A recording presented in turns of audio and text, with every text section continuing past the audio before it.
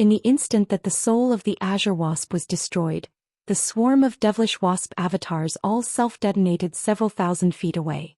Thus, the giant azure wasp and the devilish falcon were slain in virtually the blink of an eye, and Han Li paid no heed to the devilish falcon's plummeting body as he cast a frosty gaze toward the final high-grade devilish beast. Wuxia had naturally witnessed everything that had just taken place, and he was struck by a sense of astonishment and foreboding.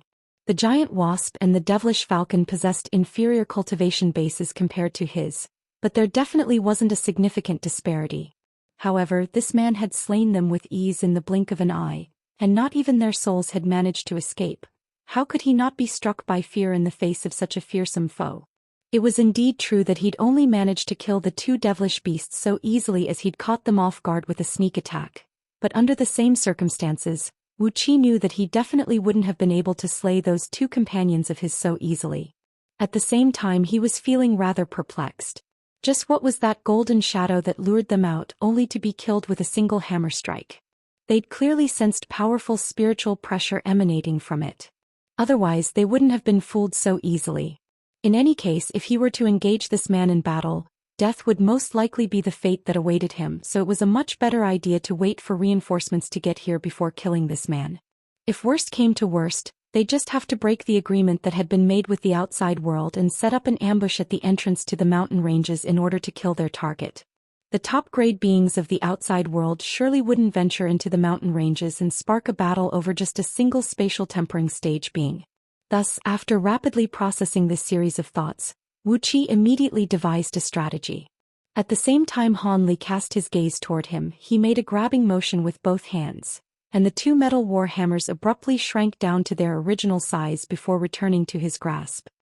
He then opened his mouth to produce that triangular copper mirror before quickly pointing a finger at it.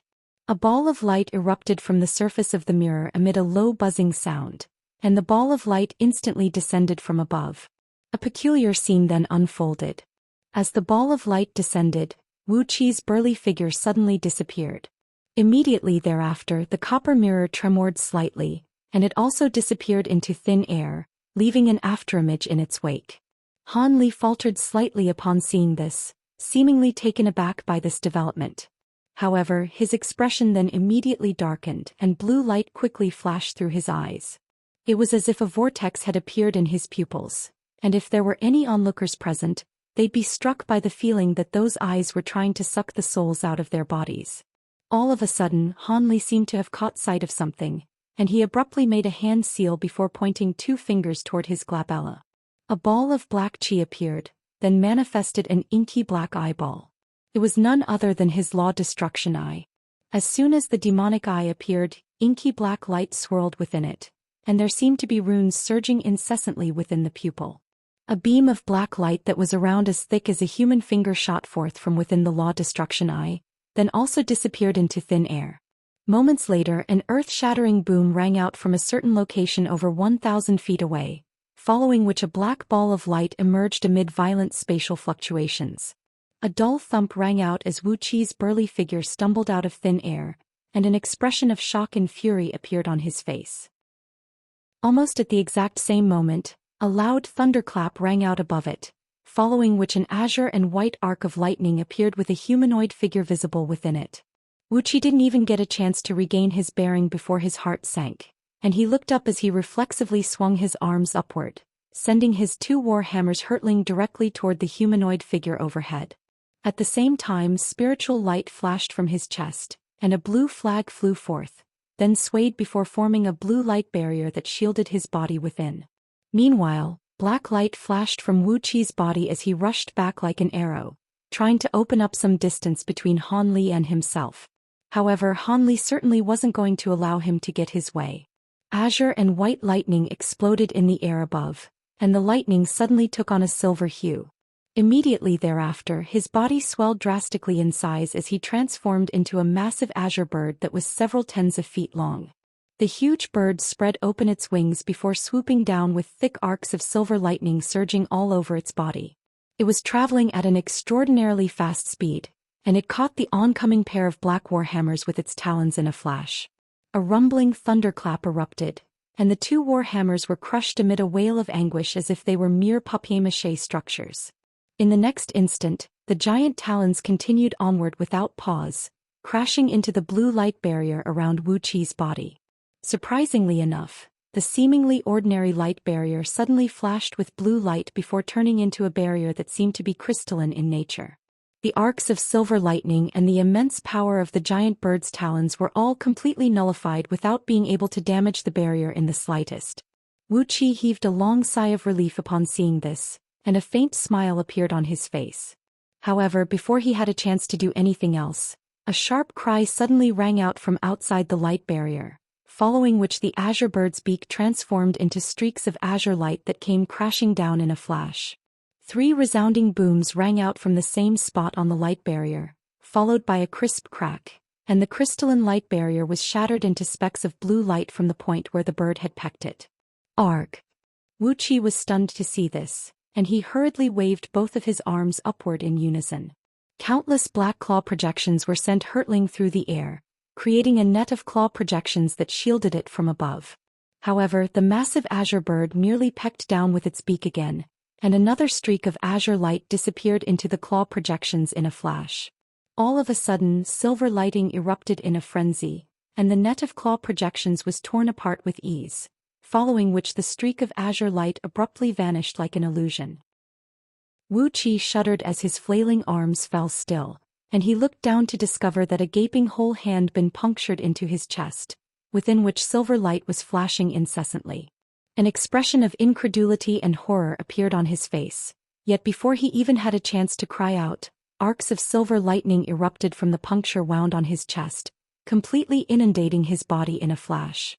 Loud thunderclaps rang out for a long while before finally ceasing, and at this point Wuqi's body and soul had both been completely destroyed. The only thing that remained was that strange triangular copper mirror. The massive azure bird's body abruptly shrank as it reverted back to its human form amid a flash of spiritual light. After casting his gaze toward the copper mirror, Hanli raised a hand, and a burst of suction force erupted as he drew the treasure into his grasp. He took a cursory glance at the treasure, but was unable to glean much from such a rushed inspection. However, he was quite interested in this mirror. It was able to combine the magic powers of multiple beings and escape into space of its own accord, so it was clearly no ordinary treasure. Hanli waved a hand through the air, and the mirror abruptly disappeared amid a flash of yellow light. It appeared it had been worth expending some magic power to slay these devilish beasts. With that in mind, Hanli didn't remain here for any longer as he flew deeper into the sea of mist as a streak of azure light. Around an hour later, a gust of black devilish winds surged forth from afar. The devilish winds then vanished right before the sea of mist to reveal a group of 5 devilish beasts. The 5-colored little beast cast its gaze toward the sea of mist and said, "This is where the 3 of them disappeared." Wary expressions also flashed through the eyes of the other 4 beasts upon hearing this. How could the 3 of them have disappeared one after another in such a short span of time? Could it be that they encountered some other difficulties along the way? The snake-headed wolf beast speculated. "I'm not too sure about that, but in any case, we have to focus and be more cautious from here onward," the small beast replied in an implacable voice with a shake of its head. "Yes."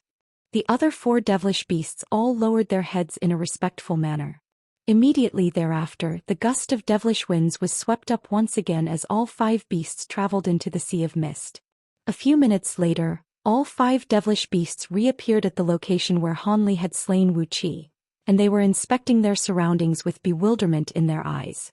One of the devilish beasts, which bore a strong resemblance to a duck with a single white horn on its head, abruptly flew downward as a streak of white light, vanishing from view in the blink of an eye. This naturally drew the attention of the other devilish beasts, and all of them exchanged glances with one another. Moments later, the devilish chi down below surged and the duck-like creature reappeared. It had returned holding fist-sized fragments of bull horns in both of its webbed feet. "These are fragments of the spirit horns on Master Wu Qi's head. How could they have been shattered? Could it be that they really have perished?" A tiger-like devilish beast murmured with a stunned expression on its face. "It looks like the 3 of them really have been killed. Are we really chasing after such a powerful target?" The small 5-colored beast mused as its eyes narrowed. "What do we do next?" That outsider's completely disappeared, and there's no way we'll be able to track him down, the snake-headed wolf said with a dark expression. There's no way we'd continue this chase even if we could track him down.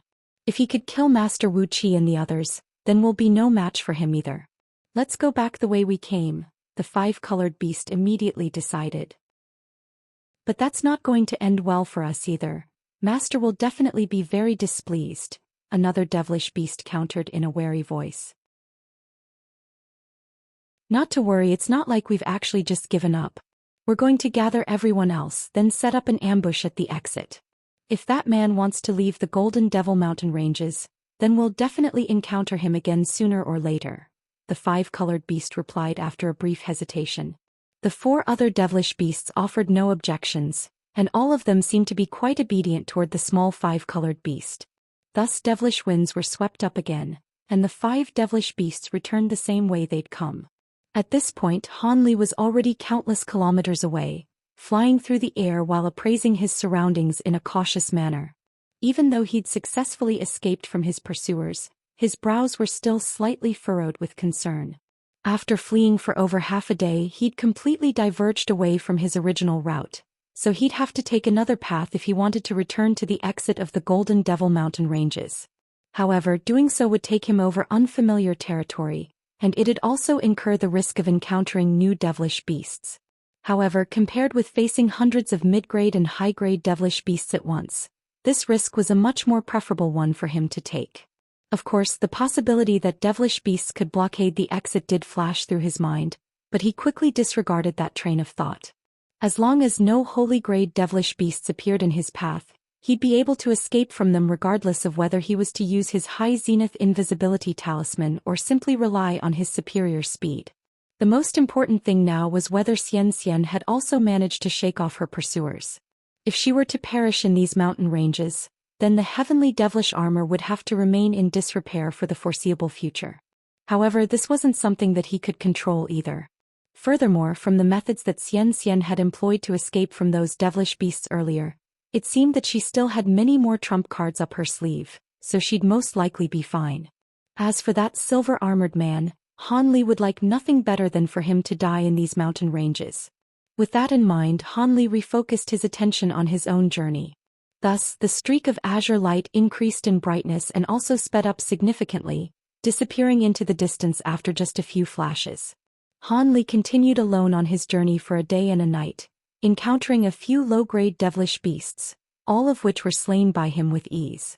At present, Han Li was currently flying over a stretch of small hills, and most of the hills down below had been obscured within black devilish chi, with only a series of summits visible from above. All of a sudden, an earth-shattering boom erupted in the distance, causing the entire nearby area to vibrate audibly.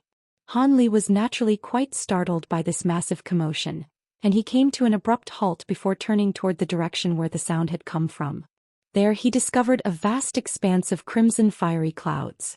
Within those fiery clouds, balls of scorching white flames emerged before exploding to form waves of crimson flames. Dull explosions rang out one after another, and it seemed that there was no end to them.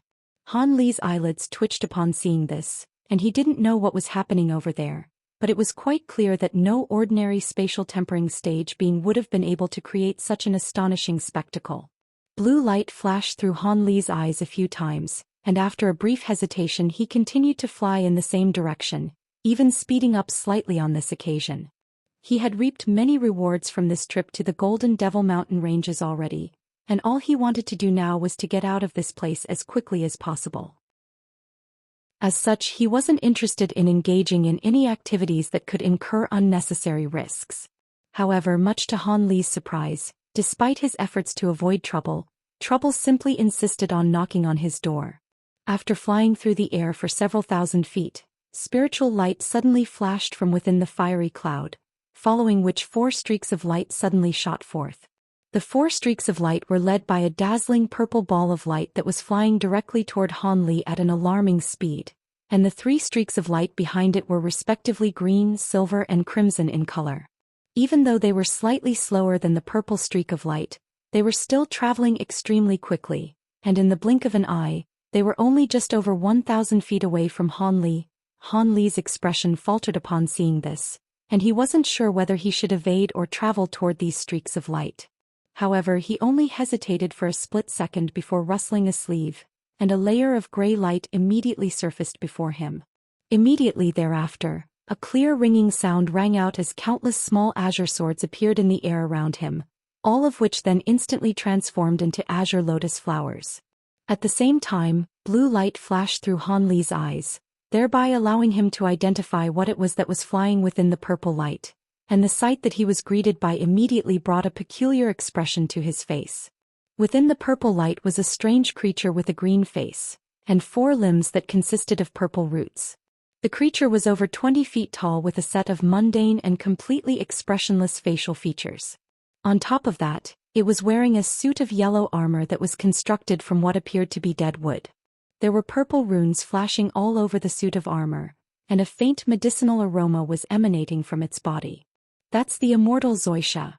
Han Li had seen the image of the Zhou Xian in the jade slip, and he almost instantly identified the creature as shock and elation welled up in his heart. He originally had no intention of capturing this creature, but it was an entirely different story if the immortal Zhou Xian were to turn up right on his doorstep. Furthermore, it appeared that the immortal Zhou Xian hadn't been able to successfully manifest its 4 limbs, which indicated that it hadn't yet recovered from its injuries. It had to have been discovered while it was trying to rest and recuperate, thereby forcing it to flee once again. These thoughts raced rapidly through Han Li's mind, and he instantly made sense of the situation. He didn't even bother to inspect the 3 streaks of light that were further in the distance before making a grabbing motion with one hand. A massive gray hand of light immediately appeared right before the purple streak of light, and the immortal Zhou Xian remained completely expressionless, but a look of despair had appeared in its eyes. It had clearly seen the massive gray hand up ahead, but it seemed to be unable to change directions as it continued to fly directly toward Han Li. In the end, the immortal Zhou Xian crashed into the gray hand with a dull thump, and the purple light around its body instantly faded as it was captured before being swept back toward Han Li by a burst of gray light. Thus, Han Li had managed to capture the immortal Zhou Xian as easily as taking candy from a baby. The immortal Zhou Xian was brought to Han Li by the burst of gray light that had captured it, and even Han Li himself was startled by how easy the process had been. An elated look then immediately appeared on his face as he swept a sleeve through the air. A dozen or so talismans of different colors immediately shot forth from within before disappearing into the immortal Zhou Xian's body. After that, runes of different colors appeared, completely encompassing the spirit medicine within. Stop! 3 enraged cries erupted from within the 3 streaks of light, and it was quite clear that all of them were extremely furious for their prey to have fallen into Han Li's hands. However, Han Li completely ignored them as he flipped his hand over to produce an azure jade vial, and the vial tremored before blasting forth a burst of azure light at his behest, which immediately swept the restricted immortal Zhou Xian into the vial. The immortal Zhou Xian had been significantly taller than even Han Li himself, but it was shrunk down drastically to only around half a foot in size before disappearing into the opening of the vial. Han Li then flipped a hand over, and the vial disappeared amid a flash of spiritual light. At this moment, all 3 streaks of light arrived before him almost in unison, and the streaks of light faded to reveal 3 beings that surrounded him from around 300 feet away. Only then did Han Li raise his head to inspect his surroundings, and his face remained completely calm and expressionless. He didn't get a chance to identify who these people were earlier, but had ascertained from the spiritual pressure emanating from their bodies that none of them were body integration stage beings, which was why he'd remained so calm and collected. Oh, it's fellow Taoist Han. It's you. Everything had taken place far too quickly just then, and Han Li's divine essence-fused light had obscured his body, so only then did these 3 beings catch a glimpse of his true appearance, upon which 2 cries of surprise instantly rang out. One of the voices was quite taken aback, while the other was filled with bewilderment and wariness. As for the final being that had crimson light flashing around its body, it raised its hands toward Han Li without uttering a single word, sending 2 streaks of crimson light hurtling toward him. The streaks of crimson light transformed into a pair of flying swords in a flash, and Han Li's expression darkened as the gray light before him swelled to several tens of feet in height, then swept directly up ahead. The two streaks of crimson light sliced through most of the gray light and were about to puncture through to the other side. However, in the next instant, a black shadow suddenly flashed within the gray light, and a small black mountain projection appeared out of nowhere. The two crimson flying swords struck the projection, only to be repelled as if they'd crashed into an impenetrable fortress. Initially, the pair of flying swords were still flying through the gray light in a fierce manner, attempting to skirt around the mountain projection, but as more and more gray light converged around them, they began to decelerate significantly. At the same time, the crimson light around them dimmed, revealing a pair of long swords that were each several inches in length, and they seemed to possess a high level of spiritual nature. After a while longer, the two swords were completely immobilized by the gray light around them, and only then did the being enshrouded in crimson light falter in a slightly surprised manner. However, the being remained completely unflustered as it let loose a loud cry, following which two dull thumps rang out from within the gray light. The two restricted crimson swords had self-detonated before vanishing as specks of crimson light. In the next instant, spatial fluctuations erupted before the being enshrouded under crimson light, and the two small long swords reappeared out of thin air. Void form. Han Li's eyes abruptly narrowed, and his expression darkened as he stared intently at the humanoid figure within the crimson light. At this moment he'd also gleaned the appearances of the other two beings, and he discovered that one of them was an elderly man with gray hair, while the other was a ferocious foreign being with a head of green hair. These were none other than the elderly man with the Yen surname and the green-haired being that he'd last encountered in the Lightning Cloud Pavilion.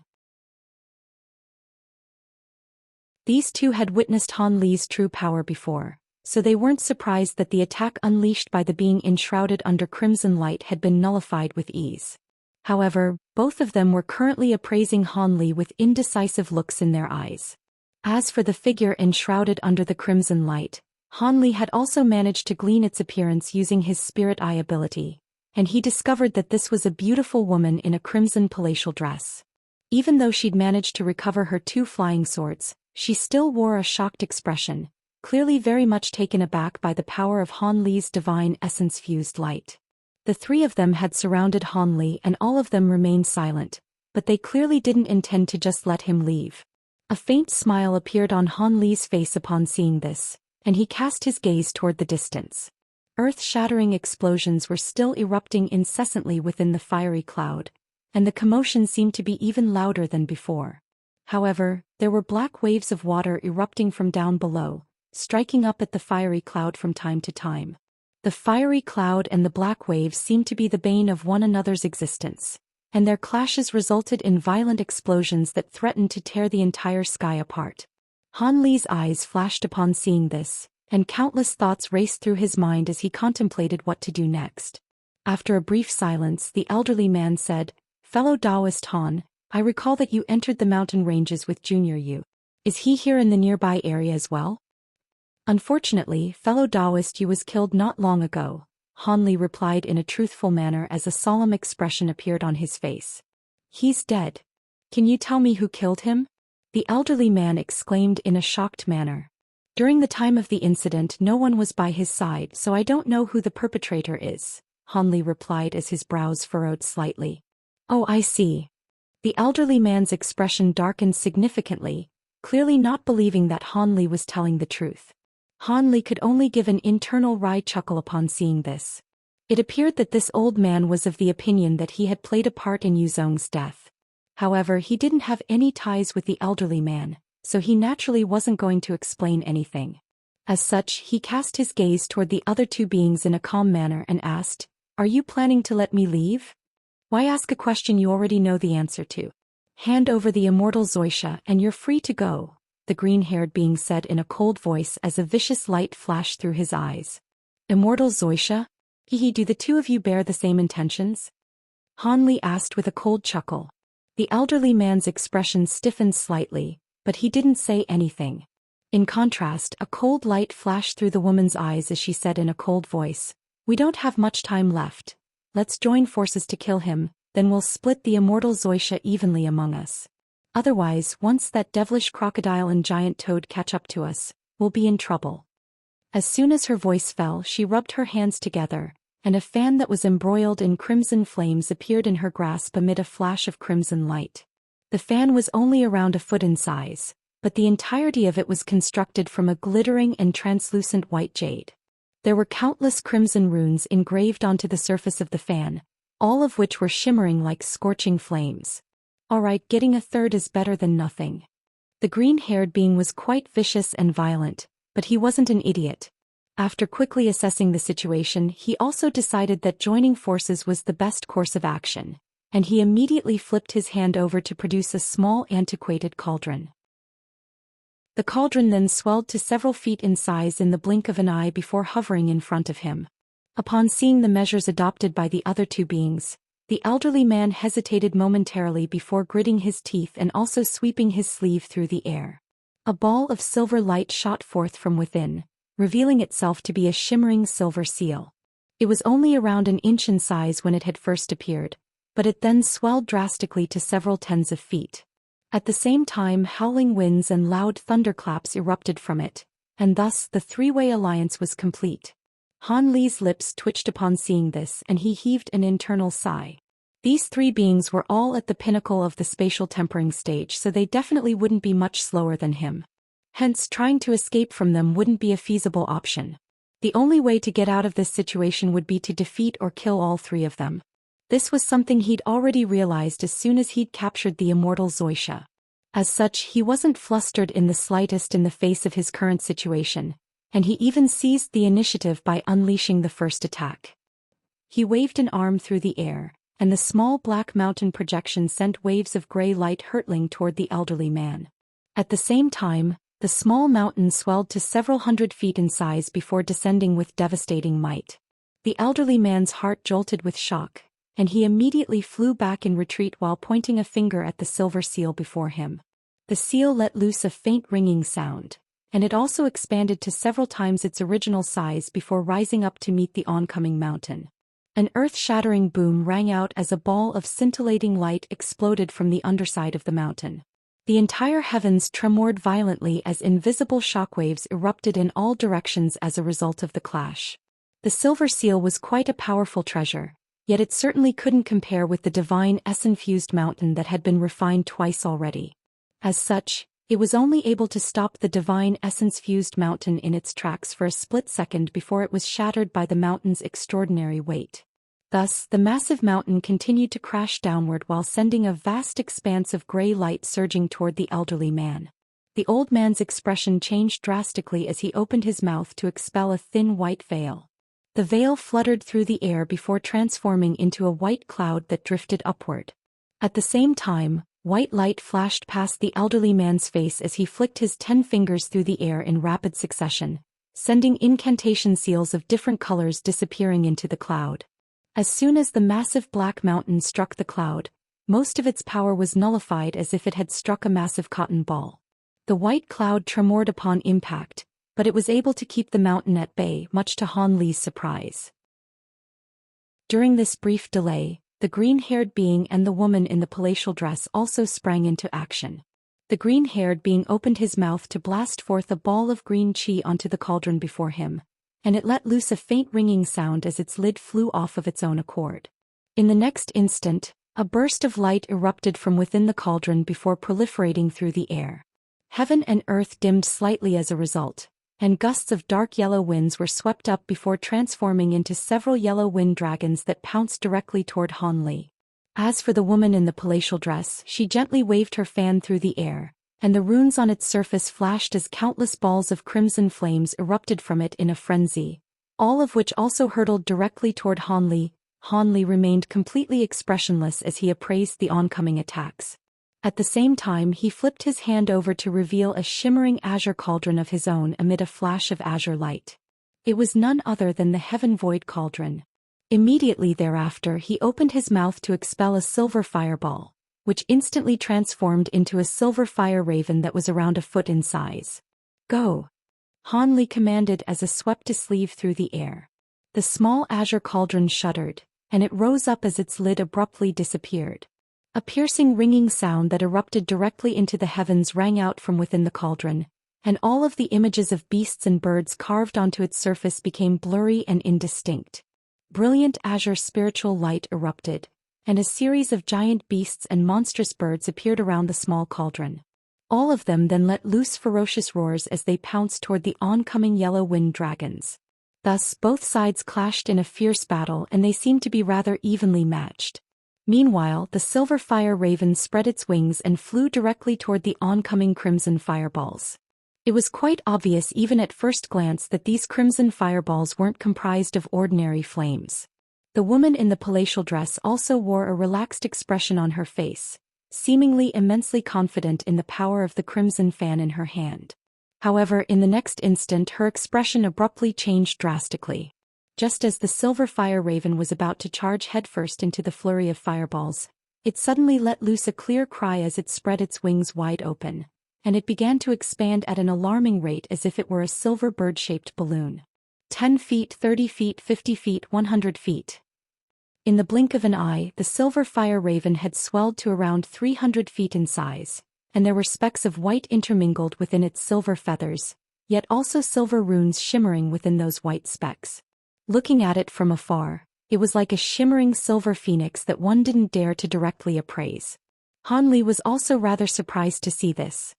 He knew that the spirit-engulfing fire raven would undergo some kind of evolution after devouring the golden crow true flames, but this astonishing display that it was putting on still took him by surprise.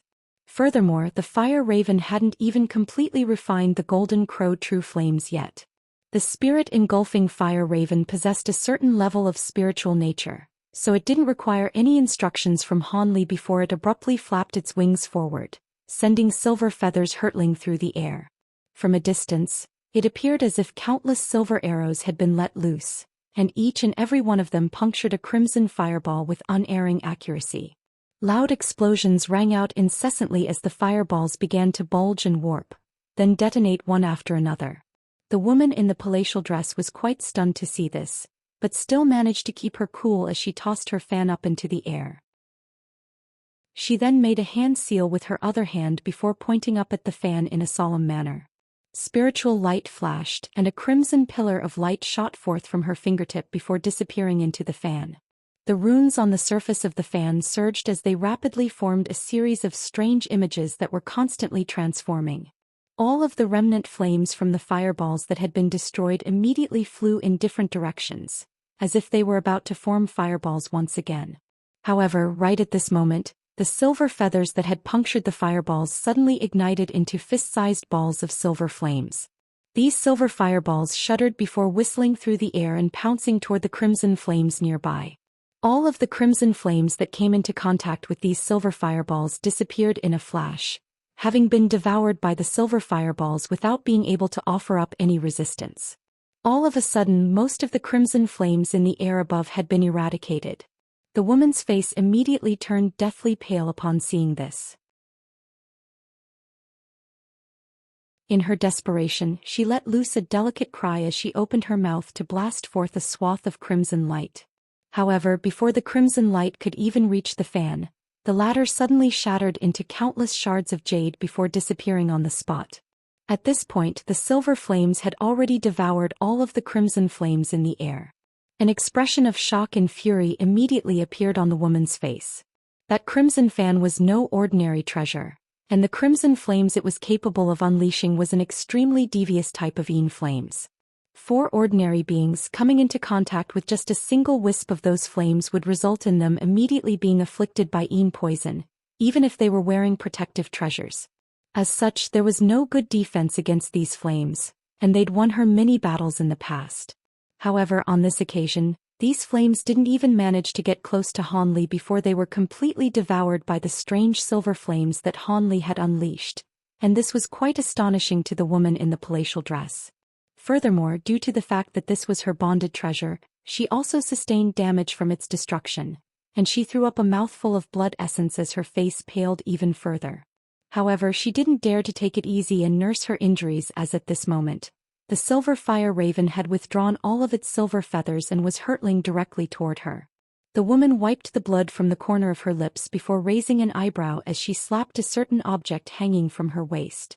A ball of crimson light immediately shot forth before transforming into a palm-sized red gourd. This was none other than the second of her two most powerful treasures. Immediately thereafter she began to chant something, and brilliant crimson light erupted from within the opening of the gourd. All of a sudden waves of crimson liquid gushed forth in a frenzy, sweeping toward the silver fire raven like a massive wave of blood. The crimson wave was emanating a foul odor of blood and gore, and there were wisps of black chi in there that were emitting a frosty sinister aura. The spirit-engulfing fire raven was rather wary of this crimson wave, choosing to refrain from allowing its body to come into contact with this liquid.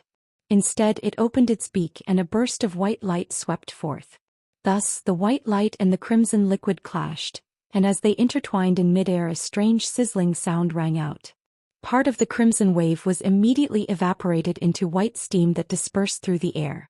The white light was formed by none other than the golden crow true flames, and due to the fact that it contained extremely pure yang attribute power, it was very potent against this crimson liquid, which possessed yin attribute properties.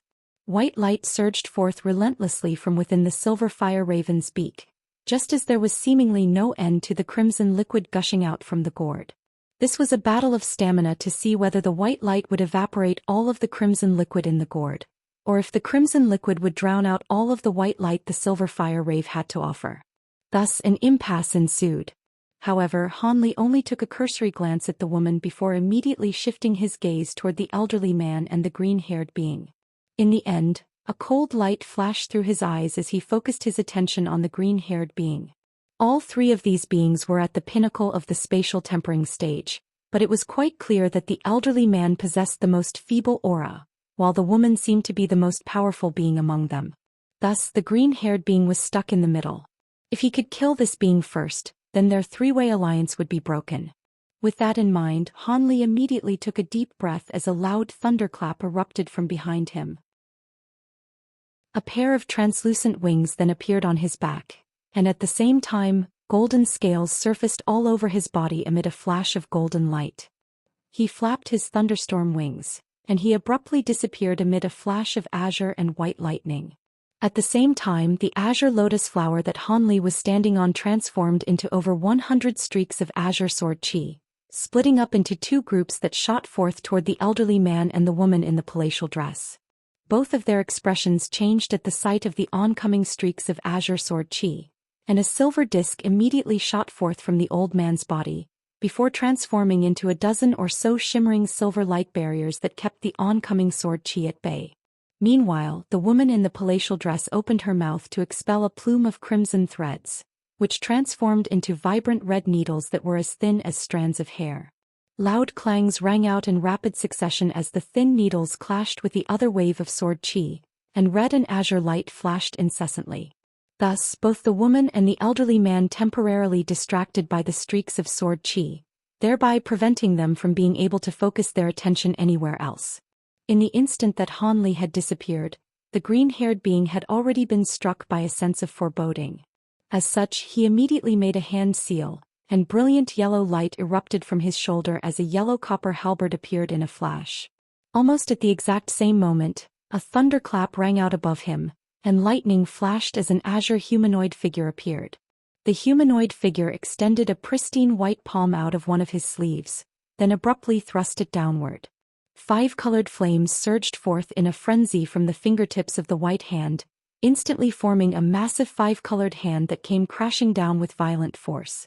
At the same time, a rumbling boom suddenly rang out from within the heaven-void cauldron in the distance, following which a plume of azure threads shot forth, then immediately disappeared as soon as they left the cauldron.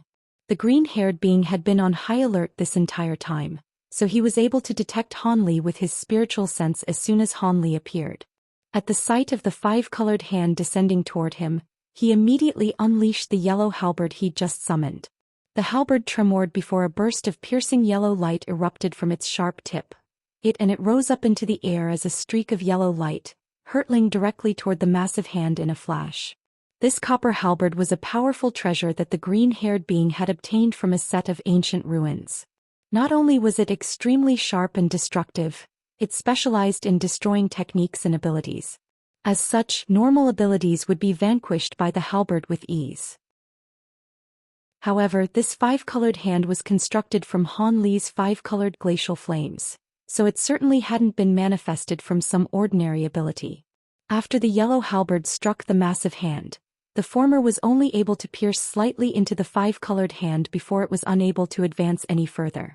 Immediately thereafter, the five-colored hand swelled drastically in size at Han Li's behest, then closed its huge fingers tightly around the copper halberd. The green-haired being drew a sharp breath upon seeing this, and he immediately circulated the magic power within his body to try and unleash some kind of ability. However, right at this moment, spatial fluctuations suddenly erupted nearby, and a plume of azure threads emerged out of thin air. The azure threads then wound themselves tightly around the green-haired being's body in a flash. The green-haired being was naturally quite startled by this development, and he immediately summoned a layer of scorching green flames over his entire body. Much to his surprise, the azure threads were completely unaffected by those green flames as they continued to immobilize him, and they showed no signs of being incinerated at all. A derisive sneer appeared on Han Li's face as he looked on from above, and he flipped a hand over, upon which a small cauldron appeared over his palm amid a clear ringing sound. He had somehow summoned the heaven void cauldron back to him from several hundred feet away. He raised his other hand and flicked a finger through the air, following which a faint sound rang out from the cauldron that was akin to the toll of a bell.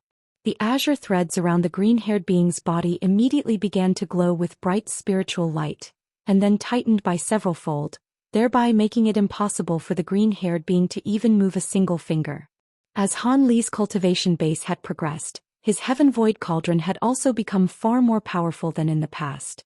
At the same time, the massive five-colored hand came tumbling downward from above, and a burst of enormous power suddenly cracked down upon the green-haired being. All of the joints in his body immediately began to crackle and pop loudly, as if he were about to be pulverized by the pressure at any moment. He was only able to last this long as he had mastered a special cultivation art that gave him a very powerful body.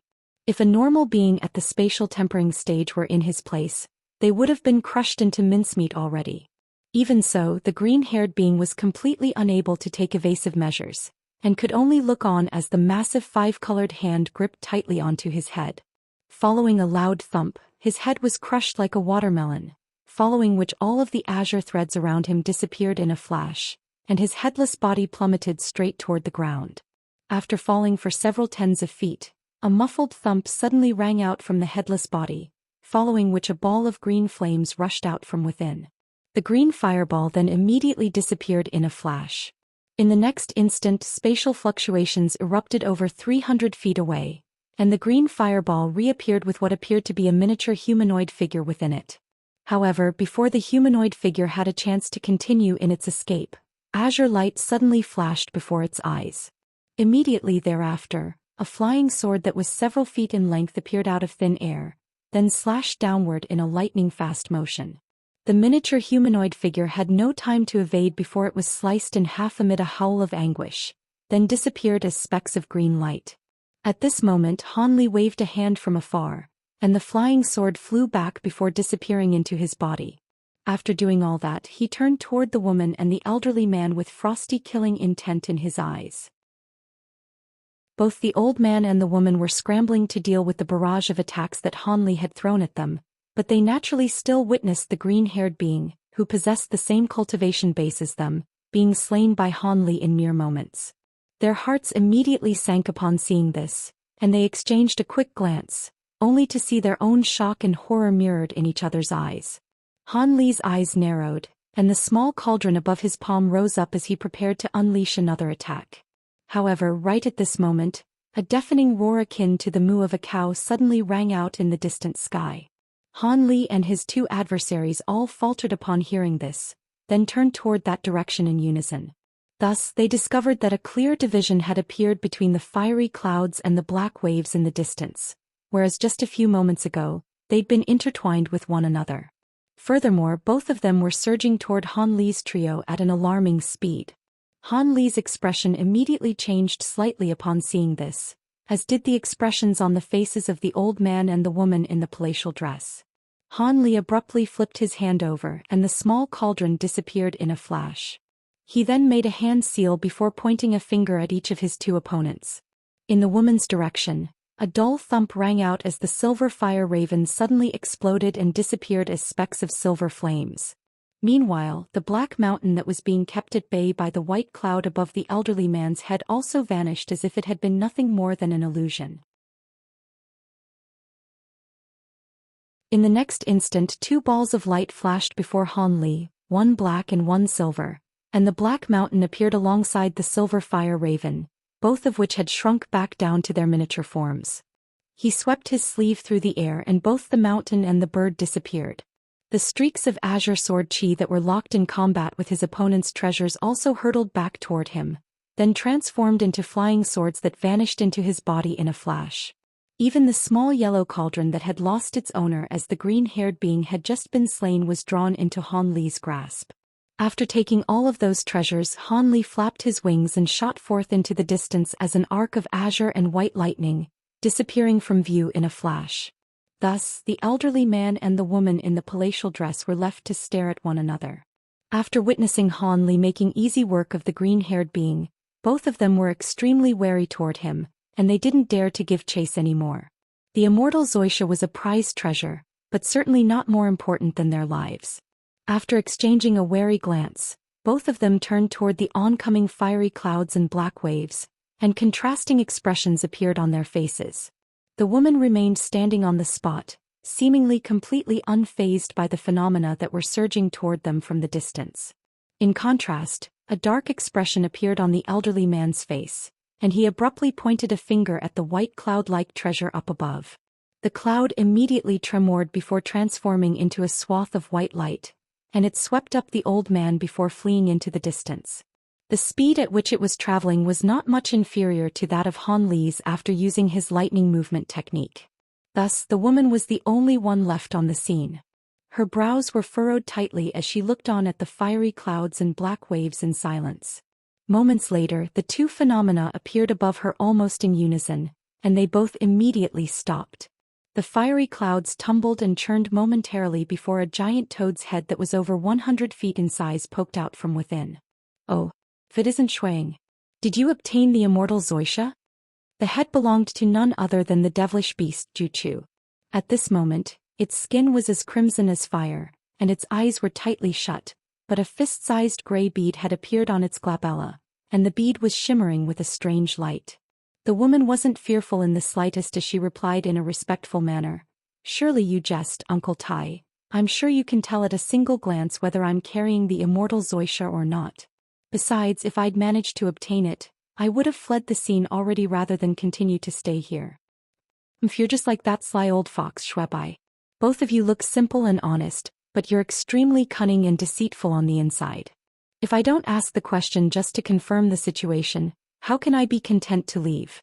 You know what consequences await you if you're lying to me, right?" Zhou harumphed coldly in a menacing manner. This giant toad appeared to have been possessed by his master, the winged devilish beast named Tai Mo. A black sinister head with a remarkably long mouth that was filled with sharp fangs emerged from the black waves off to the side, and urged in an impatient manner, "Cut the chit-chat. We have to hurry up and go after that immortal Xianxia. You promised that you'll give me that glazed water bead if I help you capture that thing. Hey, you only just progressed to the holy grade recently. You haven't even fortified your cultivation base yet, so you'd better show some respect when talking to me. Otherwise, even if this is only an avatar of mine, I can still teach you a lesson in respect," Zhou retorted in a cold voice. "Is that so? Now I really want to see if you're actually capable of that." He replied in an uncouth manner as a vicious light flashed through its eyes. Zhou's expression darkened upon hearing this, and the gray bead on its forehead flashed as the fiery clouds around it swelled to staggering heights. He didn't back down in the slightest either as it opened its cavernous mouth, and the black waves around it immediately erupted into a frenzy. It appeared as if the two of them were about to engage in battle once again. Zhou's face convulsed with fury, but it seemed to be rather wary of Hei, and it forcibly repressed its rage as it said, "Forget it. I'll let you get away with this for now, seeing as I was rather close with your former master. As long as we can capture the immortal Xianxia, I'll naturally give you the glazed water bead. You're not doubting my words, are you? Not taking into account other matters, you're a holy grade being, so I'm sure you wouldn't go back on your word. Let's keep giving chase. Seeing as Shui Ying doesn't have the immortal Zhou Xian, one of those outsiders that just escaped must be in possession of it. How about we ask her who has it? Hei cackled. You think we should ask her? I can confirm that she doesn't have the immortal Zhou Xian, but do you think she and Shui Bai will want us to capture the treasure? There are two of us anyway, so we'll just have to split up and pursue a target each. If we do that, there's no way that the immortal Zhou Xian will slip through our fingers, Zhu Chu replied in an indifferent voice. Alright, we'll do as you say. I'll go chase that one over there. If I secure the immortal Zhou Xian, I'll come back here to exchange it for the glazed water bead. Hei chortled with glee before withdrawing its head back into the black waves. Immediately thereafter, a loud rumbling boom erupted as the black waves surged toward the direction that the elderly man had fled in. Zhu Chu also spurred its fiery clouds into action, traveling toward the direction that Han Li had escaped to. Thus, the woman in the palatial dress was the only one left on the scene yet again. After witnessing the fiery clouds and black waves disappear into the distance, a wry smile appeared on her face as she murmured to herself, I didn't think that this devilish crocodile would progress to the holy grade so quickly. I have to report this to father right away. As for that immortal Zhou Xian, I can only hope that that outsider manages to escape with it. After her voice trailed off, crimson light erupted from her body, and she flew away as a streak of crimson light. Several thousand kilometers away, Han Li was hurtling through the air as an arc of lightning amid a string of dull thunderclaps. Close to 100 kilometers behind him, a loud and relentless rumbling sound could be heard. The entire sky in that direction had been stained a fiery red color, and a vast expanse of fiery clouds was hurtling after him in hot pursuit. Han Li heaved a faint sigh upon seeing this. He didn't have much divine devilbane lightning left, so he wouldn't be able to maintain his thunderstorm wings for much longer. From the startling phenomenon created by his pursuer, it was quite clear that this was no ordinary being, so he most likely wouldn't be able to get away unless he killed the being that was chasing after him. Even so, he still decided to fly on ahead for now. He wanted to lure the enemy further away before facing him in battle so he wouldn't get mobbed by other enemies as well. Thus, Han Li traveled for close to 100,000 kilometers at his current speed, taking him to an area above a set of several mountain peaks. At this point he felt that he'd opened up enough distance, and the lightning around his body faded as he abruptly drew to a halt. He turned and cast his gaze toward the oncoming fiery clouds before taking a deep breath. All of a sudden, countless streaks of azure light erupted from his body, all of which then abruptly disappeared in the surrounding space in a flash. Han Li knew that he was being pursued by quite a powerful being, so he decided to set up the Spring Dawn sword formation without any hesitation. Having set up this sword formation, he was confident that he'd be able to kill his enemy as long as it wasn't a body integration stage being. Not long after Han Li had set up his sword formation, the fiery clouds swept into the nearby area amid a burst of incessant rumbling. The fiery clouds obscured the entire sky, and it was as if the god of fire were about to descend upon this world. Hand over the immortal Zhou Xian and I'll spare your life. A thunderous voice rang out from within the fiery clouds. Immediately thereafter, a gargantuan creature that was comparable in size to a small mountain emerged before Han Li. Han Li focused his gaze up ahead, and his expression faltered slightly as he discovered that he was facing a giant crimson toad, except it had a pair of massive inky black wings on its back. The wings had black chi surging all around them, and they seemed to be projections rather than actual substantial wings. There were also faint golden runes that were flashing within the black chi, giving the projected wings quite a mystical appearance. The giant toad's eyes were tightly shut, but there was a gray bead embedded on its forehead that was flashing with strange gray light, seemingly possessing a high level of spiritual nature. Han Li's eyes narrowed slightly as he appraised the giant toad, and he replied, I do indeed have the immortal Zhou Xian, and you can take it if you want, but you'll have to hand over your devilish core in exchange. Ah, you sure do dare to talk big, little brat. It's been countless years since anyone's dared to say anything like that to me. Seeing as you've made me laugh harder than I have for a long time, I'm going to swallow your soul and savor it carefully after I destroy your body. The giant toad suddenly burst into raucous laughter, as if it had just heard the funniest joke in the world. However, before its laughter had even ceased, red light suddenly flashed from within its mouth, and a crimson shadow shot forth from within. The shadow then appeared before Han Li as if by instantaneous teleportation, then stabbed directly toward his chest. If a normal cultivator were in Han Li's shoes, they'd most likely be completely unable to react to this surprise attack, and the crimson shadow would have instantly punctured their body as a result. However, Han Li was certainly no ordinary being, and he possessed a vast wealth of battle experience. He had activated his spirit eye ability well in advance, thereby allowing him to easily track the crimson shadow that would have been close to untraceable to the naked eye for ordinary beings. Using his spirit eye ability, he was able to identify the crimson shadow as a long tongue that was around as thick as a human wrist. A dull thump rang out as the crimson shadow was repelled by a small black mountain that had suddenly appeared before Han Li.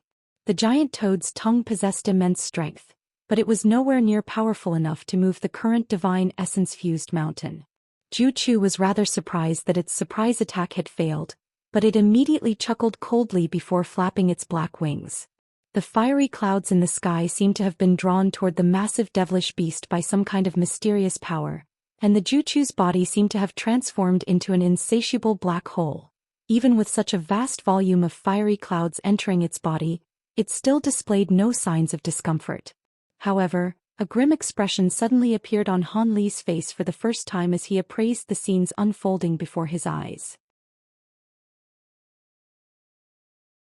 When all of the fiery clouds in the surrounding area finally disappeared, Zhu Chu had transformed into what appeared to be a massive chunk of crimson searing iron. Its entire body was semi-transparent and emanating piercing fiery light while it hung in midair like a scorching crimson sun. The sweltering temperatures emanating from its body made the entire area in a radius of several kilometers feel like a scorching furnace, and at such close proximity, the temperatures around Han Li were even more staggering. Even the air was beginning to sizzle as his surroundings blurred and warped. Most low-grade and mid-grade cultivators would most likely have been incinerated into nothingness by these scorching temperatures already, and even their souls would have been burned to ashes. However, Han Li merely furrowed his brows in response to his current environment before laying a hand onto the top of his own head.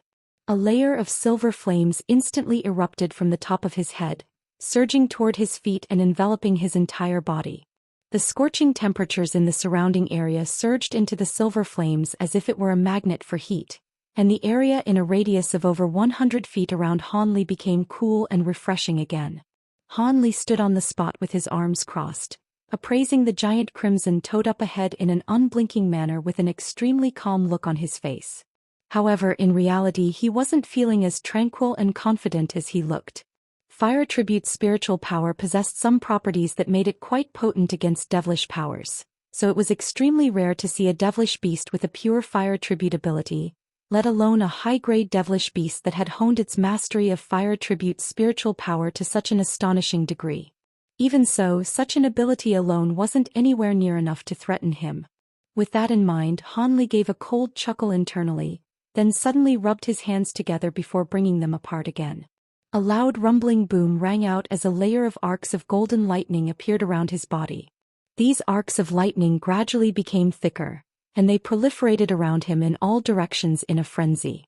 Thus, a massive spherical net of lighting was formed with Han Li at its very center. At the same time, Han Li flipped both of his hands so that his palms were facing upward, and a series of runes that were shimmering with golden light erupted from his palms, then disappeared into the net of lightning in the surrounding area. An astonishing scene then ensued.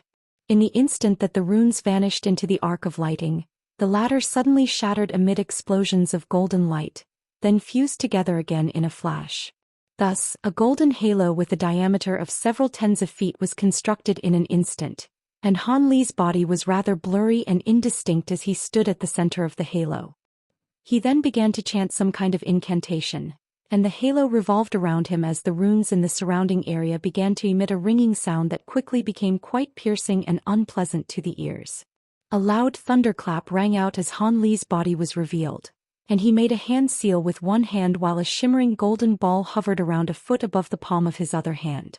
The ball was completely dull and lusterless as if it were some kind of ordinary treasure.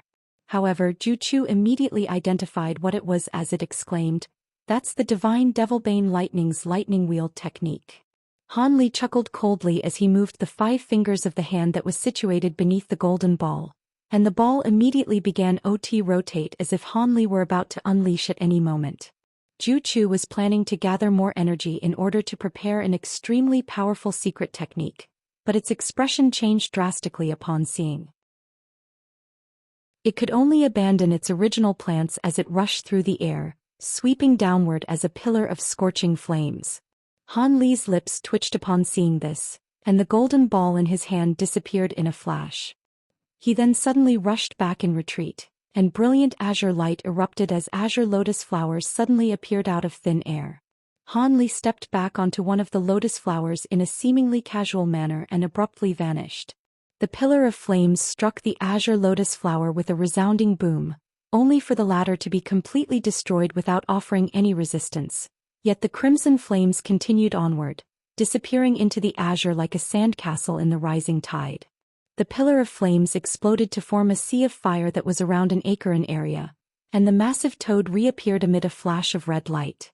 Its eyes were still tightly shut, but the gray bead on its glabella was appraising the specks of azure light up ahead, seemingly in an astonished manner. All of a sudden Han Li's voice rang out from the surrounding space. "Seeing as you're here, you won't be leaving anytime soon. Have a good taste of my spring dawn sword projection." As soon as his voice trailed off, spiritual light flashed in the surrounding air in a radius of over 1,000 feet, and an azure light barrier appeared, encompassing the entire sea of flames within. Zhu Chu had already sensed that something was amiss, and it immediately let loose a thunderous roar upon seeing this, blasting a red pillar of light out of its mouth. The pillar of light struck the azure light barrier and easily punctured through the barrier, but it then disappeared without a trace. Gray light swirled within the bead on Zhu Chu's glabella upon seeing this, and it raised one of its front limbs before swiping it through the air from afar. A resounding boom rang out as vast expanse of red light swept forth from its front limb. The light then formed a massive crimson-webbed foot that crashed into the light barrier with ferocious might. The projection was immensely powerful, leaving several streaks of red light in its wake before tearing through a large section of the azure light barrier. However, a vast expanse of inky darkness lay beyond the light barrier, and it seemed to stretch for an unfathomable distance. Zhu Chu immediately unleashed a few more projections toward the same spot without any hesitation, and brilliant azure light suddenly erupted as countless azure lotus flowers suddenly appeared up ahead. In just a few flashes, these lotus flowers had taken up the entire space, and the red projections instantly sank into them as if they'd vanished into quicksand. A shocked expression on Zhu Chu's face upon seeing this, and its crimson front limb instantly swelled to several times its original size, then abruptly split open amid a burst of buzzing. A shimmering red halo then appeared before proliferating outward in a frenzy, instantly expanding to over 100 feet in size as resounding booms akin to rumbling thunderclaps rang out. All of the azure lotus flowers that came into contact with this halo were instantly reduced to nothingness. Thus, the red halo continued onward, looking as if it were going to destroy all of the azure lotus flowers in the area.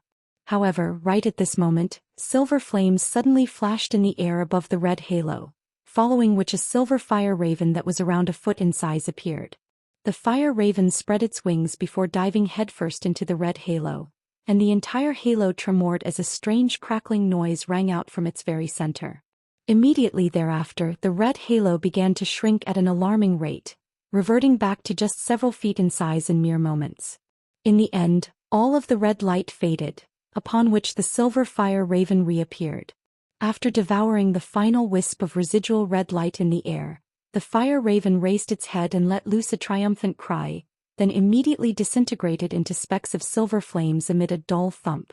Zhu Chu was furious upon seeing this, and it let loose a low roar before abruptly flapping its inky black wings. All of a sudden gusts of black devilish winds were swept up in the nearby area, and the fierce winds began to revolve around the giant toad. Within the span of just a few breaths, the gusts of wind had become extremely fierce and violent. At the same time, Zhu Chu began to chant something, and flames erupted all over its massive body. The flames were fanned by the gale force winds, combining as one to form an incredible pillar of black winds and red flames that erupted into the heavens. That wasn't the end either. After the giant toad ceased its chanting, it abruptly opened its mouth to blast forth a purple flying sword.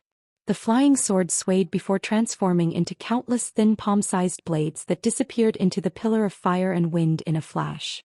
Immediately thereafter, a sharp ringing sound rang out from within the black and red pillar, and countless streaks of purple light suddenly appeared on its surface. These streaks of light then rapidly expanded, and it seemed as if the pillar of wind and fire was growing thicker by the second. Meanwhile, Han Li was standing outside the Spring Dawn sword formation while making a hand seal with one hand, and countless specks of five-colored light were converging from all directions. These specks of light then surged into the azure light barrier in a frenzy, and five-colored light formed by the world's origin chi seemed to stretch for as far as the eyes could see in all directions. Han Li had drawn all of the world's origin chi in the nearby area to the best of his abilities toward this location, and at this moment, a cold light flashed through his eyes as he made another hand seal. A peculiar scene immediately ensued within the sword formation. The light barrier in the air above blurred slightly before a vine-like plant suddenly sprouted from it in an upside-down manner. When it first appeared, the plant was only several inches in size, but it swelled drastically to around 10 feet in length in just a few moments. Furthermore, it was quickly growing flowers and bearing fruit, materializing a vibrant green gourd in what seemed like the blink of an eye. Right at this moment, countless azure lotus flowers were manifested from the surrounding light barrier, and all of these flowers blossomed in unison before blasting forth sword projections that were each around an inch in length into the gourd. As the sword projections vanished into the gourd in an abundant stream, an extremely faint azure sword insignia suddenly appeared on the surface of the gourd.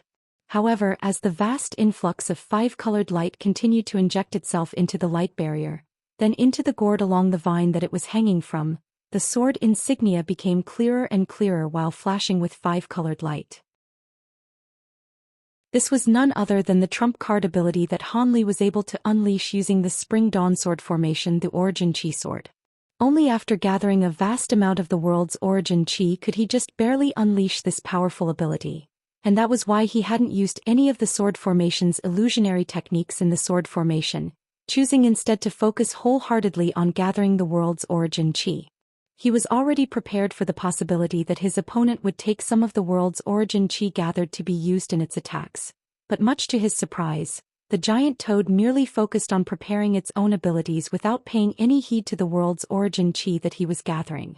As such, the Origin Chi sword was manifested in an extremely smooth fashion, and the uninterrupted influx of the world's origin chi ensured that it would grow at a rapid rate.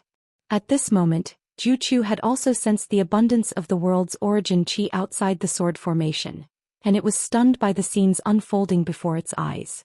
However, it had also taken advantage of this opportunity to finish preparing its own secret technique. As such, it suddenly let loose a low cry before pointing up into the air. However, right at this moment Han Li's voice suddenly rang out within the sword formation, and he only uttered a single word. Slash. The gourd tipped itself over, and light swirled from its opening as a sword of light erupted from within in a flash. The sword was around a foot in length, and it was shimmering with five-colored spiritual light.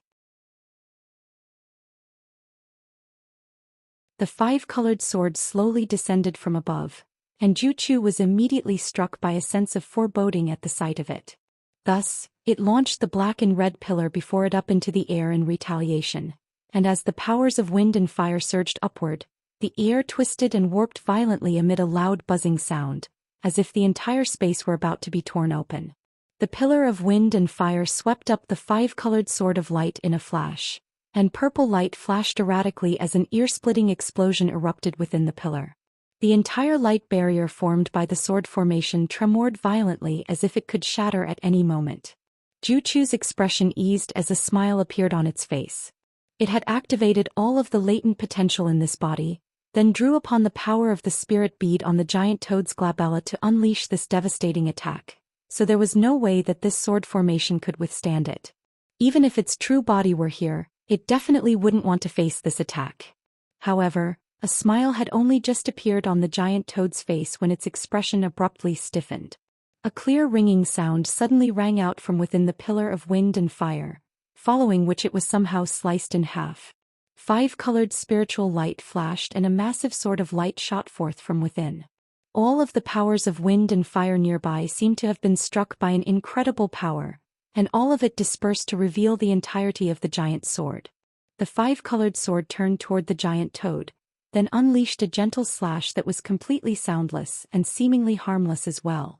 However, the gray bead on Zhu Chu's glabella suddenly shattered. Impossible! Zhu Chu let loose a blood-curdling shriek as its eyes sprang open for the first time. Its pupils were completely crimson and there was blood flowing from his eyes. In the next instant, the giant toad's enormous body parted into two halves without any premonition as a burst of crimson flames surged out of its body in a frenzy, then inundated it in a sea of red flames. The remains of the giant toad were instantly incinerated into nothingness, and the colossal creature vanished in the blink of an eye. The massive toad had been completely powerless in the face of the Origin Chi sword, and even its soul hadn't managed to escape. Azure light flashed up above, and Han Li appeared within the sword formation. He looked down at the scorching flames burning down below and heaved a faint sigh. As expected, drawing upon the power of heaven and earth can create far more powerful attacks than any ordinary secret technique. If it weren't for the fact that there simply wasn't enough of the world's Origin Chi in that devilish Chi passageway, this Origin Chi sword would have most likely been enough to slay that devilish ape as well. In that case, I wouldn't have had to severely weaken my true devil projection by using that profound heavenly treasure, Han Li murmured to himself with a forlorn look on his face. He then cast his gaze down toward the sea of flames underfoot, and he suddenly raised an eyelid before making a grabbing motion. An object flew out of the sea of flames and was drawn into his grasp in a flash. It was a faint blue pouch with several types of different shimmering runes inscribed upon it, indicating that it seemed to be no ordinary object. Is this a storage pouch? A hint of surprise appeared on Han Li's face. After a brief moment of contemplation, the hand that was holding that pouch suddenly turned inky black in color, and bursts of gray light began to erupt from his palm. The pouch was enveloped tightly within the gray light, following which he raised his other hand to cast an azure incantation seal into the pouch. The blue pouch tremored erratically before spiritual light erupted from its opening, and it slowly opened itself up from the inside.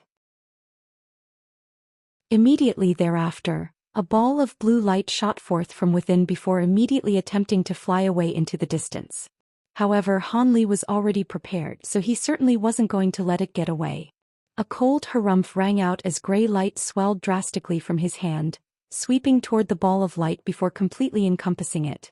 Gray and blue light intertwined momentarily, and the ball of light reverted to its true form, which was that of a shimmering and translucent blue bead.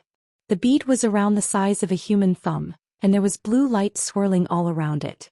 Is this an inner core? Han Li swept his spiritual sense toward the object in a rather bemused manner. No, but it doesn't seem to be a treasure either. Han Li drew the bead back to him before plucking it between two of his fingers, then holding up to his eyes for closer inspection. However, he wasn't getting any closer to determining just what this object was. So be it, I'll study it later when I have time. Getting out of here as quickly as possible is my main priority, Han Li murmured to himself as he flipped a hand over to produce a jade box, which he placed the bead into. After that, he looked down at the crimson flames that were still burning down below, and his expression changed slightly. All of a sudden, silver light flashed from the azure light barrier up above, and the spirit-engulfing fire raven shot forth before diving headfirst into the sea of flames.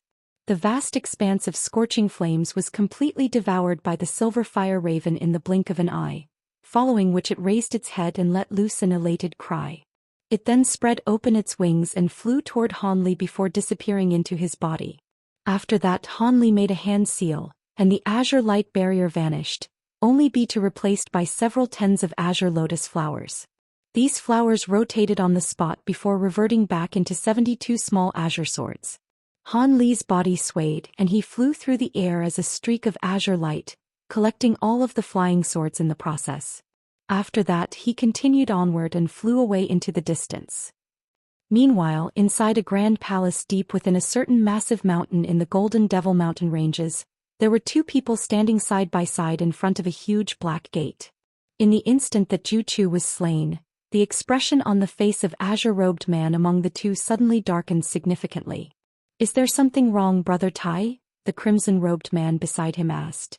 Not really, It's just that one of my avatars has been destroyed, the azure-robed man replied in a truthful manner.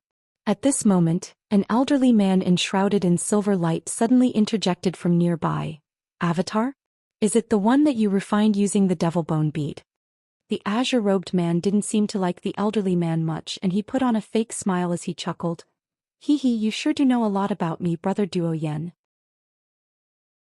If the devil bone bead were to be used on a suitable host, the avatar should be able to unleash no less than 20% to 30% of your powers. There shouldn't be many beings aside from the three of us in the Golden Devil Mountain ranges that are capable of destroying such a powerful avatar, the silver-robed old man continued in an innocent manner. That's not necessarily the case. Have you forgotten that when we first crossed over to the spirit realm with the sacred ancestor, there was another being of the same cultivation base that was also teleported here? That devilish ape is no less powerful than the three of us, the crimson-robed man reminded. That devilish ape stole the profound heavenly blade segment that the sacred ancestor ordered us to look after. It wouldn't dare to appear in this place again, the silver-robed man harumphed coldly. I wouldn't be so sure of that. I think the devilish ape must have ventured into the outside world to try and find a method to repair the profound heavenly blade segment, so it could then use the treasure to return to our realm, the crimson-robed man countered. You think that ape wants to repair the profound heavenly treasure? Does it still think that we're in the Elder Devil realm? The truly powerful beings of this realm are no less powerful than the holy patriarchs of our holy realm. If it weren't for the fact that we simply had no choice, our matriarch wouldn't have risked damaging the profound heavenly treasure to force open a passageway into this realm and teleported us here, the silver-robed man replied in a cold manner. There's no use in bickering. I'll be able to find out who destroyed my avatar when I go back and use a secret technique. Besides, the last message my avatar relayed back to me stated that Shuebai's daughter seemed to have been in the nearby area as well, the azure-robed man said in an indifferent manner. Shuang was there as well? You're not saying my daughter is capable of destroying your avatar, are you, Brother Tai? The crimson-robed man asked with a hint of a smile on his face. She naturally wouldn't be able to accomplish such a feat on her own, but if she were to join forces with that devilish crocodile that has just reached the holy grade, there's a very good chance that she would have been able to kill my avatar, the azure-robed man replied as he turned to the crimson-robed man beside him. What? That devilish crocodile has reached the holy grade? Both the crimson-robed man and the silver-robed man exclaimed in unison. There's no need to be so surprised, fellow Taoists. I'm sure your subordinates will also relay this news to you soon, the azure-robed man said with a wry smile. I see. A slightly grim expression appeared on the silver-robed man's face. If that's the case, then things might become a little troublesome. That devilish crocodile was sacred ancestor Ming Luo's favorite steed, and sacred ancestor Ming Luo shared quite a close relationship with our sacred ancestor. As such, we can't really do much to this devilish crocodile. It's always been extremely uncouth and disobedient, and now that it's reached the holy grade, it's only going to be more difficult to control. That won't be good for our management of these mountain ranges, the crimson-robed man chimed in a gloomy manner. This is not something that's worthy of concern. Seeing as this devilish crocodile has already reached the holy grade, our matriarch naturally won't be able to continue to ignore it. All we have to do is inform our matriarch of this matter, and we won't have to worry about it any longer, the azure-robed man said in a confident manner. You're right. Our sacred ancestor's awakening is imminent. So this is indeed a feasible course of action, the silver-robed man approved with a stroke of his beard. All right, we'll do as you say. The crimson-robed man didn't offer any objections either. At this moment, the silver-robed man suddenly narrowed his eyes and asked, Come to think of it, I'm really curious now. Our sacred ancestor is about to awaken soon, yet one of you has deployed an avatar while the other has deployed their daughter. Is there something happening in the mountain ranges? What are your intentions, fellow Taoists? Both the azure-robed man and the crimson-robed man faltered slightly upon hearing this question, and they reflexively exchanged a glance with one another. The crimson-robed man then chuckled in reply, There's no need to ask a question you already know the answer to, Zhou Xian. Haven't you also deployed your subordinates into the mountain ranges? Don't tell me you don't know about the immortal Zhou Xian. Meanwhile, the azure-robed man remained silent with a dark expression on his face. Much to their surprise, the silver-robed man was rather dumbstruck as he replied, Immortal Zhou? What's that? I only deployed my subordinates to kill the outsider that killed my son so I can avenge him. The silver-robed man was naturally none other than the holy grade myriad-eye devil. After deploying Zhou Yi to search for his son's killer, she was slain by the cave spirit that had been possessed by the heavenly devilish sovereign. Wuxia was deployed in her place thereafter, and he'd led a massive horde of devilish beasts that had managed to intercept Han Li and the others, but they'd been split up due to the fact that there were 3 beings that had to be pursued at once. After that, Han Li was able to use the shadow puppet conjured up by his armor origin talisman to lure Wuxia and his 2 subordinates into a trap, thereby allowing him to kill the trio with ease. As for all of the other devilish beasts, they had been led by the small 5-colored beast to the entrance leading into the Golden Devil Mountain ranges, where they were preparing an ambush for Han Li and the others. As such, despite the fact that Zhou Xian had deployed many of his subordinates into the mountain ranges, he was still completely oblivious to the existence of the immortal Zhou Xian, which was why he was so taken aback by the crimson-robed man's words. As for the other 2 beings present, they were naturally none other than Tai Mo and Shui Bai, both of whom were also holy-grade devilish beasts. Zhou Xian clearly didn't seem to be feigning ignorance, so it was now Shui Bai's turn to be struck by a hint of surprise. A crimson light flashed through his eyes as he asked in a solemn voice, "Your son was killed? Why haven't we heard about this, Brother Zhou Xian?" Is this some kind of glamorous news that I should be telling the entire world? Besides, both of you have been quite busy these past few days, so it's no surprise that you haven't heard about this, Zhou Xian replied in a derisive voice as his expression darkened significantly. Ahem. My apologies, fellow Taoist. Shui Bai cleared his throat in a slightly awkward manner. Setting aside everything else for now, I'm quite interested in this immortal Zhou Xian you mentioned. Aren't you 2 going to tell me about it? Zhou Xian continued. It's not actually an overly important matter. A spirit being of heaven and earth barged into these mountain ranges a few days ago. Even if we didn't tell you about this here, you'll most likely hear about it soon, Tai Mo chuckled in a nonchalant manner.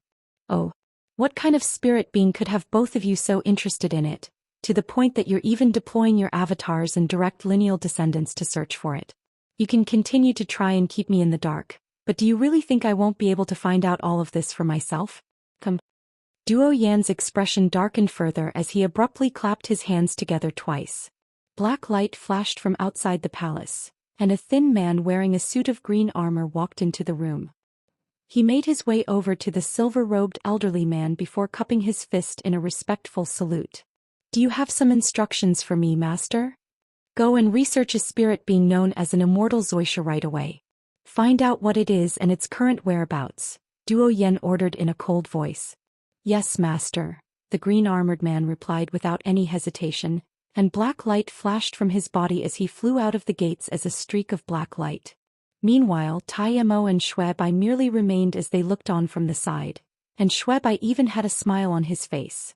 They seemed to be completely unfazed by what the silver-robed man was doing. Zhou Xian turned to his companions, and his expression darkened even further at the sight of their slightly gloating reactions. He let loose a cold harumph before continuing, "All right, that's enough about this immortal Zhou Xian. Let's move on to the main topic at hand.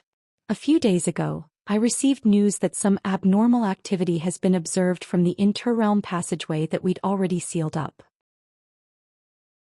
It appears that the beings from the Holy Realm are still unwilling to give up, and are trying to access the passageway. The interrealm passageway? Didn't our sacred ancestor destroy it using the profound heavenly treasure? How are there still beings who dare to try and access it? Shui Bai was rather surprised to hear this. Do you not believe what I'm saying, Brother Shui Bai? Zhou Xian asked as he cast a cold gaze toward the crimson-robed man. The interrealm passageway is an extremely important matter, so I wouldn't dare to doubt your words, Brother Zhou Xian, Shui Bai replied in a slightly sheepish manner. If there are other holy patriarchs in the Holy Realm, and they also possess profound heavenly treasures, then it won't be impossible for them to open the passageway again, Tai Mo mused as he stroked his chin. That's impossible. If it weren't for the fact that we were in a dire situation and had no other choice, our sacred ancestor wouldn't have forced open a passageway at the expense of the profound heavenly treasure and a large chunk of her cultivation base. Even if other holy patriarchs possessed profound heavenly treasures, why would they make such a sacrifice for no reason? Shuebai countered. Don't be so quick to jump to conclusions. If there are 2 or more holy patriarchs on the other side, and they're taking turns using the profound heavenly treasure to attack the passageway, perhaps they'd really be able to open it up with the treasure and their cultivation bases all fully intact. Duo Yen mused in a grave voice. Shuebai and Taimo both faltered upon hearing this before their expressions darkened significantly. So be it, the abnormal activity being detected from the passageway is still very faint, so even if it does get opened up again, that'll be something that happens many years in the future. When that time comes, we'll leave it to our sacred ancestor to decide whether we fight or flee. Her awakening should be imminent, so there's definitely enough time. Taimo sighed with a wry smile on his face. Indeed. With our powers, there's no way that we'll be able to change the state of the interrealm passageway at all. Perhaps our matriarch will have a way to stop this, Shuebai said in an optimistic manner. Duo Yen stroked his beard with a nod upon hearing this, and he opened his mouth to say something else. However, right at this moment, scintillating light suddenly erupted from the massive stone gate before them, following which countless bright pink runes that were flashing incessantly appeared over its surface. Our sacred ancestor has awakened. Shuebai immediately exclaimed upon seeing this. Expressions of surprise and elation appeared on the faces of all 3 holy-grade devilish beasts, and they all stood up straighter as they faced the stone gate. The light swirling over the stone gate finally faded after around 10 minutes, and at the same time, the bright pink runes on its surface also instantly dimmed before disappearing completely. All 3 of the holy-grade devils were staring at the stone gate in an unblinking manner, but there was no impatience in their eyes at all. However, the stone gate remained completely silent, and nothing out of the ordinary happened. After close to 2 hours, the stone gate finally creaked open on its own. All 3 devils immediately stirred upon seeing this. Oh, all 3 of you are here already. Your diligence is quite commendable. Come in. A heavenly female voice with an indescribably gentle and mellow undertone sounded from the other side of the stone gate. Beyond the half-open stone gate, a vast expanse of pink light was flashing erratically in a rather intriguing manner. Congratulations on your awakening, sacred ancestor. We'll come in to see you right away, Duo Yen replied in a respectful manner as he extended a bow on behalf of all 3 devils. After that, the trio strode side by side toward the stone gate, and they were barely able to contain their excitement. As soon as they emerged on the other side, pink light flashed before their eyes, and they found themselves in a completely foreign landscape. The sky was of bright blue color with not a single cloud to be seen, and lush greenery stretched as far as the eyes could see, meeting the skyline at the horizon. It seemed that this was an infinitely vast realm. In the extremely far distance, there was a massive floral tree that was around 1,000 feet tall standing on the grasslands. The tree was entirely purple in color, while unidentifiable pink spirit flowers grew all over its branches. They appeared to be huge lotus flowers, and each of them was comparable to the size of a large bowl. Standing at the foot of the tree was a white humanoid figure who was so beautiful that she didn't even seem to belong to this world. The massive floral tree seemed to be extremely far away, and the woman had her back facing the trio, but just sight of her gorgeous profile alone was enough to completely intoxicate most of the men under the heavens. The 3 devils all bowed in unison toward the woman from afar. You've already come in, so why don't you come closer? The woman chuckled as she raised an arm in a graceful manner, plucking down a large pink flower that was right above her head before tossing it behind her in a seemingly nonchalant manner. The giant pink flower rotated on the spot before exploding with a dull thump to form a burst of pink light. Pink light flashed before the eyes of the 3 devils, and their surroundings suddenly blurred. In the next instant they found themselves less than 100 feet away from the giant floral tree. The 3 of them were rather startled by this development before hurriedly extending another collective bow with surprise and elation etched on their faces. There's no need for formalities. You've all followed me for so many years, so I'm sure you know that I'm not a fan of such gestures.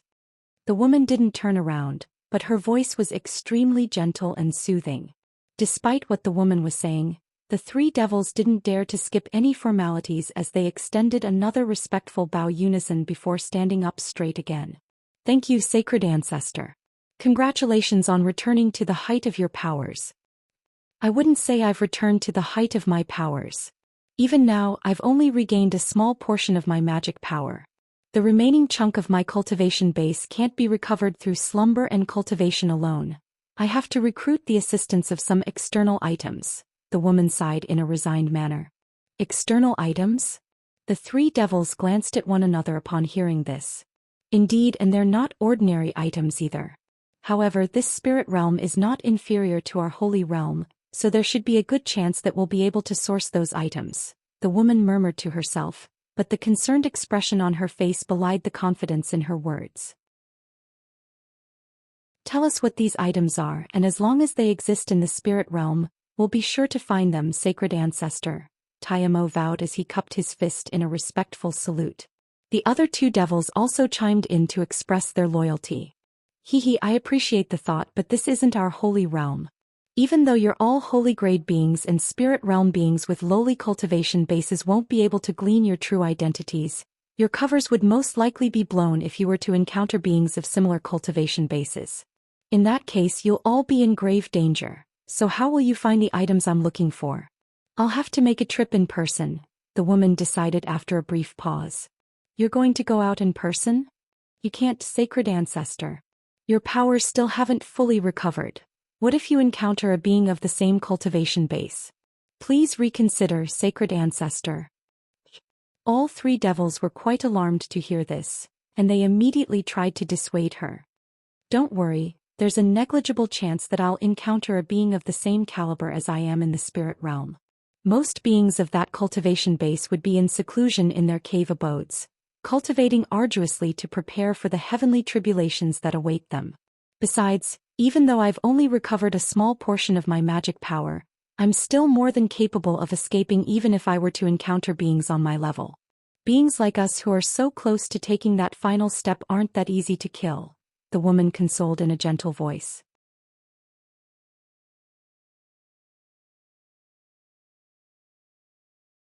What's the other thing you'd like to inform me of? Tiamo heaved an internal sigh of relief, and it was quite clear that a massive weight had been lifted from his shoulders as he said, "Thank you for sparing me from punishment, sacred ancestor. The other thing is that sacred ancestor Ming Luo's steed, the Black Abyss crocodile, has recently successfully progressed to the holy grade. As such, it would be unwise to continue letting it do as it pleases in the mountain ranges. What's your opinion on the matter, sacred ancestor?" So even that devilish crocodile has become a holy grade being. That's a pleasant surprise. In that case, I need someone to run some errands for me in my upcoming trip, so I'll bring it along with me, the woman chuckled upon hearing this. Her laughter was like heavenly music that was very intoxicating to listen to, and all three devils naturally nodded in agreement with this proposal. Then what the fortune blade segments that we're in possession of? Shuebai asked in a careful manner. Those things aren't very useful to me, so you can keep them as weapons to protect yourselves, the woman replied with a nonchalant wave of her hand. Shuebai and Duo Yen were ecstatic to hear this, and both of them immediately extended grateful salutes. Thank you, sacred ancestor. With those blade segments, their powers would be significantly boosted. Tiamo was naturally quite envious toward them, but a thought then suddenly occurred to him and he bowed as he continued. By the way, sacred ancestor, we discovered an immortal Zhou Xian in the mountain ranges, which is a creature that's equivalent to a humanoid devilish spirit. Are you interested in it, sacred ancestor? A being that's equivalent to a humanoid devilish spirit? Such a thing exists in our mountain ranges. That thing would be ideal for cultivating avatars, and it would require a vast amount of time and effort to nurture one. I can't afford to place too much of my focus on it at the moment, so you three can capture it and do with it as you please. The woman was rather surprised to hear this, but she then shook her head in a disinterested manner. Duo Yen was rather taken aback by this response, and a hint of elation crept into his eyes. Meanwhile, Tiamo and Shuebai exchanged a glance with one another, looking as if they were about to say something, but refrained from doing so in the end. Alright, I've only just awakened, so I'm going to meditate for about a month before I leave these mountain ranges. After that, the three of you can take care of all of the matters in these mountain ranges without having to report anything to me. Seeing as everything important had been discussed, the woman waved a sleeve through the air and pink light surged forth. In the next instant, The three devils felt their surroundings blur before they abruptly found themselves outside of the stone gate, as if they hadn't even walked through it in the first place. This was a rather shocking development to them. Even though our sacred ancestor hasn't recovered all of her powers, her abilities have only become more profound. Looks like we won't have to worry about her when she goes out into the spirit realm, Taimo sighed in a relieved manner. Indeed. Besides, our sacred ancestor has already made up her mind, so we won't be able to dissuade her anyway. All we have to do now is to follow her orders and do as we're told, Shuebai chimed in with a nod of his head. However, Duo Yan's eyes were slightly narrowed and a fake smile appeared on his face as he said, so that immortal Zhou Xian is a being equivalent to a humanoid devilish spirit. No wonder you two are so interested in it. The sacred ancestor has told us to capture the treasure and do with it as we please, so it'll be a contest between us to see who can obtain the item first. In that case, I'll be going on ahead now. As soon as his voice fell, Duo Yan immediately made a hand seal without waiting for a reply from his two companions. A gust of inky black devilish winds swept forth, and he abruptly disappeared on the spot. That old bastard sure is impatient. Taimo scoffed in a disdainful manner. Hee, brother Duo Yan must be feeling that he's already fallen behind in this race, so he naturally has to make haste. However, the fact that we haven't heard any news about the immortal Zhou Xian indicates that it most likely hasn't been captured by any of our subordinates. On top of that, your avatar was also destroyed not long ago, so the treasure has most likely fallen into the hands of an outsider. Looks like the outsiders who've ventured into these mountain ranges are no ordinary beings, Shuebai said in a slow voice as a crimson light flashed through his eyes. That's hard to say. Perhaps the immortal Zhou Xian is still on the loose and hasn't fallen into anyone's hands yet. In any case, it's most likely too late for Duo Yan to make arrangements in an attempt to capture it now. After all, those outsiders can only stay in our mountain ranges for a month, and most of them are not too far away from the exit already. Even if you and I were to get involved, there's no way we'll be able to get there in time. If I'd known that this would happen, I would have deployed more of my subordinates to search for the treasure, Taimo mused in a remorseful manner. Haha, it's not that you didn't want to deploy more beings. You were simply afraid that doing so would attract attention from myself and brother Duo Yan, right? Shuebai chuckled. You can think whatever you want, brother Shuebai. I have to go back and wait for further news on the situation, so I'll also be taking my leave now, Taimo replied with a nonchalant smile, then also quickly departed from the palace. Shuebai looked on expressionlessly at the palace gates for a long while before letting loose a cold chuckle. All of a sudden, crimson light flashed from his body, and he melted like a candle, disintegrating into a puddle of crimson liquid that seeped into the ground. Thus, the palace was completely emptied in the blink of an eye. Elsewhere, Hanli had transformed into a barely visible shadow, and was hiding inside a nondescript black cloud. The exit of the Golden Devil mountain ranges was several tens of kilometers away, and he was appraising it with blue light shimmering within his narrowed eyes. The so-called exit was actually nothing more than a stretch of empty space that was only several kilometers in length. If one wanted to leave the Golden Devil mountain ranges, this was the place through which they could do so. The entire space seemed to be completely empty, but through the use of his bright sight spirit eyes, Hanli could see hundreds of gray shadows and balls of black chi lurking nearby out of plain sight. Hanli stroked his chin as a contemplative look appeared on his face, and he suddenly flipped a hand over to produce a purple talisman. He plastered a talisman onto his body, and a cloud of purple mist wafted through the air with silver runes swirling within it. After that, his body abruptly vanished into thin air. Thus, Hanli drifted out of the clouds and flew through the air in an unhurried manner. He'd already confirmed that there were no holy grade beings in the nearby area, so he wasn't concerned that any devilish beast would be able to blow his cover, and he drifted along right out in the open in a blatant manner. The devilish beasts lurking nearby didn't discover anything amiss, and all of them continued to remain in ambush. Hanli was quite pleased to see this, and within mere moments he was only just over 1,000 feet away from the exit. However, right at this moment, a burst of colorful light suddenly erupted from a small five-colored beast's body without any premonition, and the light swept forth to encompass an area with a radius of over 10,000 feet.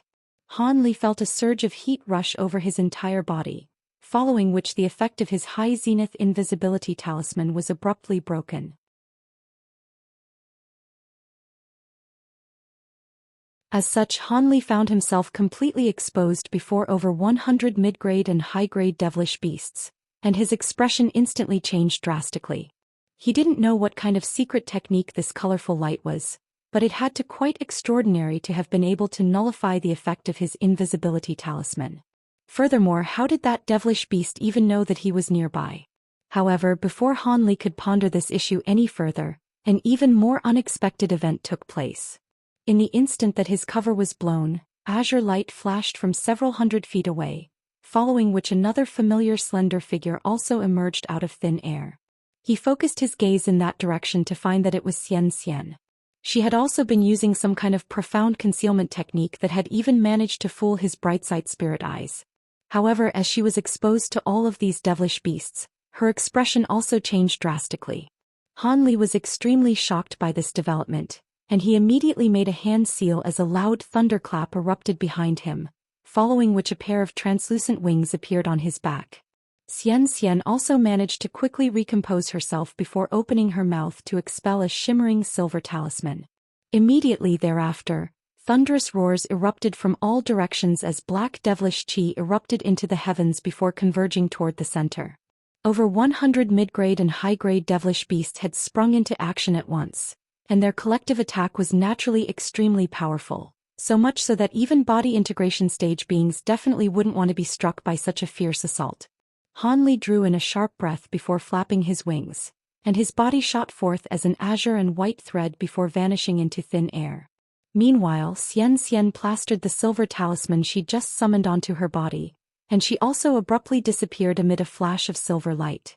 The devilish chi came crashing down from all sides, and in the next instant, an azure and white thread reappeared. Immediately thereafter, Han Li emerged in front of the exit that was over 1,000 feet away, and he cast a final glance at the small five-colored beast before disappearing into the exit. After that, Xianxia also reappeared in front of the exit amid another flash of silver light. She turned to the devilish beasts behind her with a dainty smile before vanishing into the exit as well. The black chi in the air above dispersed, and over 100 devilish beasts appeared, all of which were staring at one another.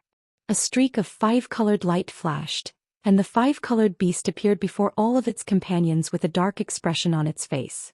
"We let them get away. It's all our fault for being so useless." The boar-like devilish beast grumbled in a frustrated manner. Expressions of frustration and shame also appeared on the faces of all of the other high-grade devilish beasts nearby. "Don't be so hard on yourselves. Those two possessed extremely potent concealment techniques, and even I only managed to detect one of them. I had no idea that a second being was also in the area. Are we going to keep ambushing others here then?" a certain high-grade devilish beast asked. "Of course. Even if we don't catch the right beings, we can't just go back empty-handed," the five-colored beast replied with a wry smile. All of the other devilish beasts clearly agreed with this sentiment, and they dispersed before concealing themselves in the nearby area again. Han Li was enshrouded within a ball of silver light as he flew through the air. Countless arcs of azure lighting were crashing down upon the ball of light that he was situated in, and there was another ball of silver light not far behind him that was also slowly advancing through the sea of lightning. Several hours later, two balls of silver light emerged on the other side of the realm of lightning, following which the silver light faded to reveal a pair of giant silver umbrellas. Standing beneath the umbrellas were naturally none other than Han Li and Xianxia. "Thank heavens we made it out of there. I really shot myself in the foot this time. Not only did I fail to obtain the true Kirin essence, I've also expended a lot of my magic power and treasures. On top of that, I also owe you an enormous debt, fellow Taoist Han," Xianxia sighed as she cast her gaze toward Han Li. "There's no need to dwell on the negatives, Fairy Xian. So many mishaps occurred and we encountered far more high-grade devilish beasts than we expected, so we're very fortunate to have even come out alive," Han Li consoled as a relieved smile appeared on his face. "That's true. With so many high-grade devilish beasts hiding near the exit, there are most likely going to be very few beings that will emerge alive. In any case, that's none of our concern. Let's get out of here." Xianxia heaved a long sigh as she cast her gaze back toward the restriction they just emerged from. Han Li naturally nodded in agreement, and the two of them quickly sped into the mist up ahead. Around 2 hours after they'd departed, White light suddenly flashed from another direction within the mist. Immediately thereafter, a streak of piercing white light shot forth before fading to reveal a humanoid figure. This was a portly old man in a set of brocade robes, and he wore a concerned look on his face. He hurriedly inspected his surroundings before murmuring to himself, "I've only been away for less than half a day, so surely I wouldn't be unlucky enough to have missed some people already. I'm going to teach that madman a lesson once I've taken care of the matters here." He's well aware that I have some urgent matters to attend to, but he insisted on sparring with me so he could show off some new ability of his. Nothing good ever comes from meeting him. The elderly man grumbled to himself in a frustrated manner. This was a body integration stage being, and it was none other than the one who had offered the extravagant reward for the immortal Zhou Xian. He had been waiting here for several days already, and never would he have thought that he really had missed his target during the brief period of time that he'd been away. Perhaps it was simply Han Li's lucky day, or perhaps the old man had been desperately unlucky. After that, the old man made a hand seal, and his body gradually faded before vanishing into the mist. Han Li was naturally unaware of the fact that he'd unwittingly just saved himself from having to deal with a heap of trouble. Instead of returning to Lightning Cloud Town, they passed by it and continued to travel through the Sea of Mist. Over half a day later, the two of them finally emerged from the Sea of Mist, and after flying for around a month further, the grand outline of Cloud City finally appeared on the horizon. Only then did the two of them temporarily stop in mid-air. "Fairy Xian, in order to avoid being noticed, I think we should split up and enter the city separately," Han Li suggested in a calm manner. Xianxia contemplated his words momentarily before smiling as she proposed, "Indeed, Brother Han, we'd most likely attract some attention if we were to enter the city together. How about this? You enter the city first and I'll follow along 15 minutes later." "No problem," Han Li agreed with a quick nod. "By the way, you can give the holy grade devilish core to me before we part. In order to repair the suit of heavenly devilish armor, I have to use a secret technique to refine the devilish core first. If you give it to me now, I'll be able to repair it as early as possible," Xianxia continued with a smile. Han Li smiled in response before immediately raising a hand, sending a jade box flying directly toward Xianxia. A hint of surprise flashed through Xianxia's eyes as she raised a hand to draw the jade box into her grasp. However, she didn't immediately take off the lid. Instead, she stared at Han Li momentarily before suddenly bursting into laughter. "You sure do trust me to be handing over such a precious treasure without even a second thought, Brother Han." "Hee, it's not a matter of trust. It's just that I'm sure you're smart enough not to do anything unwise just for a mere holy grade devilish core," Han Li replied with an indifferent shake of his head. "In any case, I'll be sure not to betray your trust, Brother Han. You can come to my shop in half a month and I'll have the repaired heavenly devilish armor waiting for you," Xianxia said with a smile. "Then I'll be thanking you in advance, Fairy Xian." Han Li also smiled upon hearing this. After chatting for a while longer, Han Li cupped his fist in a salute and went on ahead. He rose up in the air as a streak of azure light, and disappeared into the cloud mist up above in the blink of an eye. Meanwhile, Xianxia remained standing on the spot, casting her gaze toward the direction that Han Li had departed in, seemingly in deep thought about something. "Are you trying to befriend this person?" A voice suddenly rang out from within her body. "You're awake." Xianxia was quite elated to hear this voice, and she immediately swept a sleeve through the air. A ball of azure light instantly shot forth from within before transforming into a fist-sized Kirin projection. The projection shook its head with a wry smile as it said, "I already forced myself to awaken a few days ago, but I'm in a severely depleted state after helping you unleash so many types of secret techniques, so I rested in silence for the past few days. Our trip proved to be completely fruitless this time. Not only was the cave spirit possessed by a heavenly devilish sovereign, even a being of the same nature as you arrived to foil our plans. If it weren't for our good luck in some critical moments, we really could have perished in there," Xianxia sighed in a resigned manner. "Indeed. It's quite fortunate that that Han brat is far more powerful than we anticipated. Otherwise, we really wouldn't have been able to emerge from the Golden Devil Mountain ranges alive. Are you planning to befriend him in order to prepare for our next trip to the True Spirit Cave?" the Kirin projection asked. "The next time the True Spirit Cave appears will be many years later, and there's no point in thinking about something so far away. Even if I didn't take that into account, the fact of the matter is that this man seems to be no less powerful than a holy race being, so there's certainly no harm in trying to befriend him, Xianxia said with a smile. After a moment of contemplation, the Kirin projection nodded in response. That's true. Such an astonishingly powerful 7th-tier upper race being could prove to be a powerful ally in the future. I really am very disappointed that we expended so many treasures and took so many risks all for nothing, Xianxia sighed in a gloomy manner. The Kirin projection was silent for a long while before chuckling in a nonchalant manner. Hee, there's no need for you to be so dejected. You won't be able to obtain the true Kirin essence for now, but that doesn't mean I don't have other ways to enhance your constitution and help you reach the holy race. Xianxia faltered slightly upon hearing this before an ecstatic look appeared on her face and she asked, What? Do you know the location of a second true spirit cave? Hee, that's naturally impossible, but instead I know the location of a set of ancient ruins. That was a place where a vastly renowned pill refinement master had lived during ancient times. The Kirin projection began in a mysterious voice, and Xianxia listened intently to its story.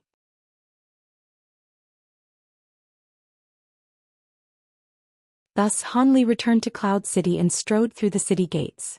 Meanwhile, countless kilometers away, within a damp swamp in the Golden Devil Mountain ranges, there was a black-robed man with a dark and hideous face seated on a green rock with his legs crossed.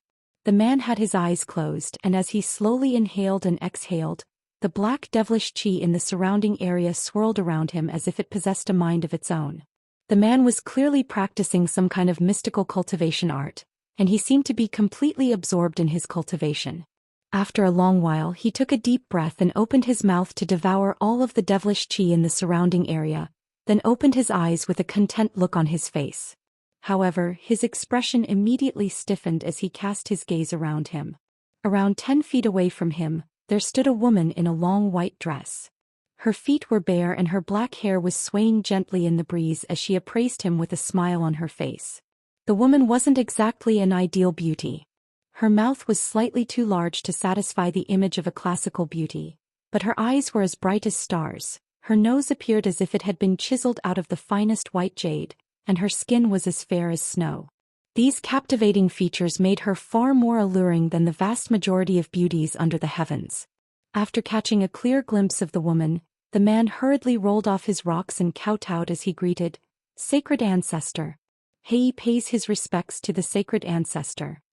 This man was none other than the Black Abyss crocodile that had just progressed to the Holy Grade not long ago.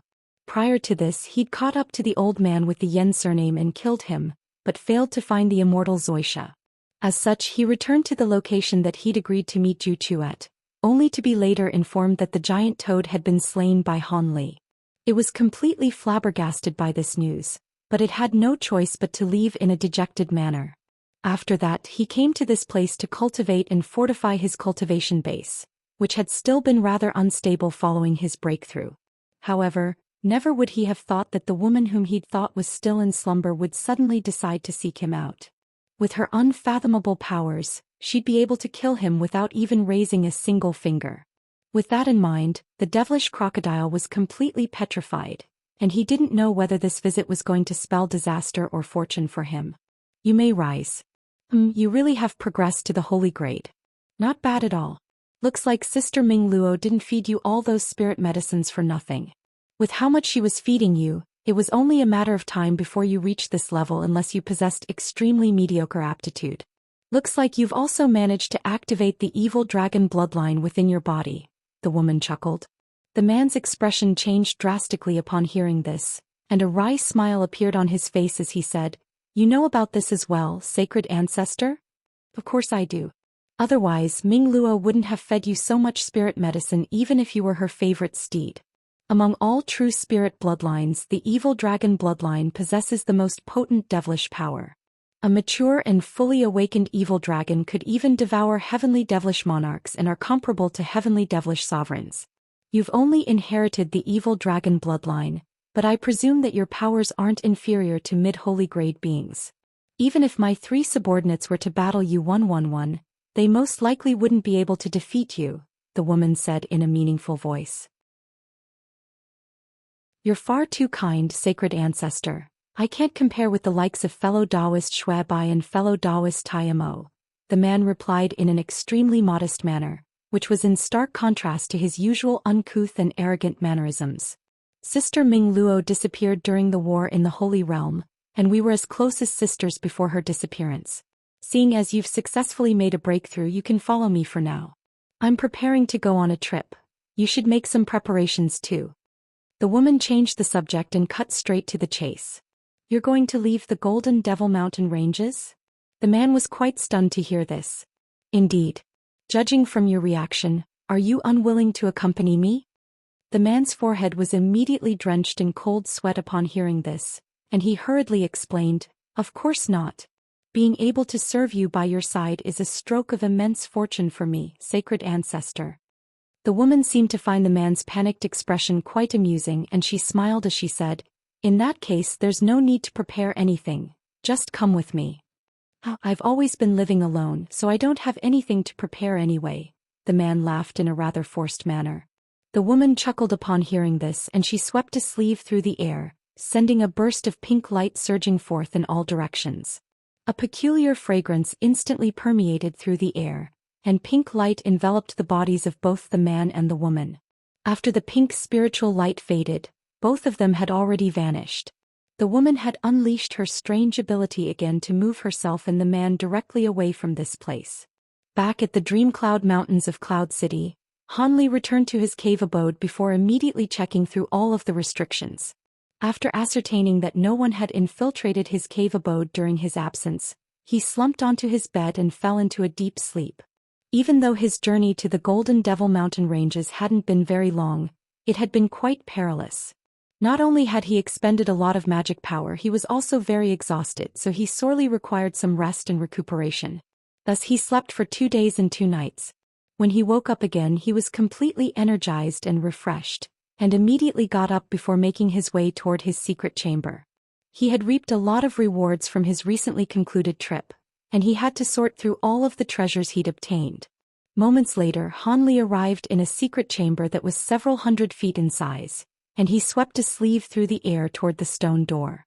Not only did the door close at his behest, a layer of azure light emerged from the stone walls around him, encapsulating the entire secret chamber in an azure barrier. After doing all that, Hanli sat down on the futon at the center of the chamber in a cross-legged manner, then stroked his chin as he fell into deep thought.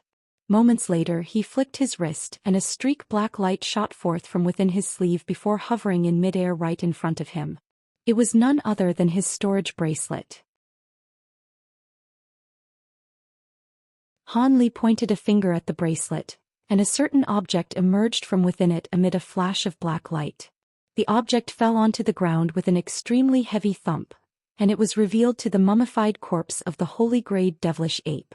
There was a large hole in its dantian, but there was no blood flowing from the large puncture wound, thereby creating a rather peculiar sight to behold. Hanli looked at the dried corpse, which was several tens of feet long, and a pleased look appeared on his face. He's already extracted the devilish core from the body of this devilish ape, and it seemed to have lost most of its blood essence, but its body was still extremely powerful. All of its bones, tendons, and ligaments were all extremely precious materials that could be used for tool refinement.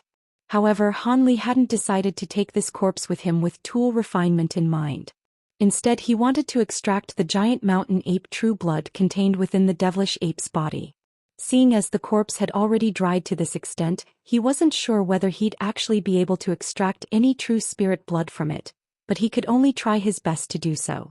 For normal cultivators, extracting true spirit blood was quite a troublesome prospect. However, this was not an issue at all to Hanli, who had cultivated the 12 awakening transformations. As long as the true spirit blood that he was trying to extract belonged to one of the 12 transformations, he would be able to use a secret technique that was enclosed within this cultivation art to forcibly extract true spirit blood out of a spirit beast's body.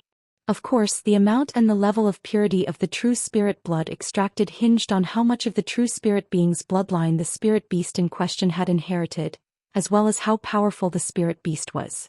After all, even if a spirit beast had only inherited an extremely small amount of a true spirit being's bloodline, they could increase the purity of the true spirit blood within their body through progressing in cultivation. Among the true spirit bloods he'd already obtained, the purest was naturally the Kunping true blood from the Tianping race, while the true blood of the five-colored peacock was the one that he'd obtained the largest quantity of. On the other end of the spectrum, the true dragon and heavenly phoenix true spirits bloods were the ones that he'd obtained the smallest quantity of. Those two true spirit bloods were ones that he'd only managed to obtain by chance, and they'd been extracted from the bodies of mere deity transformation cultivators from the two true spirit families, so the level of purity wasn't very high either. Among the true spirit beings, true dragons and heavenly phoenixes ranked well above the Kunping and the five-colored peacock, yet his transformations into the latter two beings were far more powerful than the former. Furthermore, among all of the information that Han Li had gleaned from the spiritual sense of the past Grand Elder of the Kunping race, the information surrounding the Kunping transformation as well as other bird-type transformations had been far more extensive compared to other types of transformations. As such, Han Li rarely ever used his true dragon and heavenly phoenix transformation, predominantly employing his Kunping and five-colored peacock transformations in battle instead. The devil ape that Han Li had slain was a mid-body integration stage being, so even if it barely had any blood essence left, the true spirit blood within its body was surely going to be of an extremely high purity. As such, Han Li was naturally very much looking forward to this. At this moment, Han Li already had his eyes closed, and he was chanting something while flicking his 10 fingers incessantly toward the massive corpse before him. Incantation seals of different colors flew from his fingertips before disappearing into the corpse, and lights of different colors began to surface over its body.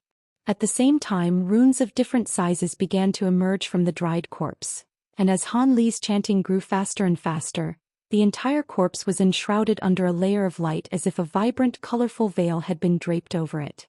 All of a sudden, Han Li opened his eyes and yelled, "Rise!" Spiritual light flashed all over the body and it slowly rose up into the air. A peculiar scene then ensued. The veil of colorful light around the corpse abruptly tightened, and the light seemed to be imbued with incredibly immense power as it began crushing and compressing the body amid a string of cracks and pops. From 40 to 30 feet down to 20 feet, then down to only around 10 feet in size. Around 10 minutes later, the devilish ape's corpse had been compressed down to around 4 feet in size. A faint smile appeared on Han Li's face upon seeing this, and he laid a hand on top of his own head. Golden and azure light abruptly flashed, following which a chubby nascent soul that was around 3 inches tall emerged. As soon as it appeared, it focused its gaze on the devilish ape's body, and a smile appeared on its face before it opened its mouth. A stream of azure flames that was around as thick as a human finger shot forth from within, traveling directly toward the devilish corpse. 1. In traditional Chinese beauty standards, a woman would ideally have a small mouth. The exact term used is, which literally translates to small cherry mouth, so basically a small mouth with a pair of vibrant cherry red lips.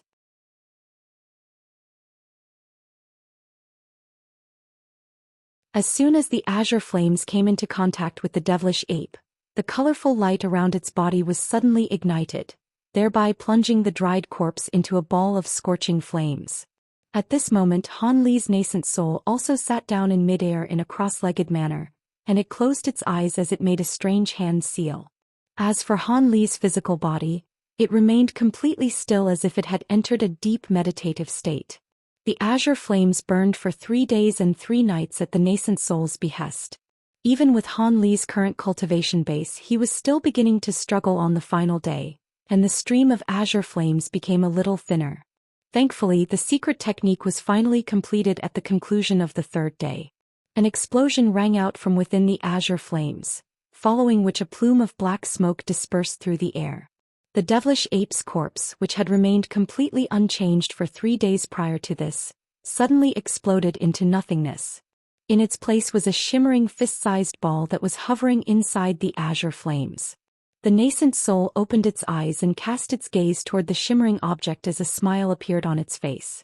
At the same time, the stream of nascent flames erupting from its mouth ceased, following which the nascent soul vanished amid a flash of golden and azure light. In the next instant, Han Li's physical body also opened its eyes before sweeping a sleeve through the air. A swath of azure light swept forth, snuffing out all of the remaining nascent flames and revealing the object inside. This was a crystalline object that was shimmering with crimson light. Han Li narrowed his eyes as he flicked a finger, and a concentrated blast of wind erupted forth before striking the crimson crystal.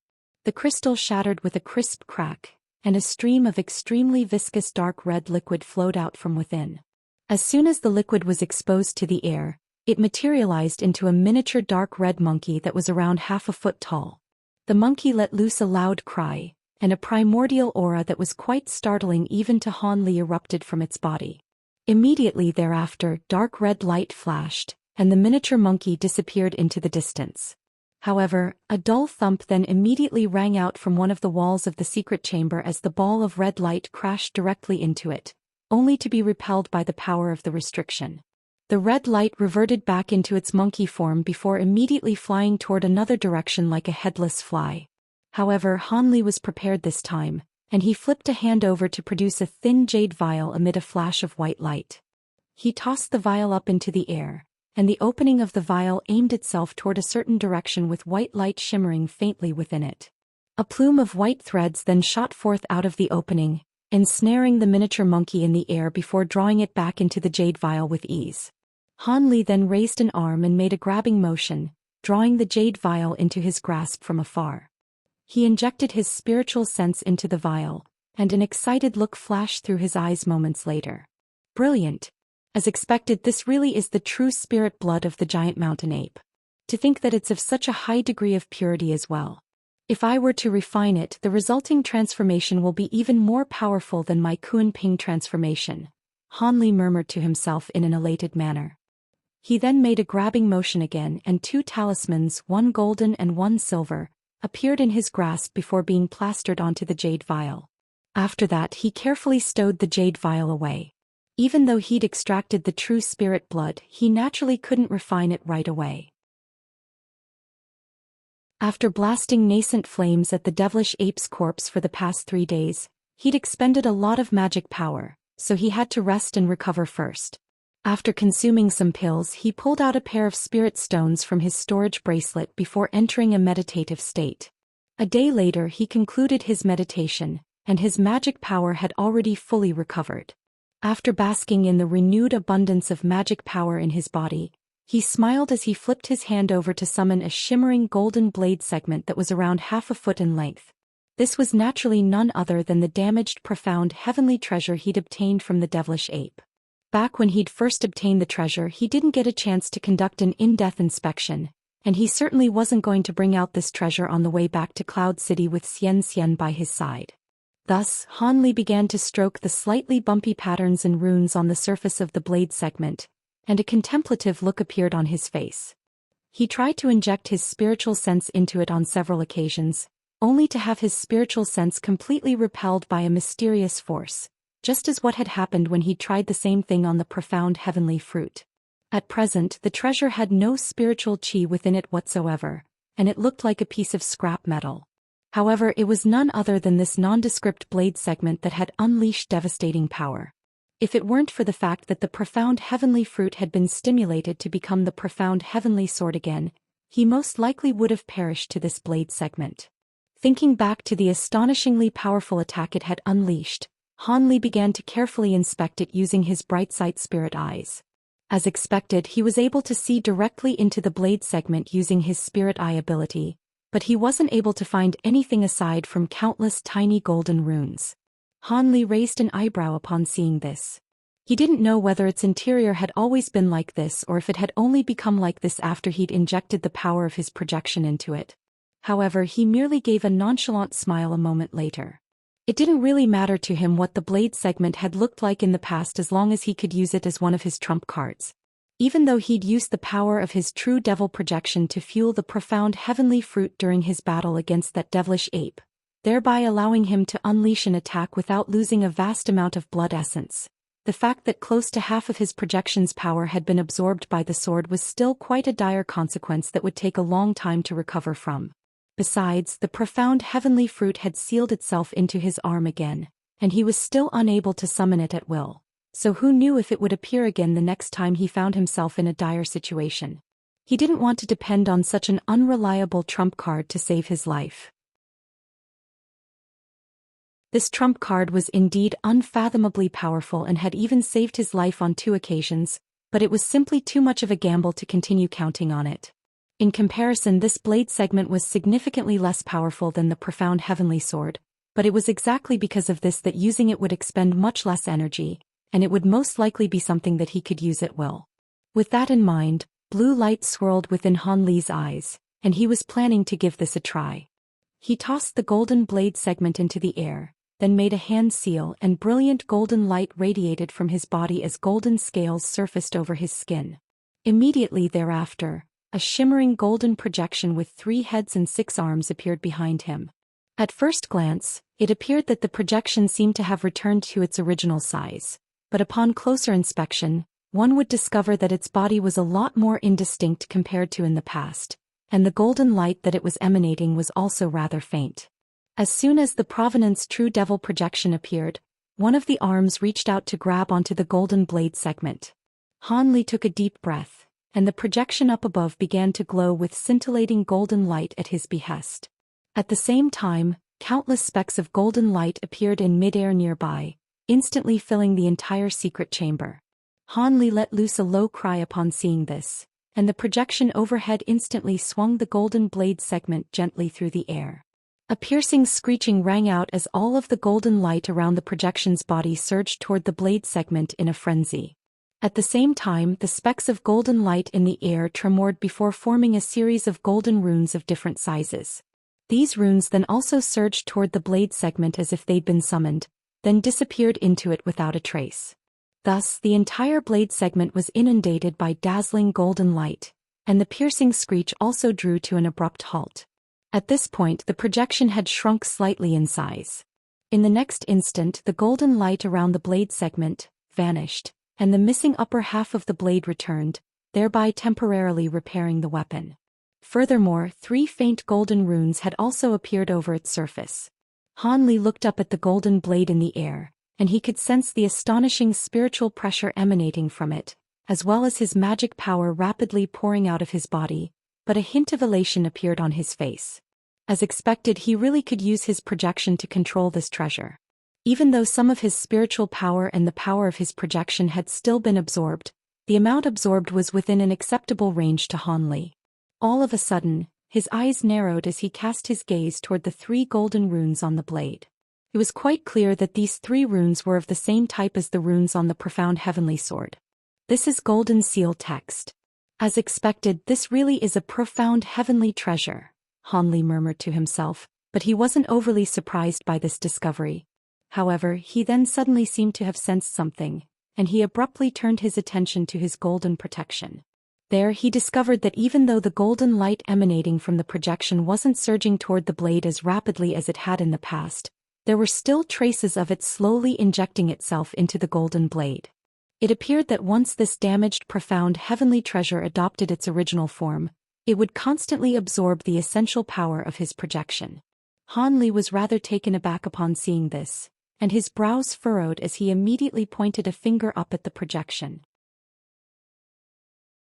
The projection immediately released the golden blade from its grasp at his behest, following which its 2 sets of clear faces opened their mouths in unison, blasting forth gusts of golden winds that swept up the golden blade in a flash. A resounding boom rang out as the upper half of the blade was swept away by the winds, disintegrating into specks of golden light, which flew back toward the projection. After absorbing those specks of golden light, the projection swelled slightly and returned to its original size. Meanwhile, the golden blade had reverted back to its incomplete form, and it fell straight down from above. Han Li waved a hand toward it, and golden light flashed as the blade segment vanished into thin air. This damaged profound heavenly treasure was definitely powerful enough to be considered as a new trump card, so he naturally had to stow it away carefully. Thus Han Li had obtained 2 extremely precious treasures in a row, and he was naturally very pleased. However, that wasn't the extent of the fruits that he'd reaped from the Golden Devil Mountain ranges. After a brief pause, Han Li rustled a sleeve, and 2 more objects flew out from within before settling right in front of him.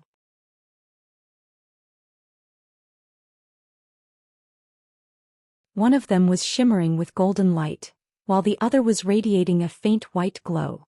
These were none other than a blue bead and a white jade box. The two items hovered in midair in a stationary manner before him. Han Li raised a hand to draw the blue bead into his grasp to find that the object was translucent and extremely smooth, as if it were made from polished glass. The pure water attribute spiritual qi emanating from it seemed to indicate that it was a pure water attribute treasure. He held the bead in between two of his fingers and inspected it over and over again with his spiritual sense, as well as his spirit eyes. After a long while, a thought suddenly occurred to him and a peculiar look appeared on his face. Could it be that legendary object? Han Li murmured to himself before azure light flashed from his two fingers, sending a burst of pure spiritual power into the bead. Spiritual light swirled around the bead's surface, and a burst of blue watery light erupted from it. Immediately thereafter, the blue light transformed into an extremely thin crystalline film of water that completely enshrouded Han Li's body within. Han Li's expression changed slightly upon seeing this, and he immediately opened his mouth to blast forth a streak of azure light, which struck the water barrier in a flash. Following a metallic clang, the azure light was repelled, and revealed to a small azure sword that was several inches in length. It was as if the sword had struck an impenetrable fortress and was unable to leave so much as a single scratch on the water barrier. Considering how sharp and destructive his azure bamboo cloudsworm swords were, Han Li was naturally extremely surprised by this development. An incredulous look appeared on his face as he exclaimed, "This is a glazed water bead." However, in the next instant he recomposed himself before opening his mouth to swallow his azure sword again, then pointed a finger at the water barrier around him. Red light flashed, and an egg-sized ball of crimson flames emerged from his fingertip before striking the water barrier in a soundless manner. As soon as it came into contact with the barrier, the fireball was immediately extinguished without being able to unleash any of its power whatsoever. Han Li raised an eyebrow as he swept his sleeve toward the water barrier, and a clear cry rang out as a silver and white fire raven emerged from within his sleeve. The spirit-engulfing fire raven flew in a circle around Han Li before spreading its wings and hurtling directly toward the water barrier. Silver flames and blue light intertwined amid a dull thump, following which both sides tremored and the fire raven was repelled. It appeared that even his spirit-engulfing heavenly flames wouldn't be able to do anything to this water barrier in a short time. There's no mistaking it. This really is a glazed water bead.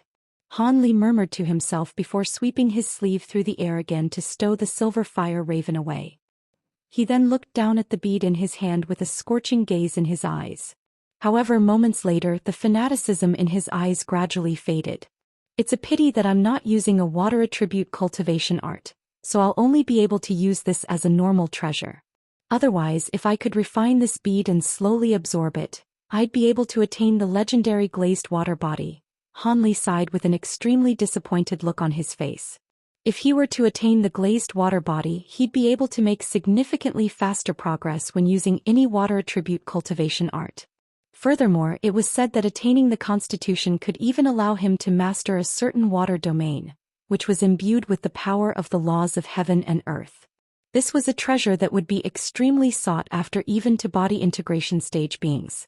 Han Li waved his hand, and the blue light emanating from the bead immediately faded. The water barrier nearby reverted back into a stream of watery light that was absorbed by the bead in his hand, and he sat on the spot with a contemplative look in his eyes. All of a sudden, a thought seemed to have occurred to him and his eyes immediately lit up. He made a hand seal with one hand, and a blurry white shadow flew forth from his waist before transforming into a white snake that was around a foot in length. This was none other than the sentient puppet that Han Li had named Doll. Due to the fact that this puppet only possessed spatial tempering stage power, it wouldn't have been very useful during his battles in the Golden Devil Mountain range, so Han Li hadn't summoned it this entire time. After all, he valued this puppet more for its spiritual nature and its potential for further evolution, so he didn't want to damage it if at all avoidable. With that in mind, Han Li began to chant something before pointing a finger at the puppet. White light flashed from the snake's body, and it transformed into a beautiful woman. The woman drifted down gently from up above while focusing his gaze on Han Li. However, it was completely expressionless, and there was a burst of white glacial qi emanating from its body, making it appear as if it had been entirely constructed from profound ice. Han Li sensed the astonishing glacial qi emanating from the woman's body, then glanced at the blue bead in his hand with a hesitant look on his face. Ice attribute power stems from water attribute power. I wonder if getting this ice attribute sentient puppet to carry this glazed water bead for extended periods of time would be beneficial in any way, Han Li murmured to himself. After a brief hesitation he finally made his decision, and he tossed the blue bead toward the puppet. The glazed water bead transformed into a ball of blue light that hurtled directly toward the woman, and before even reaching the puppet, a burst of extremely pure water attribute spiritual qi swept toward it. Strangely enough, after coming into contact with this rich spiritual qi, Doll's wooden expression suddenly stirred slightly, and it turned its attention away from Han Li, focusing its gaze intently on the oncoming bead instead. All of a sudden, it opened its mouth to expel a burst of white light, which swept up the bead in a flash before drawing the bead into its mouth. A layer of blue light suddenly surfaced over Doll's pale face, and its brows even furrowed slightly in a rather humanized display of discomfort. However, its expression then quickly eased, and the blue light on its face disappeared as it reverted back to its wooden, expressionless self. Han Li was naturally appraising Doll this entire time, and he stroked his chin upon seeing this, but he wasn't overly disappointed. Even if there were benefits to be reaped by Doll from the glazed water bead, there was no way that these benefits would show themselves in a short time. Even so, he didn't immediately stow the sentient puppet away. Instead, he pointed at the stone door of his secret chamber and ordered, "I have to keep cultivating in seclusion. You're free to go anywhere in the cave abode and you can look after my medicine garden in my stead." The puppet didn't possess a high level of spiritual nature, but it was naturally able to comprehend such simple orders. Furthermore, only by regularly keeping a sentient puppet around rather than storing it away somewhere could there be a possibility that its spiritual nature would develop over time. This was rather similar to nurturing spirit beasts. Doll nodded silently before vanishing through the stone door in a wraith-like manner. It appeared that the restriction Han Li had set up posed no impediment to it at all. Han Li was just about to withdraw the restriction in order to allow Doll to leave, and his expression faltered upon seeing this. At the same time, he was beginning to look forward to seeing what this sentient puppet would become after tapping into its evolutionary potential. After that, he cast his gaze toward the jade box that was hovering in mid-air. There were several restriction talismans plastered all over the jade box, all of which were shimmering with spiritual light. Han Li's brows furrowed slightly as he cast an incantation seal, which vanished into the jade box in a flash. Spiritual light began to swirl around the surface of the box, following which the restriction talismans were peeled off in a soundless manner. The lid of the box flew off of its own accord, and a ball of silver light shot forth from within before immediately flying away. However, Han Li was already prepared for this scenario, and azure light flashed from his other hand as he made a grabbing motion. The streak of silver light was instantly immobilized by a burst of immense invisible power, then forcibly drawn to Han Li and revealed itself to be a white jade badge. There were many silver runes flashing all over the surface of the jade badge, and it was none other than the outer page of the golden jade tome that Han Li had obtained from within the devilish ape's crimson bed. A tool refinement method known as the Profound Heavenly Tool Refinement Technique was recorded on this page. The methods enclosed all seemed to be far too extraordinary for Han Li to attempt at his current cultivation base, but he hadn't actually had a chance to take a good look at it. Now that he was back in his cave abode, he naturally had to study it carefully to see if he could glean some useful insights from it. Han Li grabbed onto the jade badge before pressing it against his forehead, then seeping his spiritual sense into it. After that, he closed his eyes and his body fell completely still. Time passed by slowly and Han Li remained in this state for a remarkably long time. After over half a day had passed, his body finally stirred slightly, and he opened his eyes to reveal a hint of residual shock deep within his pupils. Integrated 5 Extremes Mountain. I can't believe there's a refinement method that can fuse 5 top-grade divine spirit treasures into one. That's absolutely incredible. If this method is truly feasible, as long as I have enough time and money, I really could perhaps refine an artificial profound heavenly treasure. But then again, it's not very plausible to gather 5 top-grade divine spirit treasures, even for an entire ordinary race. Refining 5 treasures of such a high caliber isn't very feasible, but if I can refine even 2 and fuse them together, the resulting treasure would still be unimaginably powerful, Hanli murmured to himself with a contemplative look on his face. It turned out that in the final section of this profound heavenly tool refinement technique, there were specific methods enclosed through which one could refine artificial profound heavenly treasures. The other few methods all required materials that were either impossible to find in the spirit realm, like refined stars, or materials that Hanli had never even heard of. Only the materials and refinement method required to refine this integrated 5 extremes mountain seemed to be viable in the spirit realm. In order to use the refinement method, one had to at least be at the body integration stage, and the materials required to refine this treasure were actual mountains. Of course, they couldn't just be any mountain. They had to be mountains that possessed several rare attributes and special abilities.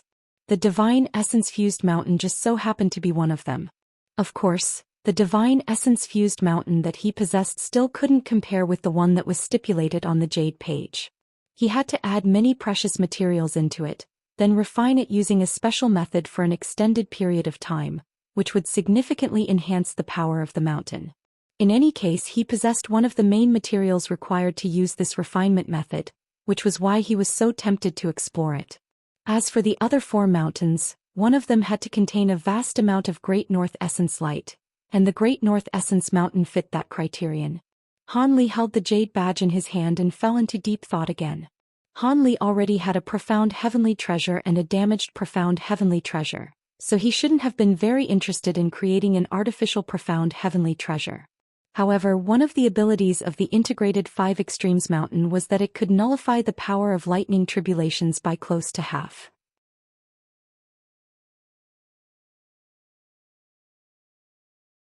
Even if he couldn't gather all 5 mountains, refining just 2 or 3 of those mountains could still help him resist the power of his future lightning tribulations. At present he was already a spatial tempering stage cultivator, so he had to transcend a major heavenly tribulation once every 3,000 years.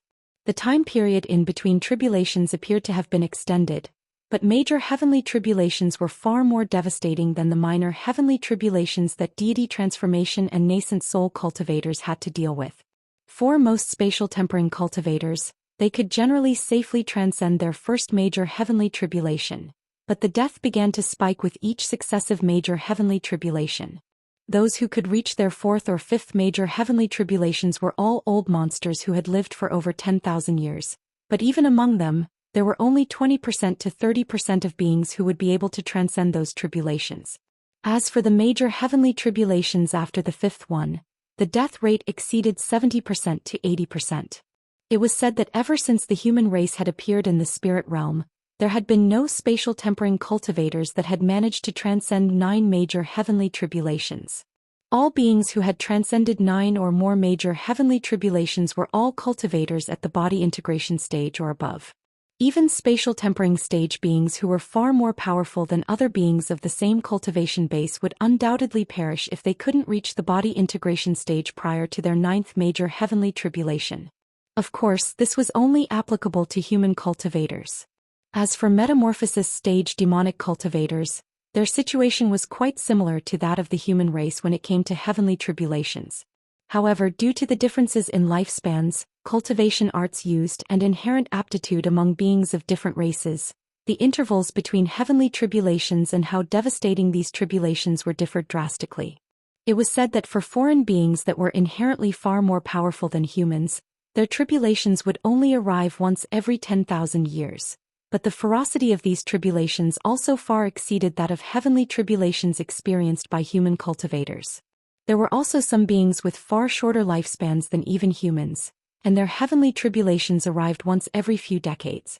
Needless to say, these heavenly tribulations were far less devastating than those experienced by human cultivators. After reaching the body integration stage, each major heavenly tribulation became far more perilous than compared to spatial tempering stage tribulations. Each major heavenly tribulation at that point was essentially a trial of life and death, and those who didn't pass would perish, while those who did would survive and experience slight boosts in their cultivation bases.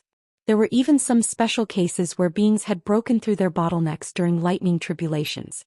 As such, beings at the body integration stage or above very rarely showed themselves unless there were extremely important matters they had to attend to. Almost all of their time was dedicated to cultivation and making preparations for their next trial of life and death. Of course, major heavenly tribulations didn't consist entirely of lightning tribulations, but one thing was for certain. Lightning tribulations were included in and were the main constituents of all major heavenly tribulations. As such, the integrated 5 extremes mountain's ability to buffer the power of lightning tribulations was naturally extremely useful. If he could refine such a treasure, he'd essentially be significantly increasing his chances of successfully transcending future tribulations.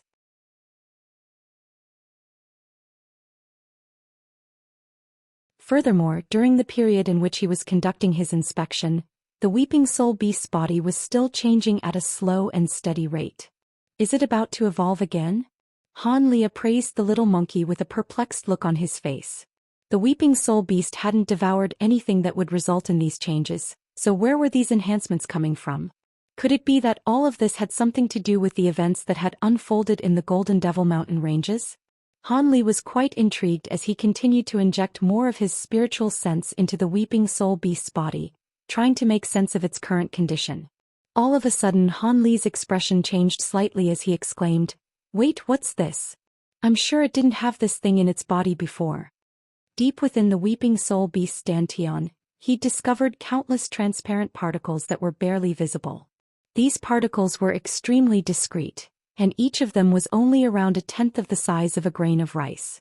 They gave off no aura whatsoever, but they'd been completely enveloped by the Weeping Soul Beast's soul-devouring light, and it seemed that they were constantly being refined. Upon witnessing this peculiar phenomenon, Han Li almost immediately thought back to when the Weeping Soul Beast had slain the cave spirit, then devoured its soul. Could it be that these particles were formed by the soul of the cave spirit or stemmed from the heavenly devilish sovereign's soul fragment? If that were the case, why hadn't the Weeping Soul Beast ever had such a reaction to devouring other ghostly beings in the past? Could it be? All of a sudden, a thought occurred to Han Li and his expression changed drastically. He hurriedly manipulated one of the spiritual sense threads within the Weeping Soul Beast's body to wrap around one of the particles in its dantian, then immediately pulled the particle out of its body. The particle that had been drawn out of the Weeping Soul Beast's body was barely visible, and the spiritual sense thread disappeared in a flash as Han Li pointed a finger at the particle in a solemn manner. An azure thread shot forth from his fingertip, binding tightly onto the particle before drawing it right under Han Li's eyes. Brilliant blue light erupted from within his pupils as he activated his bright sight spirit eyes to their maximal extent, then appraised the particle with an intense unblinking gaze. After a long while, Han Li exhaled as he flipped his hand over to produce a thumb-sized jade vial. The azure thread swayed before carrying the translucent particle into the small vial, following which the vial disappeared in a flash. After that, Han Li quickly swept a sleeve through the air, and the spirit beast bracelet that was hovering in midair expelled a burst of spiritual light, which drew the Weeping Soul Beast back into the bracelet. Han Li then stowed the treasure away before rising to his feet and hurriedly departing from his secret chamber. Almost as soon as he emerged from behind the stone door, Han Li transmitted an instruction to Dal, asking it to look after the cave abode. Immediately thereafter, he flew through the air as a streak of azure light, appearing outside his cave abode in mere moments. He then quickly descended to the foot of the mountain before hailing a beast-drawn carriage and giving the driver an instruction to take him to the center of the city. During the next dozen or so days, Han Li visited all of the shops in Cloud City in which tomes were being sold, and selectively purchased a large number of tomes that he'd never paid any attention to in the past. These tomes covered a vast variety of topics, some of which detailed cultivation arts and secret techniques, while others were merely general books that introduced all types of strange objects and peculiar events. After taking all of these tomes back to his cave abode, Han Li immediately began to read through them at an astonishing speed, as if he were trying to find something within them. After an entire night had passed, he emerged from the secret chamber with a disappointed look on his face. He then left his cave abode again and purchased another large batch of tomes from all over Cloud City. Thus 5 or 6 days passed by and Han Li repeated this process day after day. The number of tomes that he'd purchased and the number of spirit stones that he'd spent on them had both reached astonishing sums. However, after returning from another tome shopping spree, Han Li picked up an antiquated jade badge as he sat in his secret chamber, and as he swept his spiritual sense into the jade badge, an elated look suddenly appeared on his face. I found it. True Kirin essence is indeed something that isn't very well known, but I knew there would be some records of it on some ancient tomes, Han Li murmured to himself before focusing his attention on the jade badge again. Thus Han Li sat in a stationary manner, seemingly completely absorbed by the jade badge in his hand. After a long while, he heaved a long sigh before tossing the jade badge onto the ground with an extremely dejected look on his face. How could this be? I can't believe I missed out on such a brilliant opportunity just like that. Han Li sighed in a forlorn manner. He then flipped his hand over to produce the small vial that was carrying the translucent particle. After removing the lid of the vial, the translucent particle slowly flew out from within before hovering above the vial's opening. Han Li appraised the seemingly ordinary particle and a wry smile appeared on his face.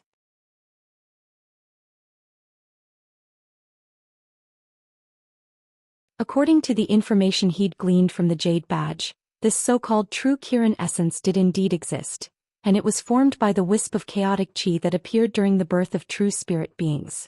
If a normal being were to devour it, they'd experience incredible benefits.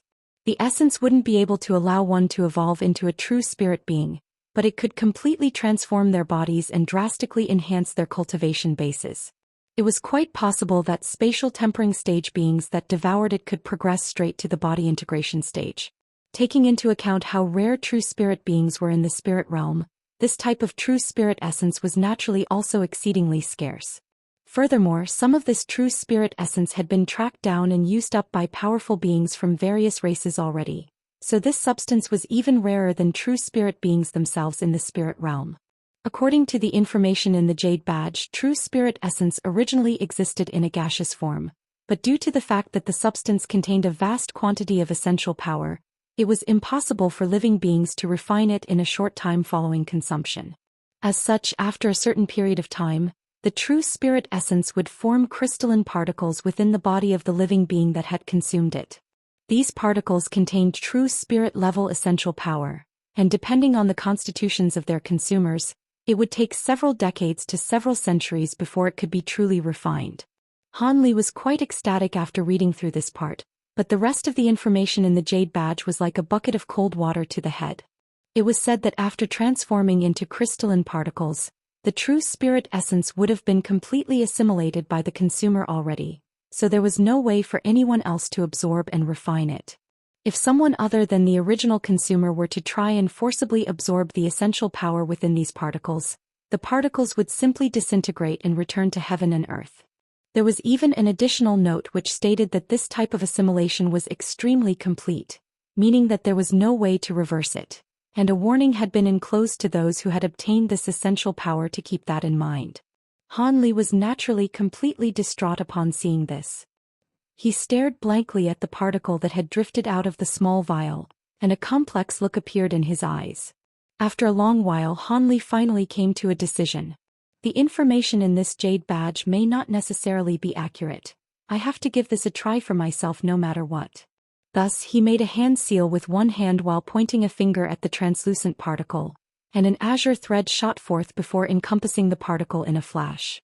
Han Li then cast several incantation seals into the azure thread, and the particle within it began to change into different colors. In the beginning it was completely transparent, but it then took on a faint red hue before darkening to an inky black color. In the end, it turned into a shimmering golden color after a flash of spiritual light. Han Li's eyes narrowed upon seeing this, and he immediately switched to another hand seal. Many runes then emerged in the air surrounding the golden particle, and they instantly formed a miniature formation with the particle at its very center. After that, Han Li opened his mouth to blast forth a stream of azure nascent flames, which disappeared into the miniature formation in a flash. A dull thump rang out as all of the runes in the formation began to glow with dazzling light, and the azure nascent flames easily combined as one with the formation. In the next instant, wisps of azure flames appeared all over the formation, enveloping the golden particle and commencing the refinement process. Initially, the particle remained completely motionless, but as time gradually passed, The golden light on its surface began to waver, and it became brighter and brighter as a low buzzing sound rang out. Han Li's heart sank upon seeing this, and before he had a chance to switch to another hand seal, a dull thump erupted from within the formation. The golden particle abruptly disappeared, and an egg-sized cloud of golden mist appeared in its place. The mist swirled around as an astonishing boom akin to a thunderclap rang out from within, following which it swelled drastically to around 10 feet in size, and it was only continuing to expand. The azure flames around it were instantly torn apart, and the golden mist was flashing erratically, clearly having completely lost control and was about to explode at any moment. Han Li's expression changed drastically as he thought of the fearsome power imbued within the particle, and one of his hands suddenly turned inky black as he made a grabbing motion toward the particle. Gray light erupted from his fingertips, forming a gray light barrier that enshrouded the golden mist within it in a flash. Immediately thereafter, a dull rumbling sound rang out as golden and gray light intertwined with one another. The divine essence-fused light then began to flash erratically as if it were about to be blown apart any moment, and it was completely unable to repress the power of the golden mist. A fearful expression flashed through Han Li's eyes as his body hurtled backward in retreat toward a corner of the secret chamber. At the same time he swept a sleeve through the air, and a small crystalline shield appeared up ahead. The shield swelled to several tens of feet in size in a flash, and almost as soon as Han Li had adopted all of these measures, the divine essence-fused light finally exploded as countless beams of golden light erupted forth from within. Han Li's heart immediately sank upon seeing this, and he instantly poured forth as much magic power as he could into the giant shield before him. At the same time, golden light flashed from his body, and golden scales appeared all over his skin. He had no choice but to withstand the force of this explosion, and as for whether his secret chamber or even his entire cave abode could remain intact in the aftermath, that was something that was known only to the heavens. However, an unexpected scene then ensued. After breaking through the gray light barrier, the golden mist didn't continue to swell or explode. Instead, it abruptly surged upward as a pillar of golden light, piercing through the restriction and the ceiling like a hot knife through butter. A passageway with a radius of around half a foot was punctured into the ceiling in the blink of an eye, and the golden pillar of light disappeared in a flash. Han Li looked up with an astonished expression on his face to find that there was sunlight shining into the secret chamber from the hole in the ceiling. Immediately thereafter, an earth-shattering explosion rang out in the air above, and all of the world's origin chi around the entire mountain began to surge and churn violently. Han Li's lips twitched as he raised a hand to cast a white incantation seal into the hole on the ceiling, and the hole began to seal over at a rapid rate amid flashes of white light, completely recovering in the blink of an eye.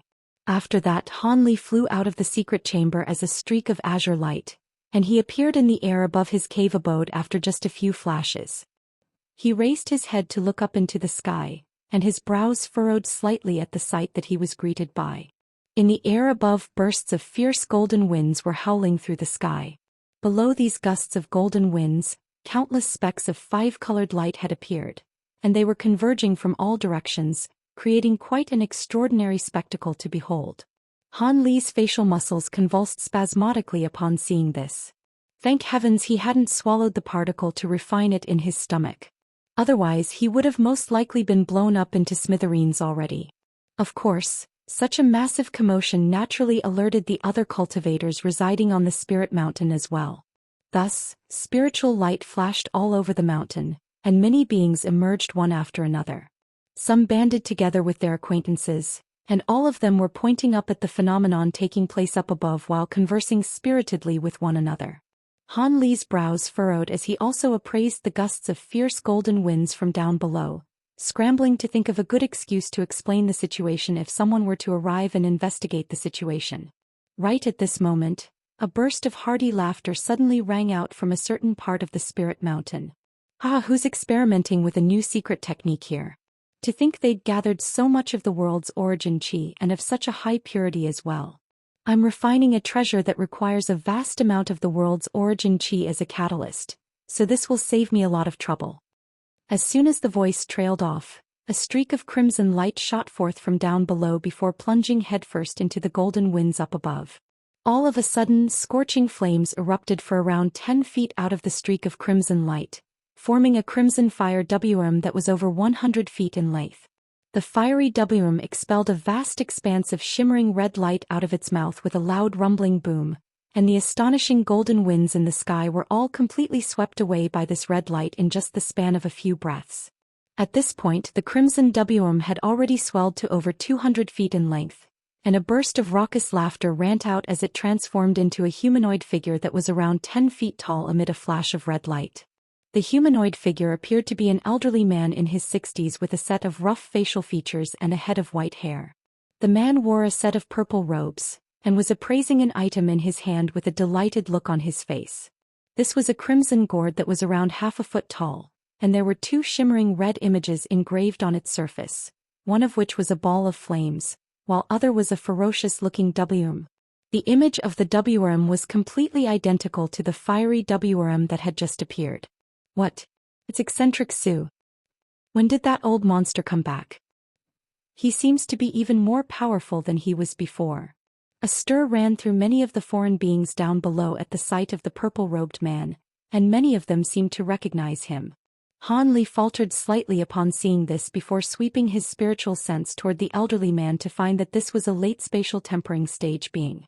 On a spirit mountain where no body integration stage beings resided, a being of his cultivation base was indeed quite formidable.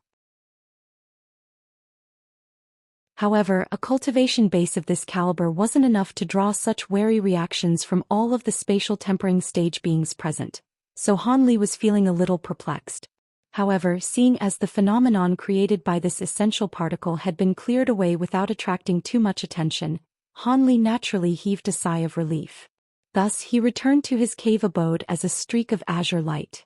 Upon his return he repaired the damaged restriction in his secret chamber, then sat down in a cross-legged manner again. He raised a hand and a swath of black light surged forth from within his sleeve as the weeping soul beast appeared before him again. Han Li stared blankly at the beast for a long while before finally heaving a faint sigh.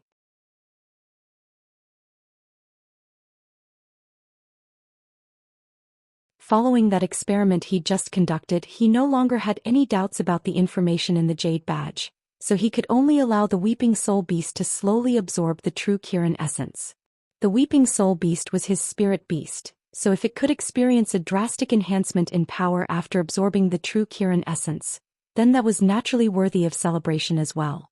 At the very least, it was much better than having the true Kirin essence appear several hundred years from now, then fall into someone else's hands.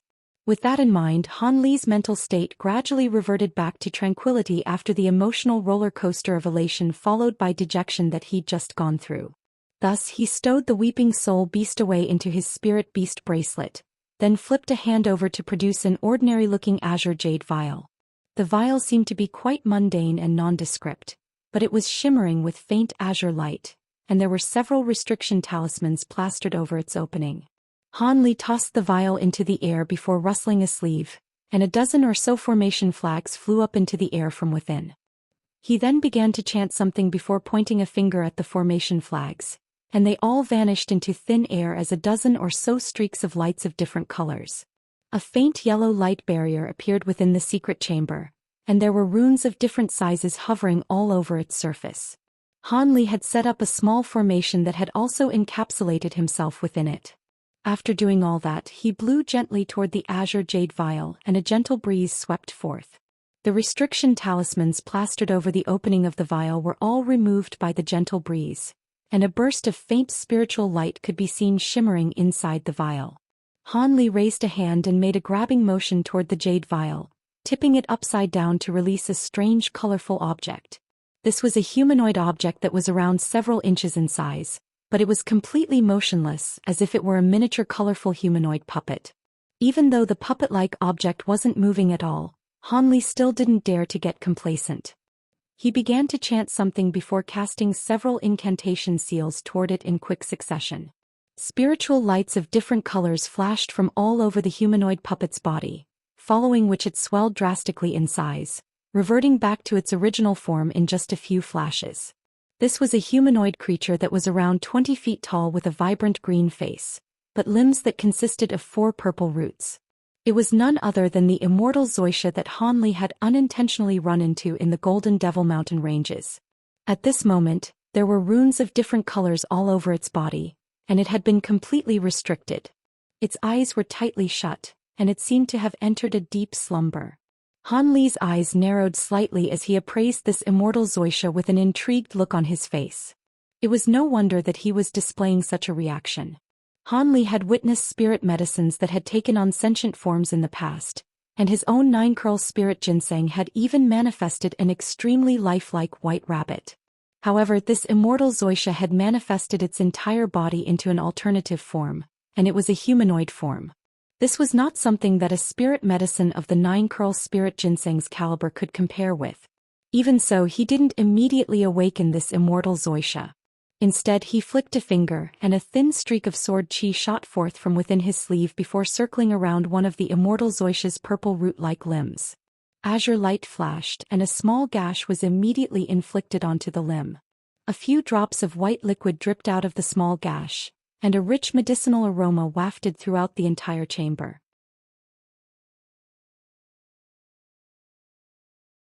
Han Li's eyes lit up as he raised his other hand to hurl forth a thumb-sized vial that he'd already prepared in advance.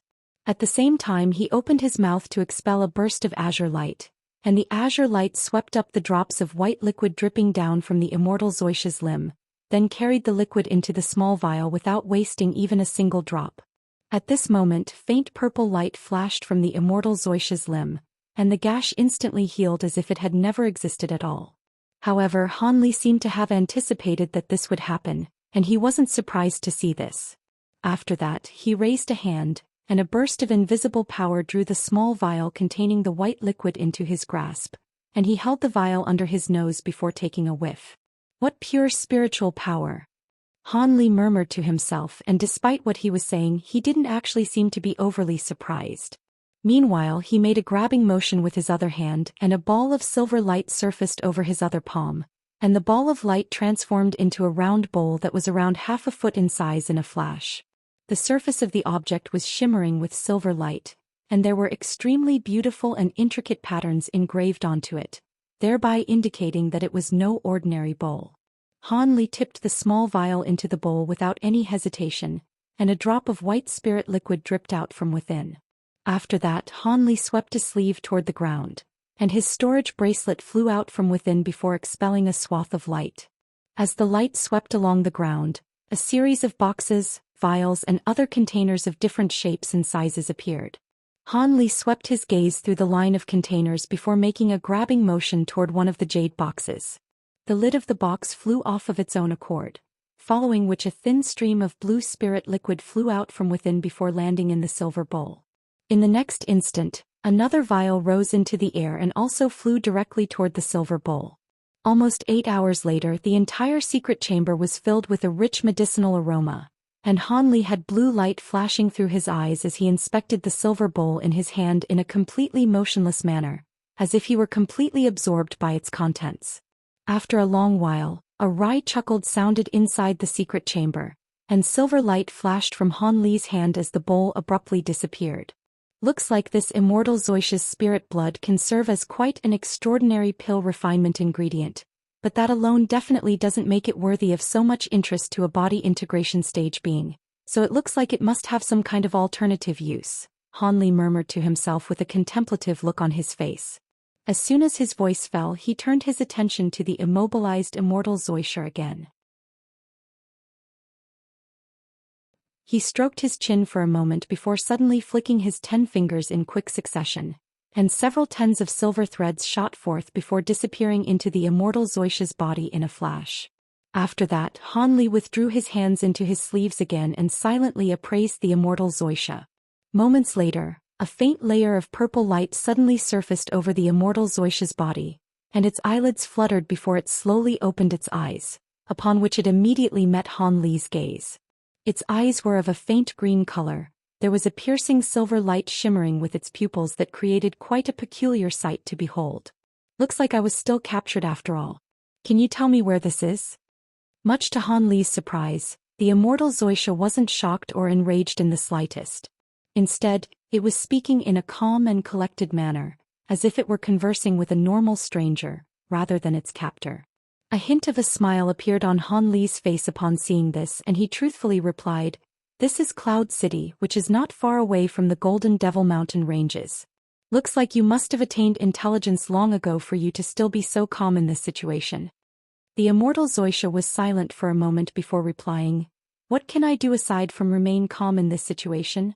If I beg for my life, would you release me?" "That's true.